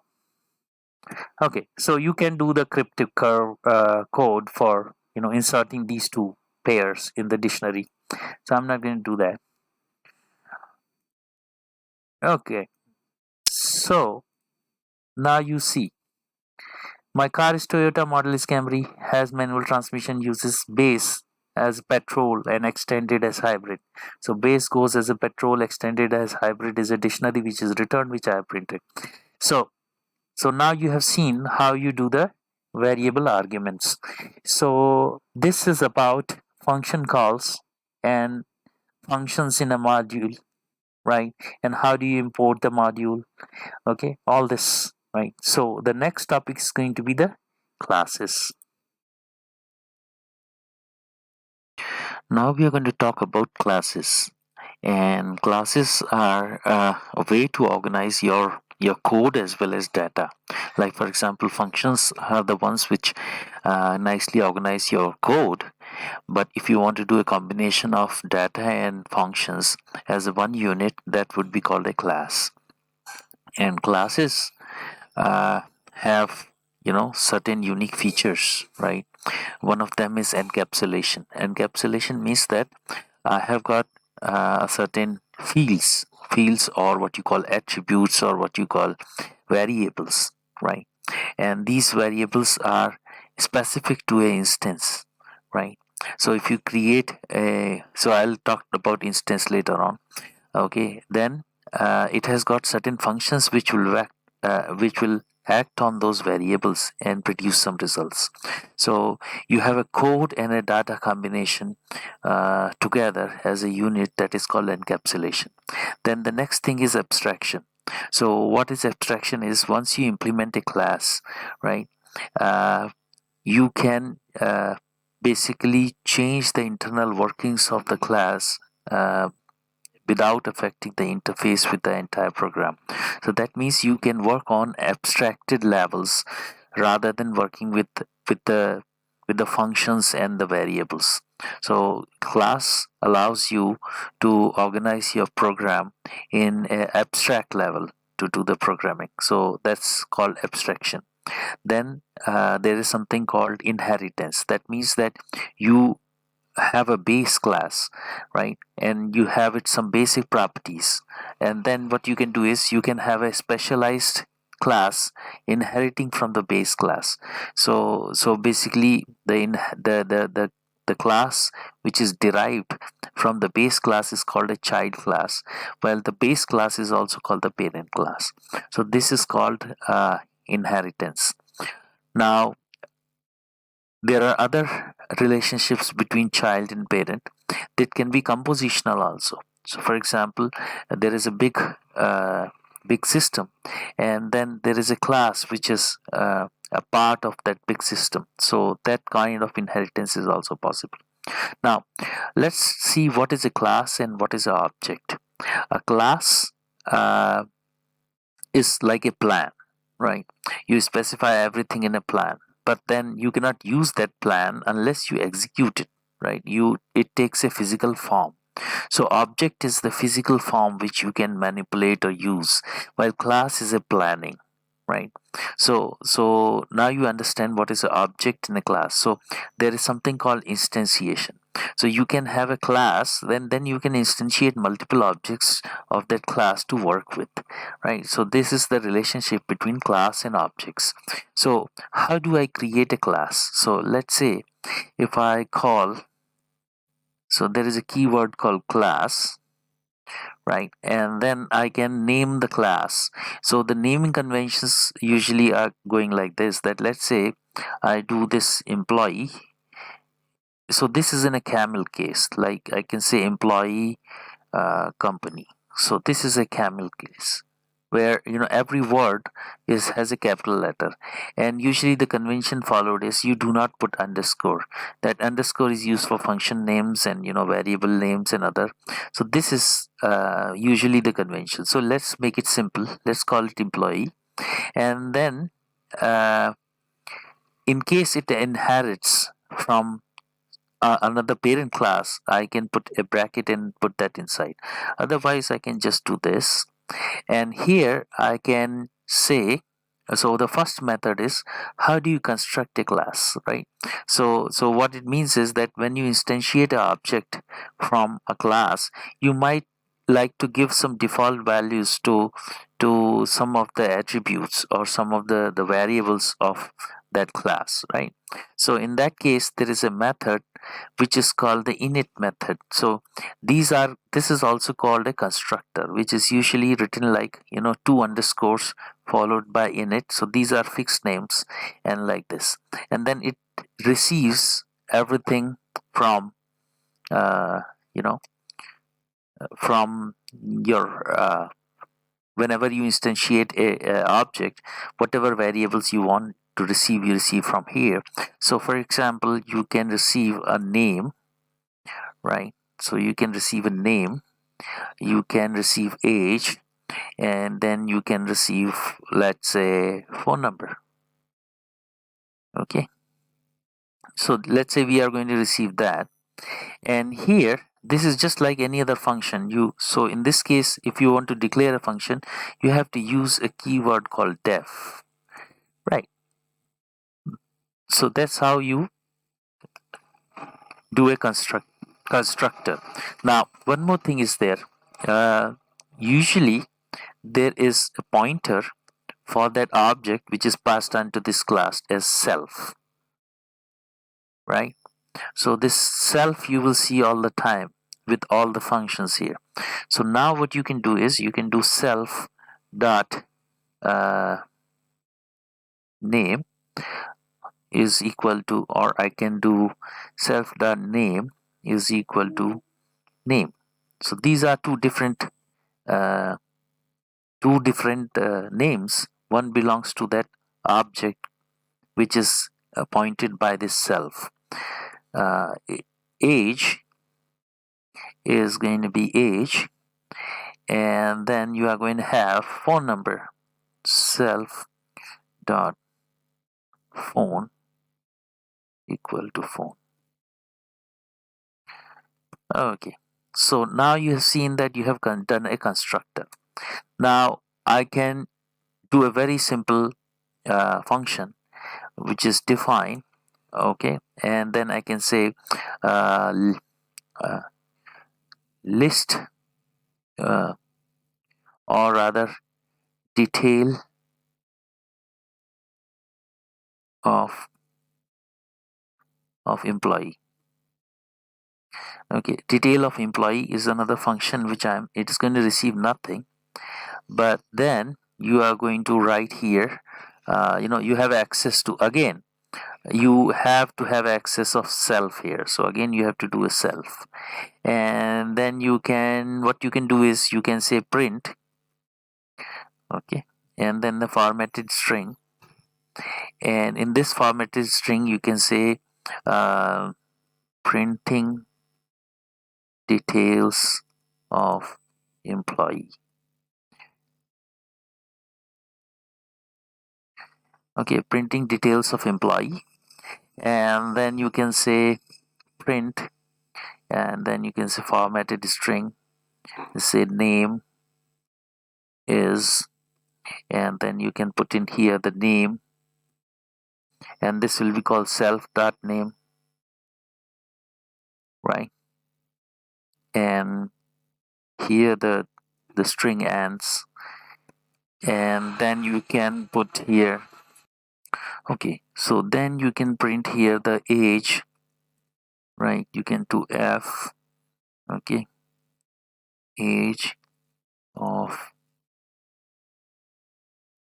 self dot name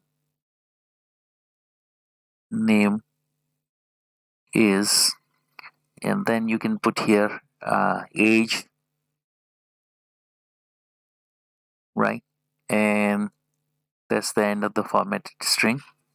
And then you can print here the phone number, and a phone number I'm assuming is also going to be a string because that's going to be a large number with 10 digits, right? So phone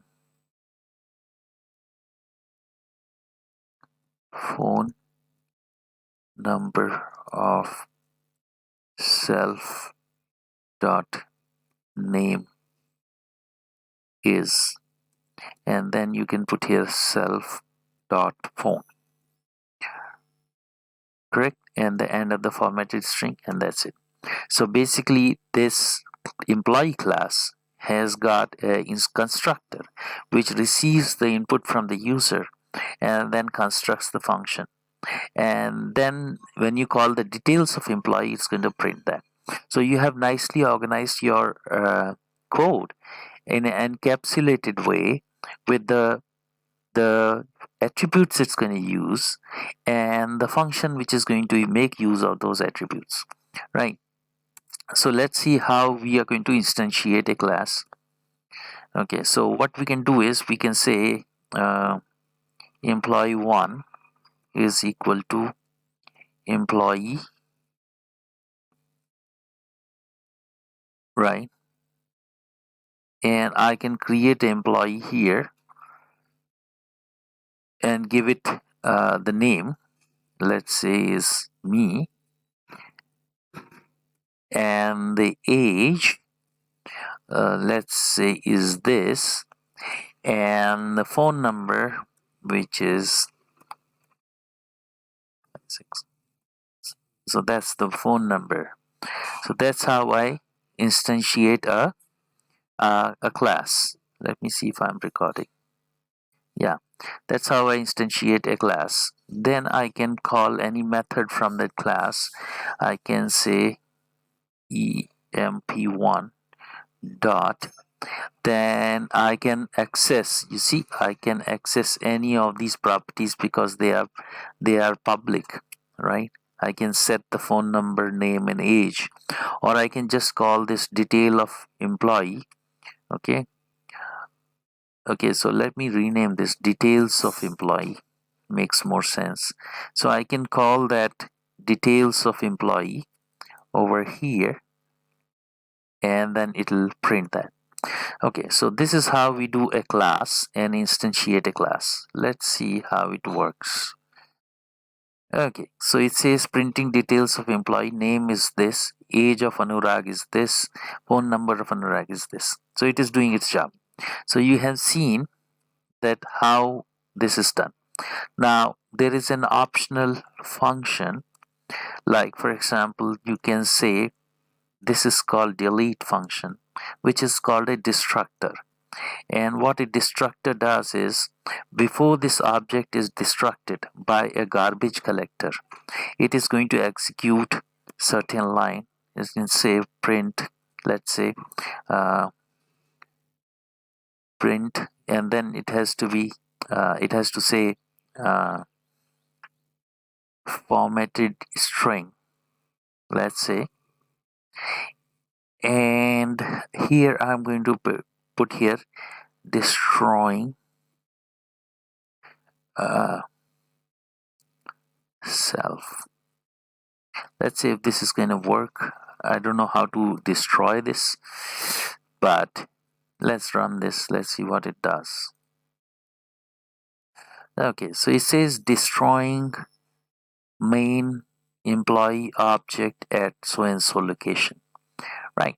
So you see that this, when the references to this are gone, so this usually happens, let's say, when the main thread is going to end, right? So when you do this, the main thread is going to end over here, and before it ends, it is printing a function. I'm destroying this main dot employee object at so and so location. So this is what a garbage collector is doing, right?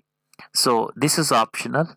This is usually used for closing the files which you may have opened, closing the sockets to a database which you may have opened, or for some kind of activities which you have to take care before destroying an object. Maybe you may have like to pass some information from the object into a file and then basically destroy it, right?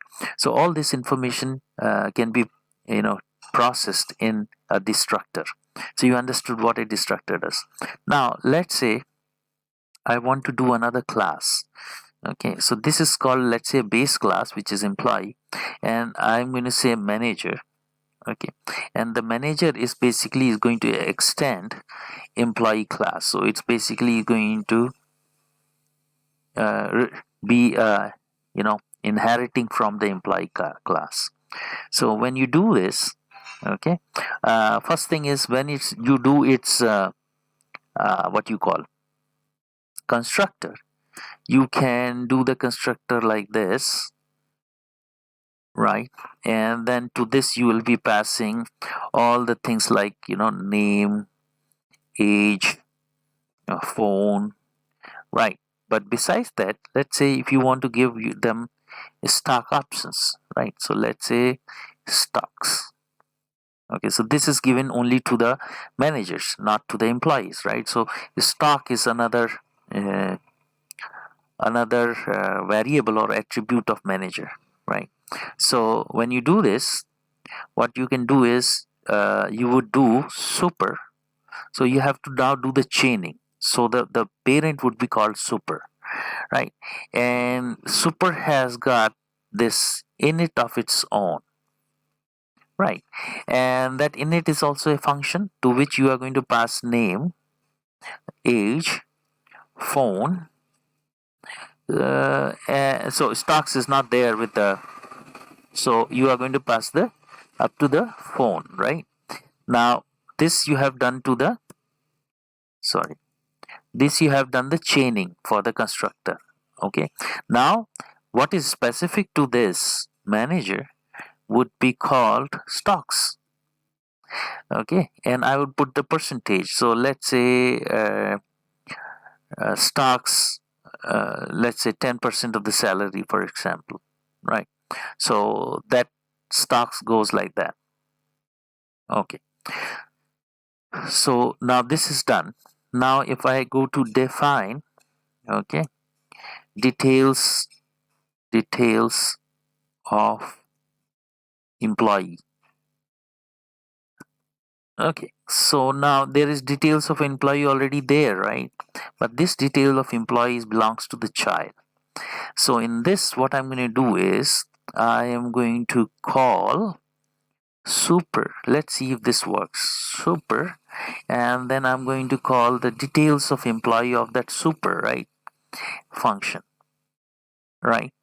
So this is first thing, and then I'm going to say whatever additional I need to print. So I can say print, okay, formatted string, okay, and say stock options are uh, here I would say self dot uh, what is called stocks, okay, percentage of salary, correct? So now I have done another constructor. So now another version, right? Okay, So now what I can do is I can say employee 2 is going to be a manager, right? And a manager is going to receive, let's say my friend Sham is my manager, Sham, and his age is 26, and he has a phone number.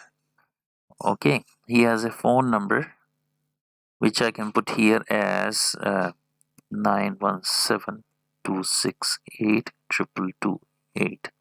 That's the phone number. And then stock options, let's say, okay, so here I did a mistake. Why did I do 10%? Should be called stocks.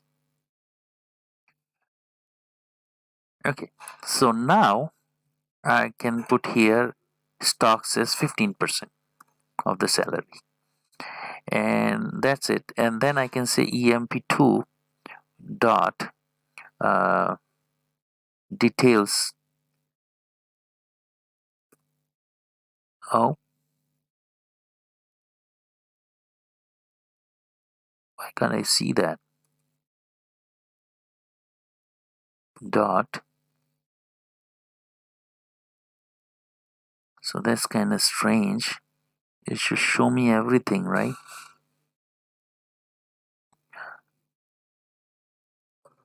Can't I just call this details of employee? Okay, let's see if this works. If I have a trace error, I'll come to know. Okay, so it says end of line literal, printing stocks of this up. So what I forgot here was this, right? So let's do this again. Okay, so now you see here, it is printing name, age, and phone number from the parent, but it is printing stock options are 15% of salary that is being printed from this one. So now you can see that you can do the chaining not only with the constructor but also with the functions, right? Now that's simple. Now let's say I am going to create somebody who is going to use employee and something else as the parent. So basically multiple a child can have multiple parents, and then in that case you have to just put that class with a comma separation here. So you understand that you can inherit from multiple classes. Now how it will handle super in that case, okay, we will see it later on. Okay, so inheritance from multiple classes I'm not going to cover here, but simple inheritance is like this, and its instantiation goes like this. Now if you see, employee 1 will not have stock options, employee 2 will have. So for example, I can also do this. emp2, okay, has been demoted and his stocks has been brought down to 10%, right? So I can directly access the attributes of employee directly in my main thread, right? So when I do this time it has printed 10% because I have modified that over here. So this I can do with any one of them. Now I can do one more thing. I can also create a class which I can instantiate inside,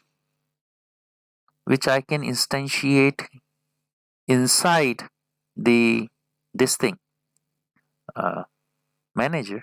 Like for example, uh, I'm going to create a class, and in this class is called office, right? And I am going to do a constructor for that and say init, sorry about that, init, right? And then I'm going to provide him with table and chair, right?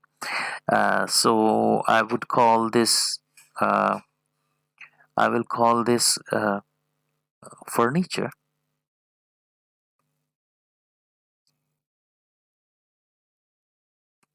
Okay, I'm going to receive furniture here, and here I am going to say, okay, so I have to do a self here, right? Self comma furniture, and here I can say self dot furniture is equal to furniture. Now, uh, what this is that this furniture may be a list, right? So let's do another function, def, and say print furniture. Okay, and then it is going to receive self, and then I'm going to say while, okay, self dot furniture. Okay, then I am going to do something, right? So I'm going to say print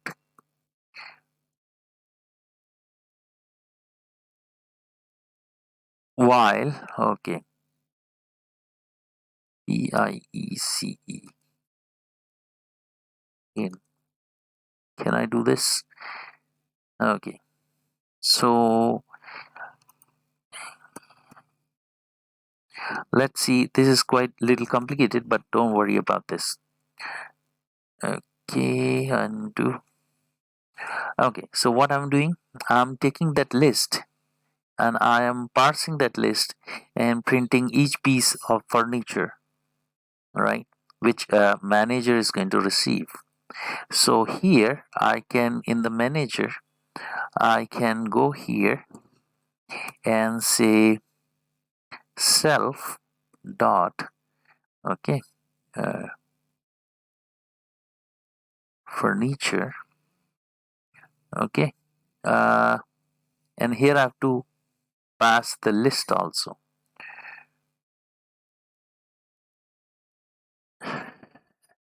So I have to pass furniture here, right? Uh, okay, so here I'm going to say ASSES.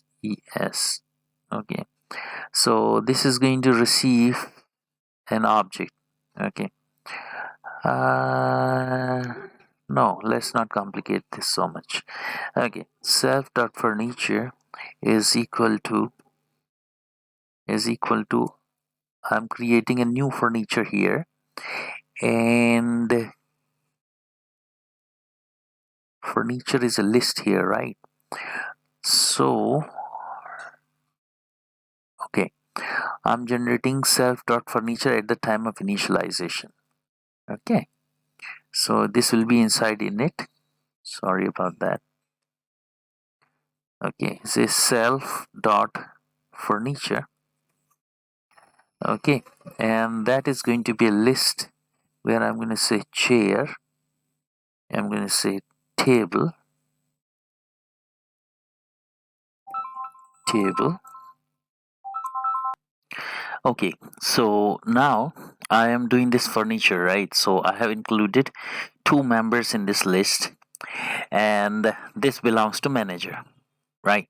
Then I'm going to create a new what you call a new object to a class. Okay, I will call it of accessories. Okay, is equal to of accessories is equal to office. Okay, so office is a class, and then I'm going to pass this furniture to that self dot.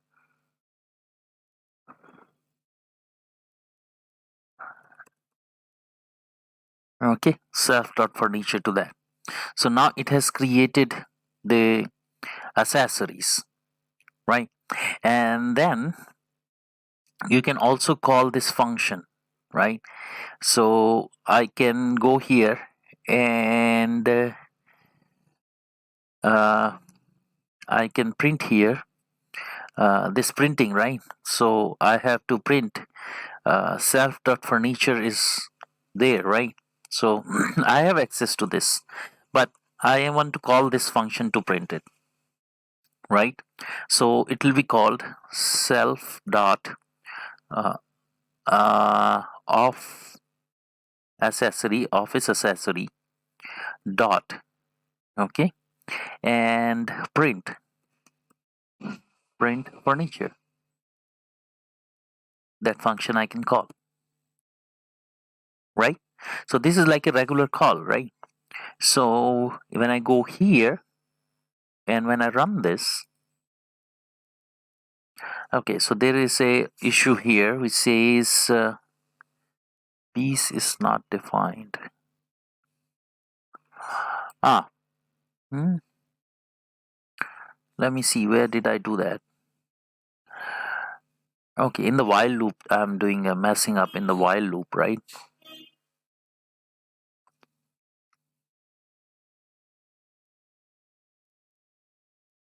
Okay, so instead of while, this is wrong usage.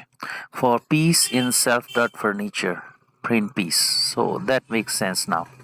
Okay, so now let me see if I'm recording. Okay, so now I want to debug this. Okay, so now see what it is doing.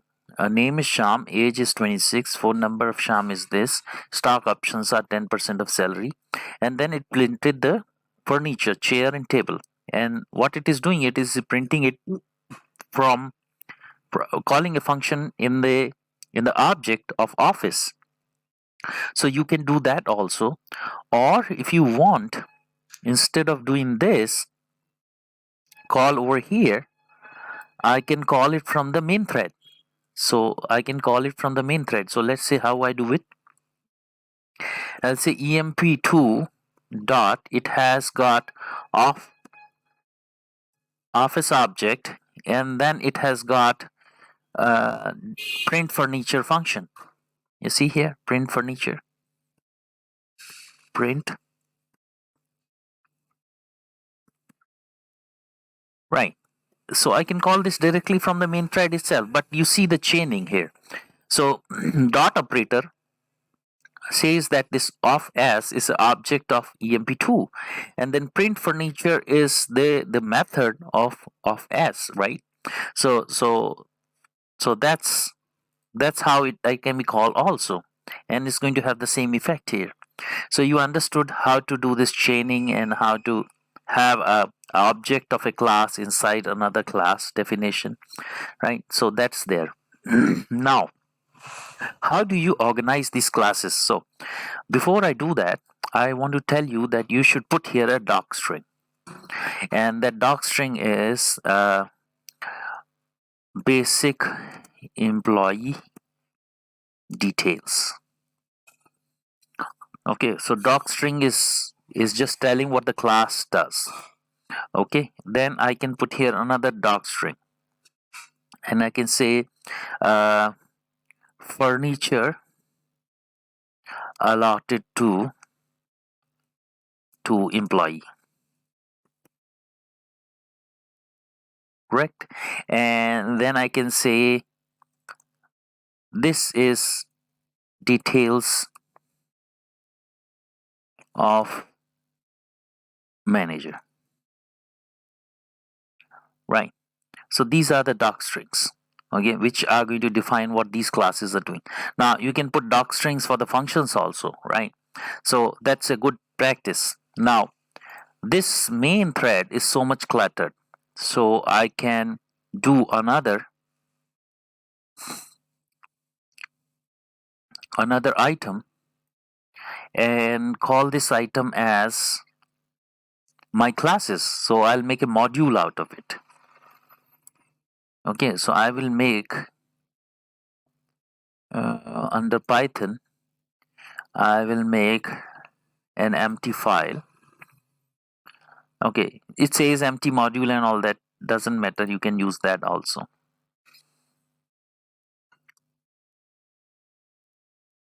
How? You didn't save it?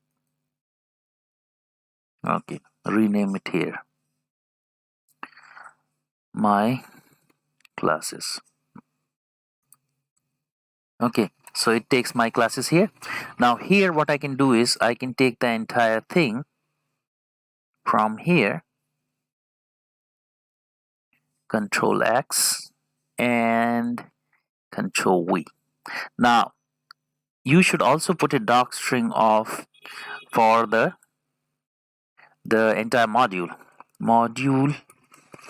with all my classes. So that's a doc string, right, for that module. And here I can say import. Okay, and then I can import just like functions, everything is valid, right? Import my classes. Okay, so once you do import my classes, then you have to put here my classes dot employee, right? So in that case it will be called my classes dot employee, and then this module I'm going to copy heavy here. Okay, so it'll be over. So this is not required because I've already instantiated it. So manager is also my classes dot manager, right? And notice that the class used by manager is included here, so I do not have to call this anyway. Okay, it already can be called here, so all I have to do is my class is dereferencing with a dot over here. So let's see if this works. So it does work. So that means that I haven't broken the code. Now instead of doing this, I can import only what I need. So I say from my classes, and then I can say import all. Import all stuff, right? So in this case I have to just put here a star. Okay, so in that case I would not need these,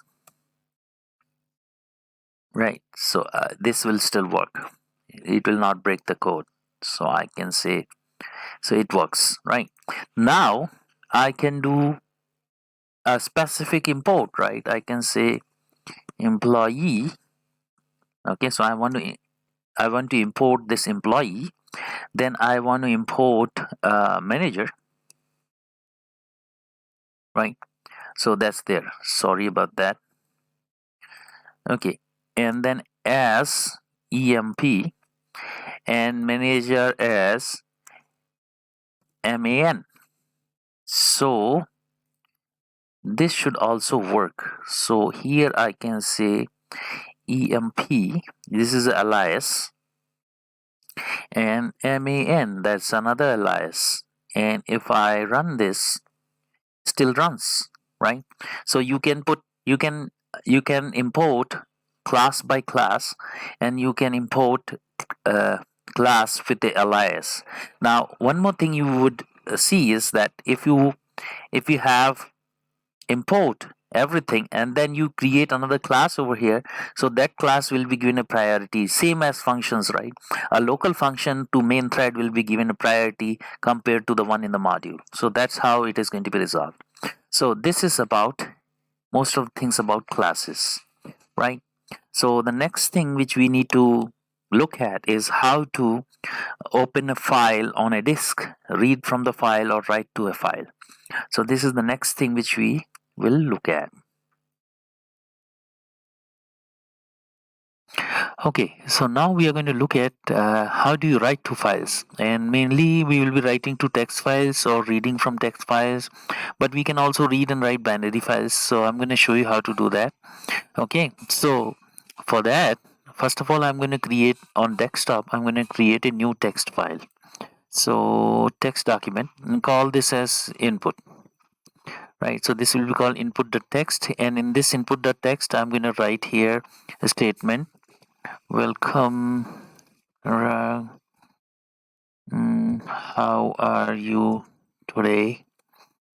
Okay, will you be going out today? Right, so I have written a simple text file.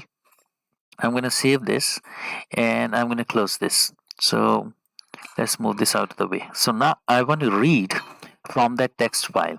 So first of all, I'm going to create a string, which is a file name, and I will just do a right click on this and do properties.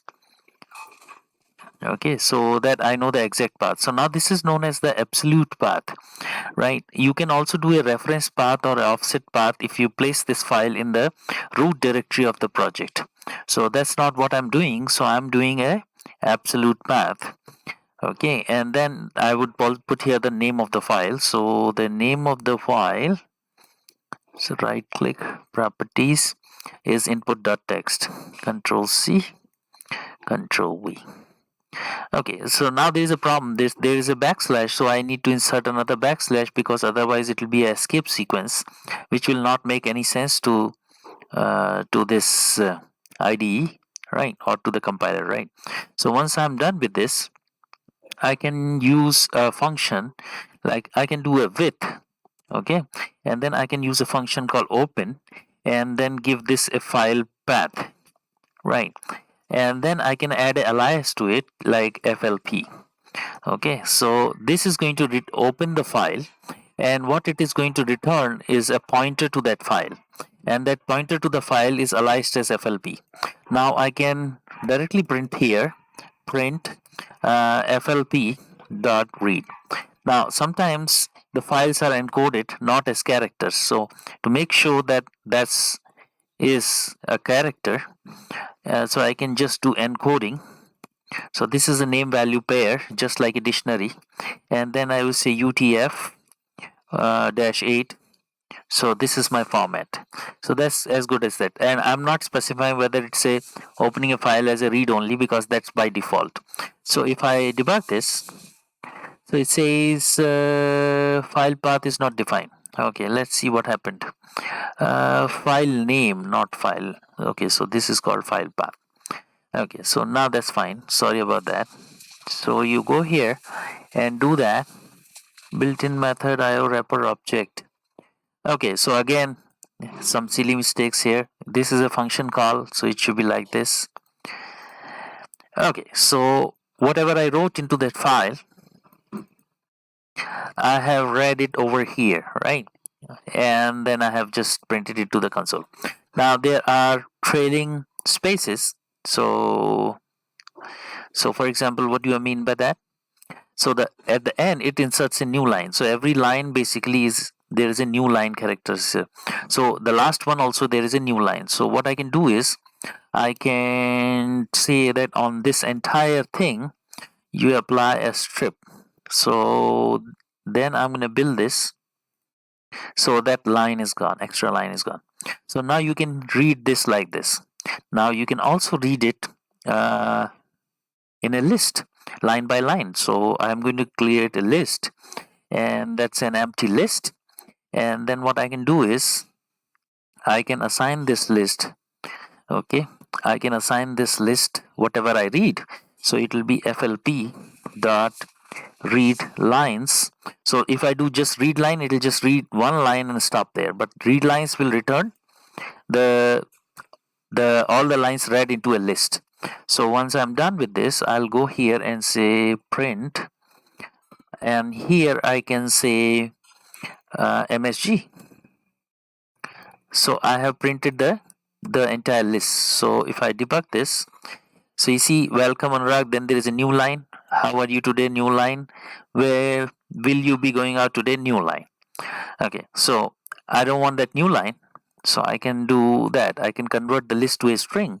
So I can do MSGL and declare this as an empty string, and then once I'm done with this, I can say for line in MSG.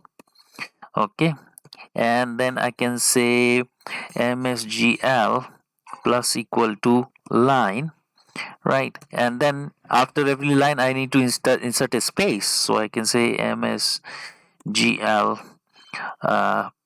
plus equal to string with space, right? So that's done.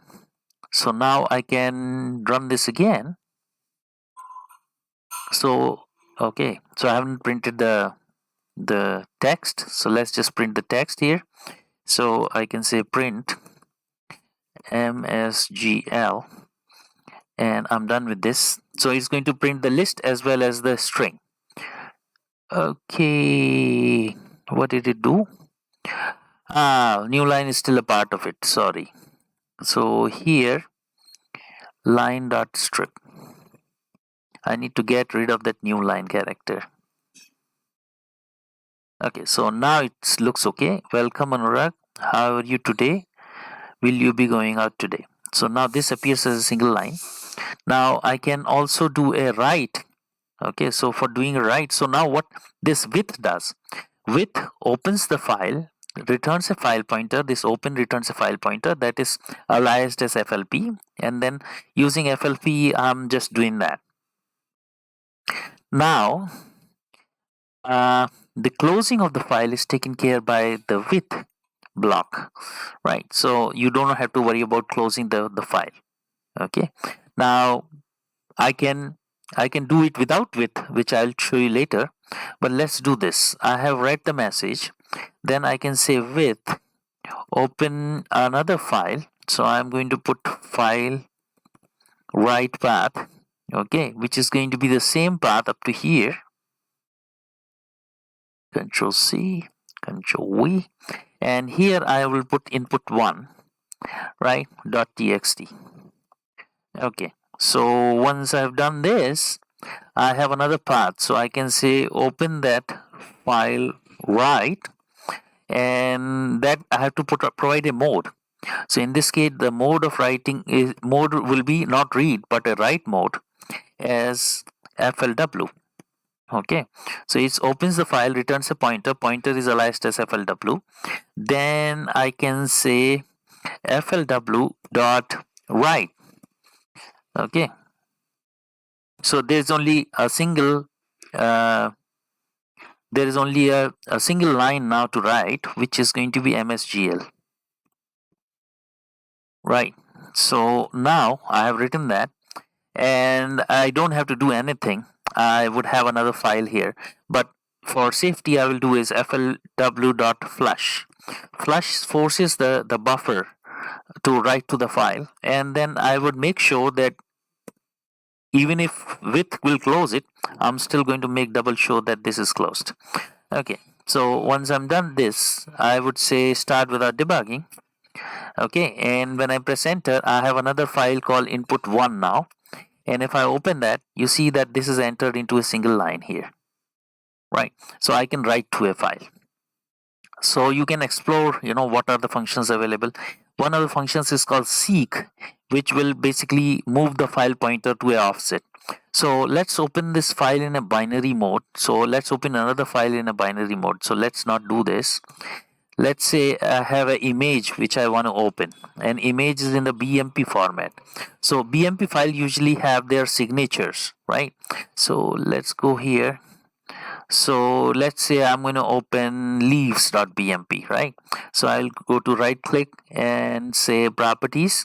And in this case, I am looking at this path, Control C.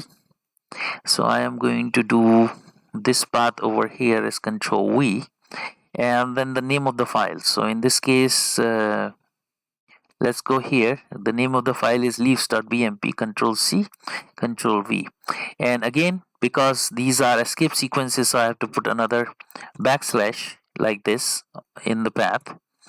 Okay, so once I'm done with this, okay, and I'll get rid of all this stuff. Okay, so I am going to open the file in a read binary mode. So that will be read binary mode as FLP, and then I am going to do something with that.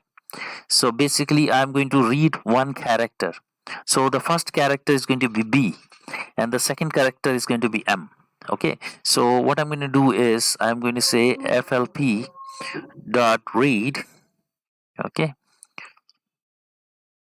so now in this case I would say signature 1 is equal to FLP dot read. So it will read. Okay, now I have to specify how many bytes I want to read. I want to read only 1 byte. Okay, so once I read 1 byte, I can say print Okay, and I will say sig1. So the first byte you read will be B. So let's see if it is really B. Okay, so it is binary small b followed by the in quotes B. That means that this is going to be a B. And the second one, if you read, so once you read again, the file pointer is going to update by 1. So I would say signature2 flp dot read, and then I'm going to read another byte, and this time it is going to display BM. Okay, so I am going to print this again. Print sig1, sig2, sorry, and then let's see if it is M. So let's say debug, start with that. So it reads binary B and then binary M. So in a bitmap, so if you know the bitmap format, it is very simple. At the top there is a signature, so I will say header bitmap. Okay, so it'll open the header bitmap. So let's look at, okay, not images, all. Let's look at this one. Okay, so the first two bytes, are going to be BM. That's what we did, right? So you'll be able to read binary files, you will be able to write binary files. So that's there. Now, is there another way of doing this? So let's go back to our input, say properties, and let's go back to our text file here for a second. So we are going back to the text file, not the binary mode. And here I am going to say input.text. Input.text. Okay. So now I can do one thing. So if let's say the file doesn't exist, what will happen? So instead of writing with, I will say try. And what I will try to open a file. So open which file? File path. Okay, spelling mistake. Okay, then I don't have to specify node, but I will specify encoding. Encoding equal to UTF-8. Okay, so I am trying to open this file. Now it will return a pointer, so I need to assign it to a pointer. So I will say FLP is equal to. So it is trying to open a file. Now if it falls, if it fails, except if it fails, it will throw an exception. Okay, now let's say except. Okay, and let's not worry about what kind of exception is there. Then I can print to the user that I failed to open the file. So fail to open the file. Correct. So I'm giving a user a message, and then if it doesn't fail, then I will have an else block which will process this file. So what I'm going to do is I'm going to say msg, okay, is equal to flp, that's the pointer to the file, dot read, which will read the entire file and return it into a string, and that's there, right? So before that it should be available outside, so I will say msg is an empty string, so that pointer is available, msg, so that this msg is available outside the block. Okay, so once I do this, I can say print, and I can over here say msg. So now what it is trying to do is trying to open the file. If it throws an exception that it could not open a file, right? Okay, so what happened was we are going to open this file. We are going to read the file if it succeeds and print a message. If it fails, it will print fail to open the file. And this exception is a generic exception, which means that no matter what exception is thrown, you don't know that, right? So let's do this. Debug. Start without debugging. Okay, what had happened? Oh, okay. So the problem is again the skip sequences which we forgot to convert. Okay, so now that's fine. Then I'm going to run this code again. So it has read that and it has written that. Now let's say if I take this and rename this to input 2. Now the input file doesn't exist here, right? So it will try to open a file which doesn't exist. So it is going to throw an exception. So I'm going to say debug. So it says fail to open the file and then press to continue. So you see that now the except has caught the thrown exception. Now let's see if I have.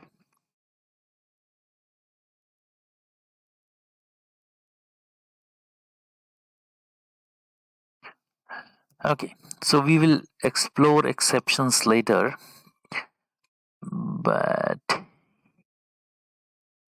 it is catching. So is there a trace back? Okay, so maybe I need to include something. But anyway, so now except is going to catch that. Now, if I didn't have this, right? If I didn't have a try block, and if I was trying to do this, open this file, okay, and this block was not there, and I was going to read the file, and then I have to close it also. So don't forget to close it. You say flp dot close because you are opening it yourself. There is no with statement to do that. Okay, so if I try to do this, and if I say debug, so there is a traceback error, and the traceback error says file not found. So let me just copy this. So this is the error. Control C, file not found error. So I will put the try block again, and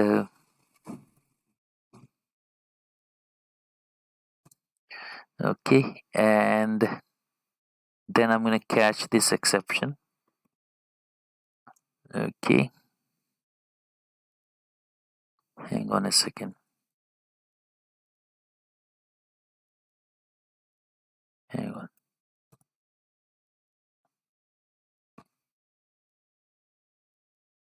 So why this is not turning? Okay, fine, doesn't matter. flp dot close. Oh, sorry, I have to print.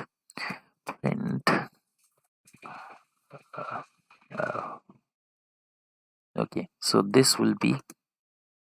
So it will not be catch. Sorry, I'm confused with C. It will be accept.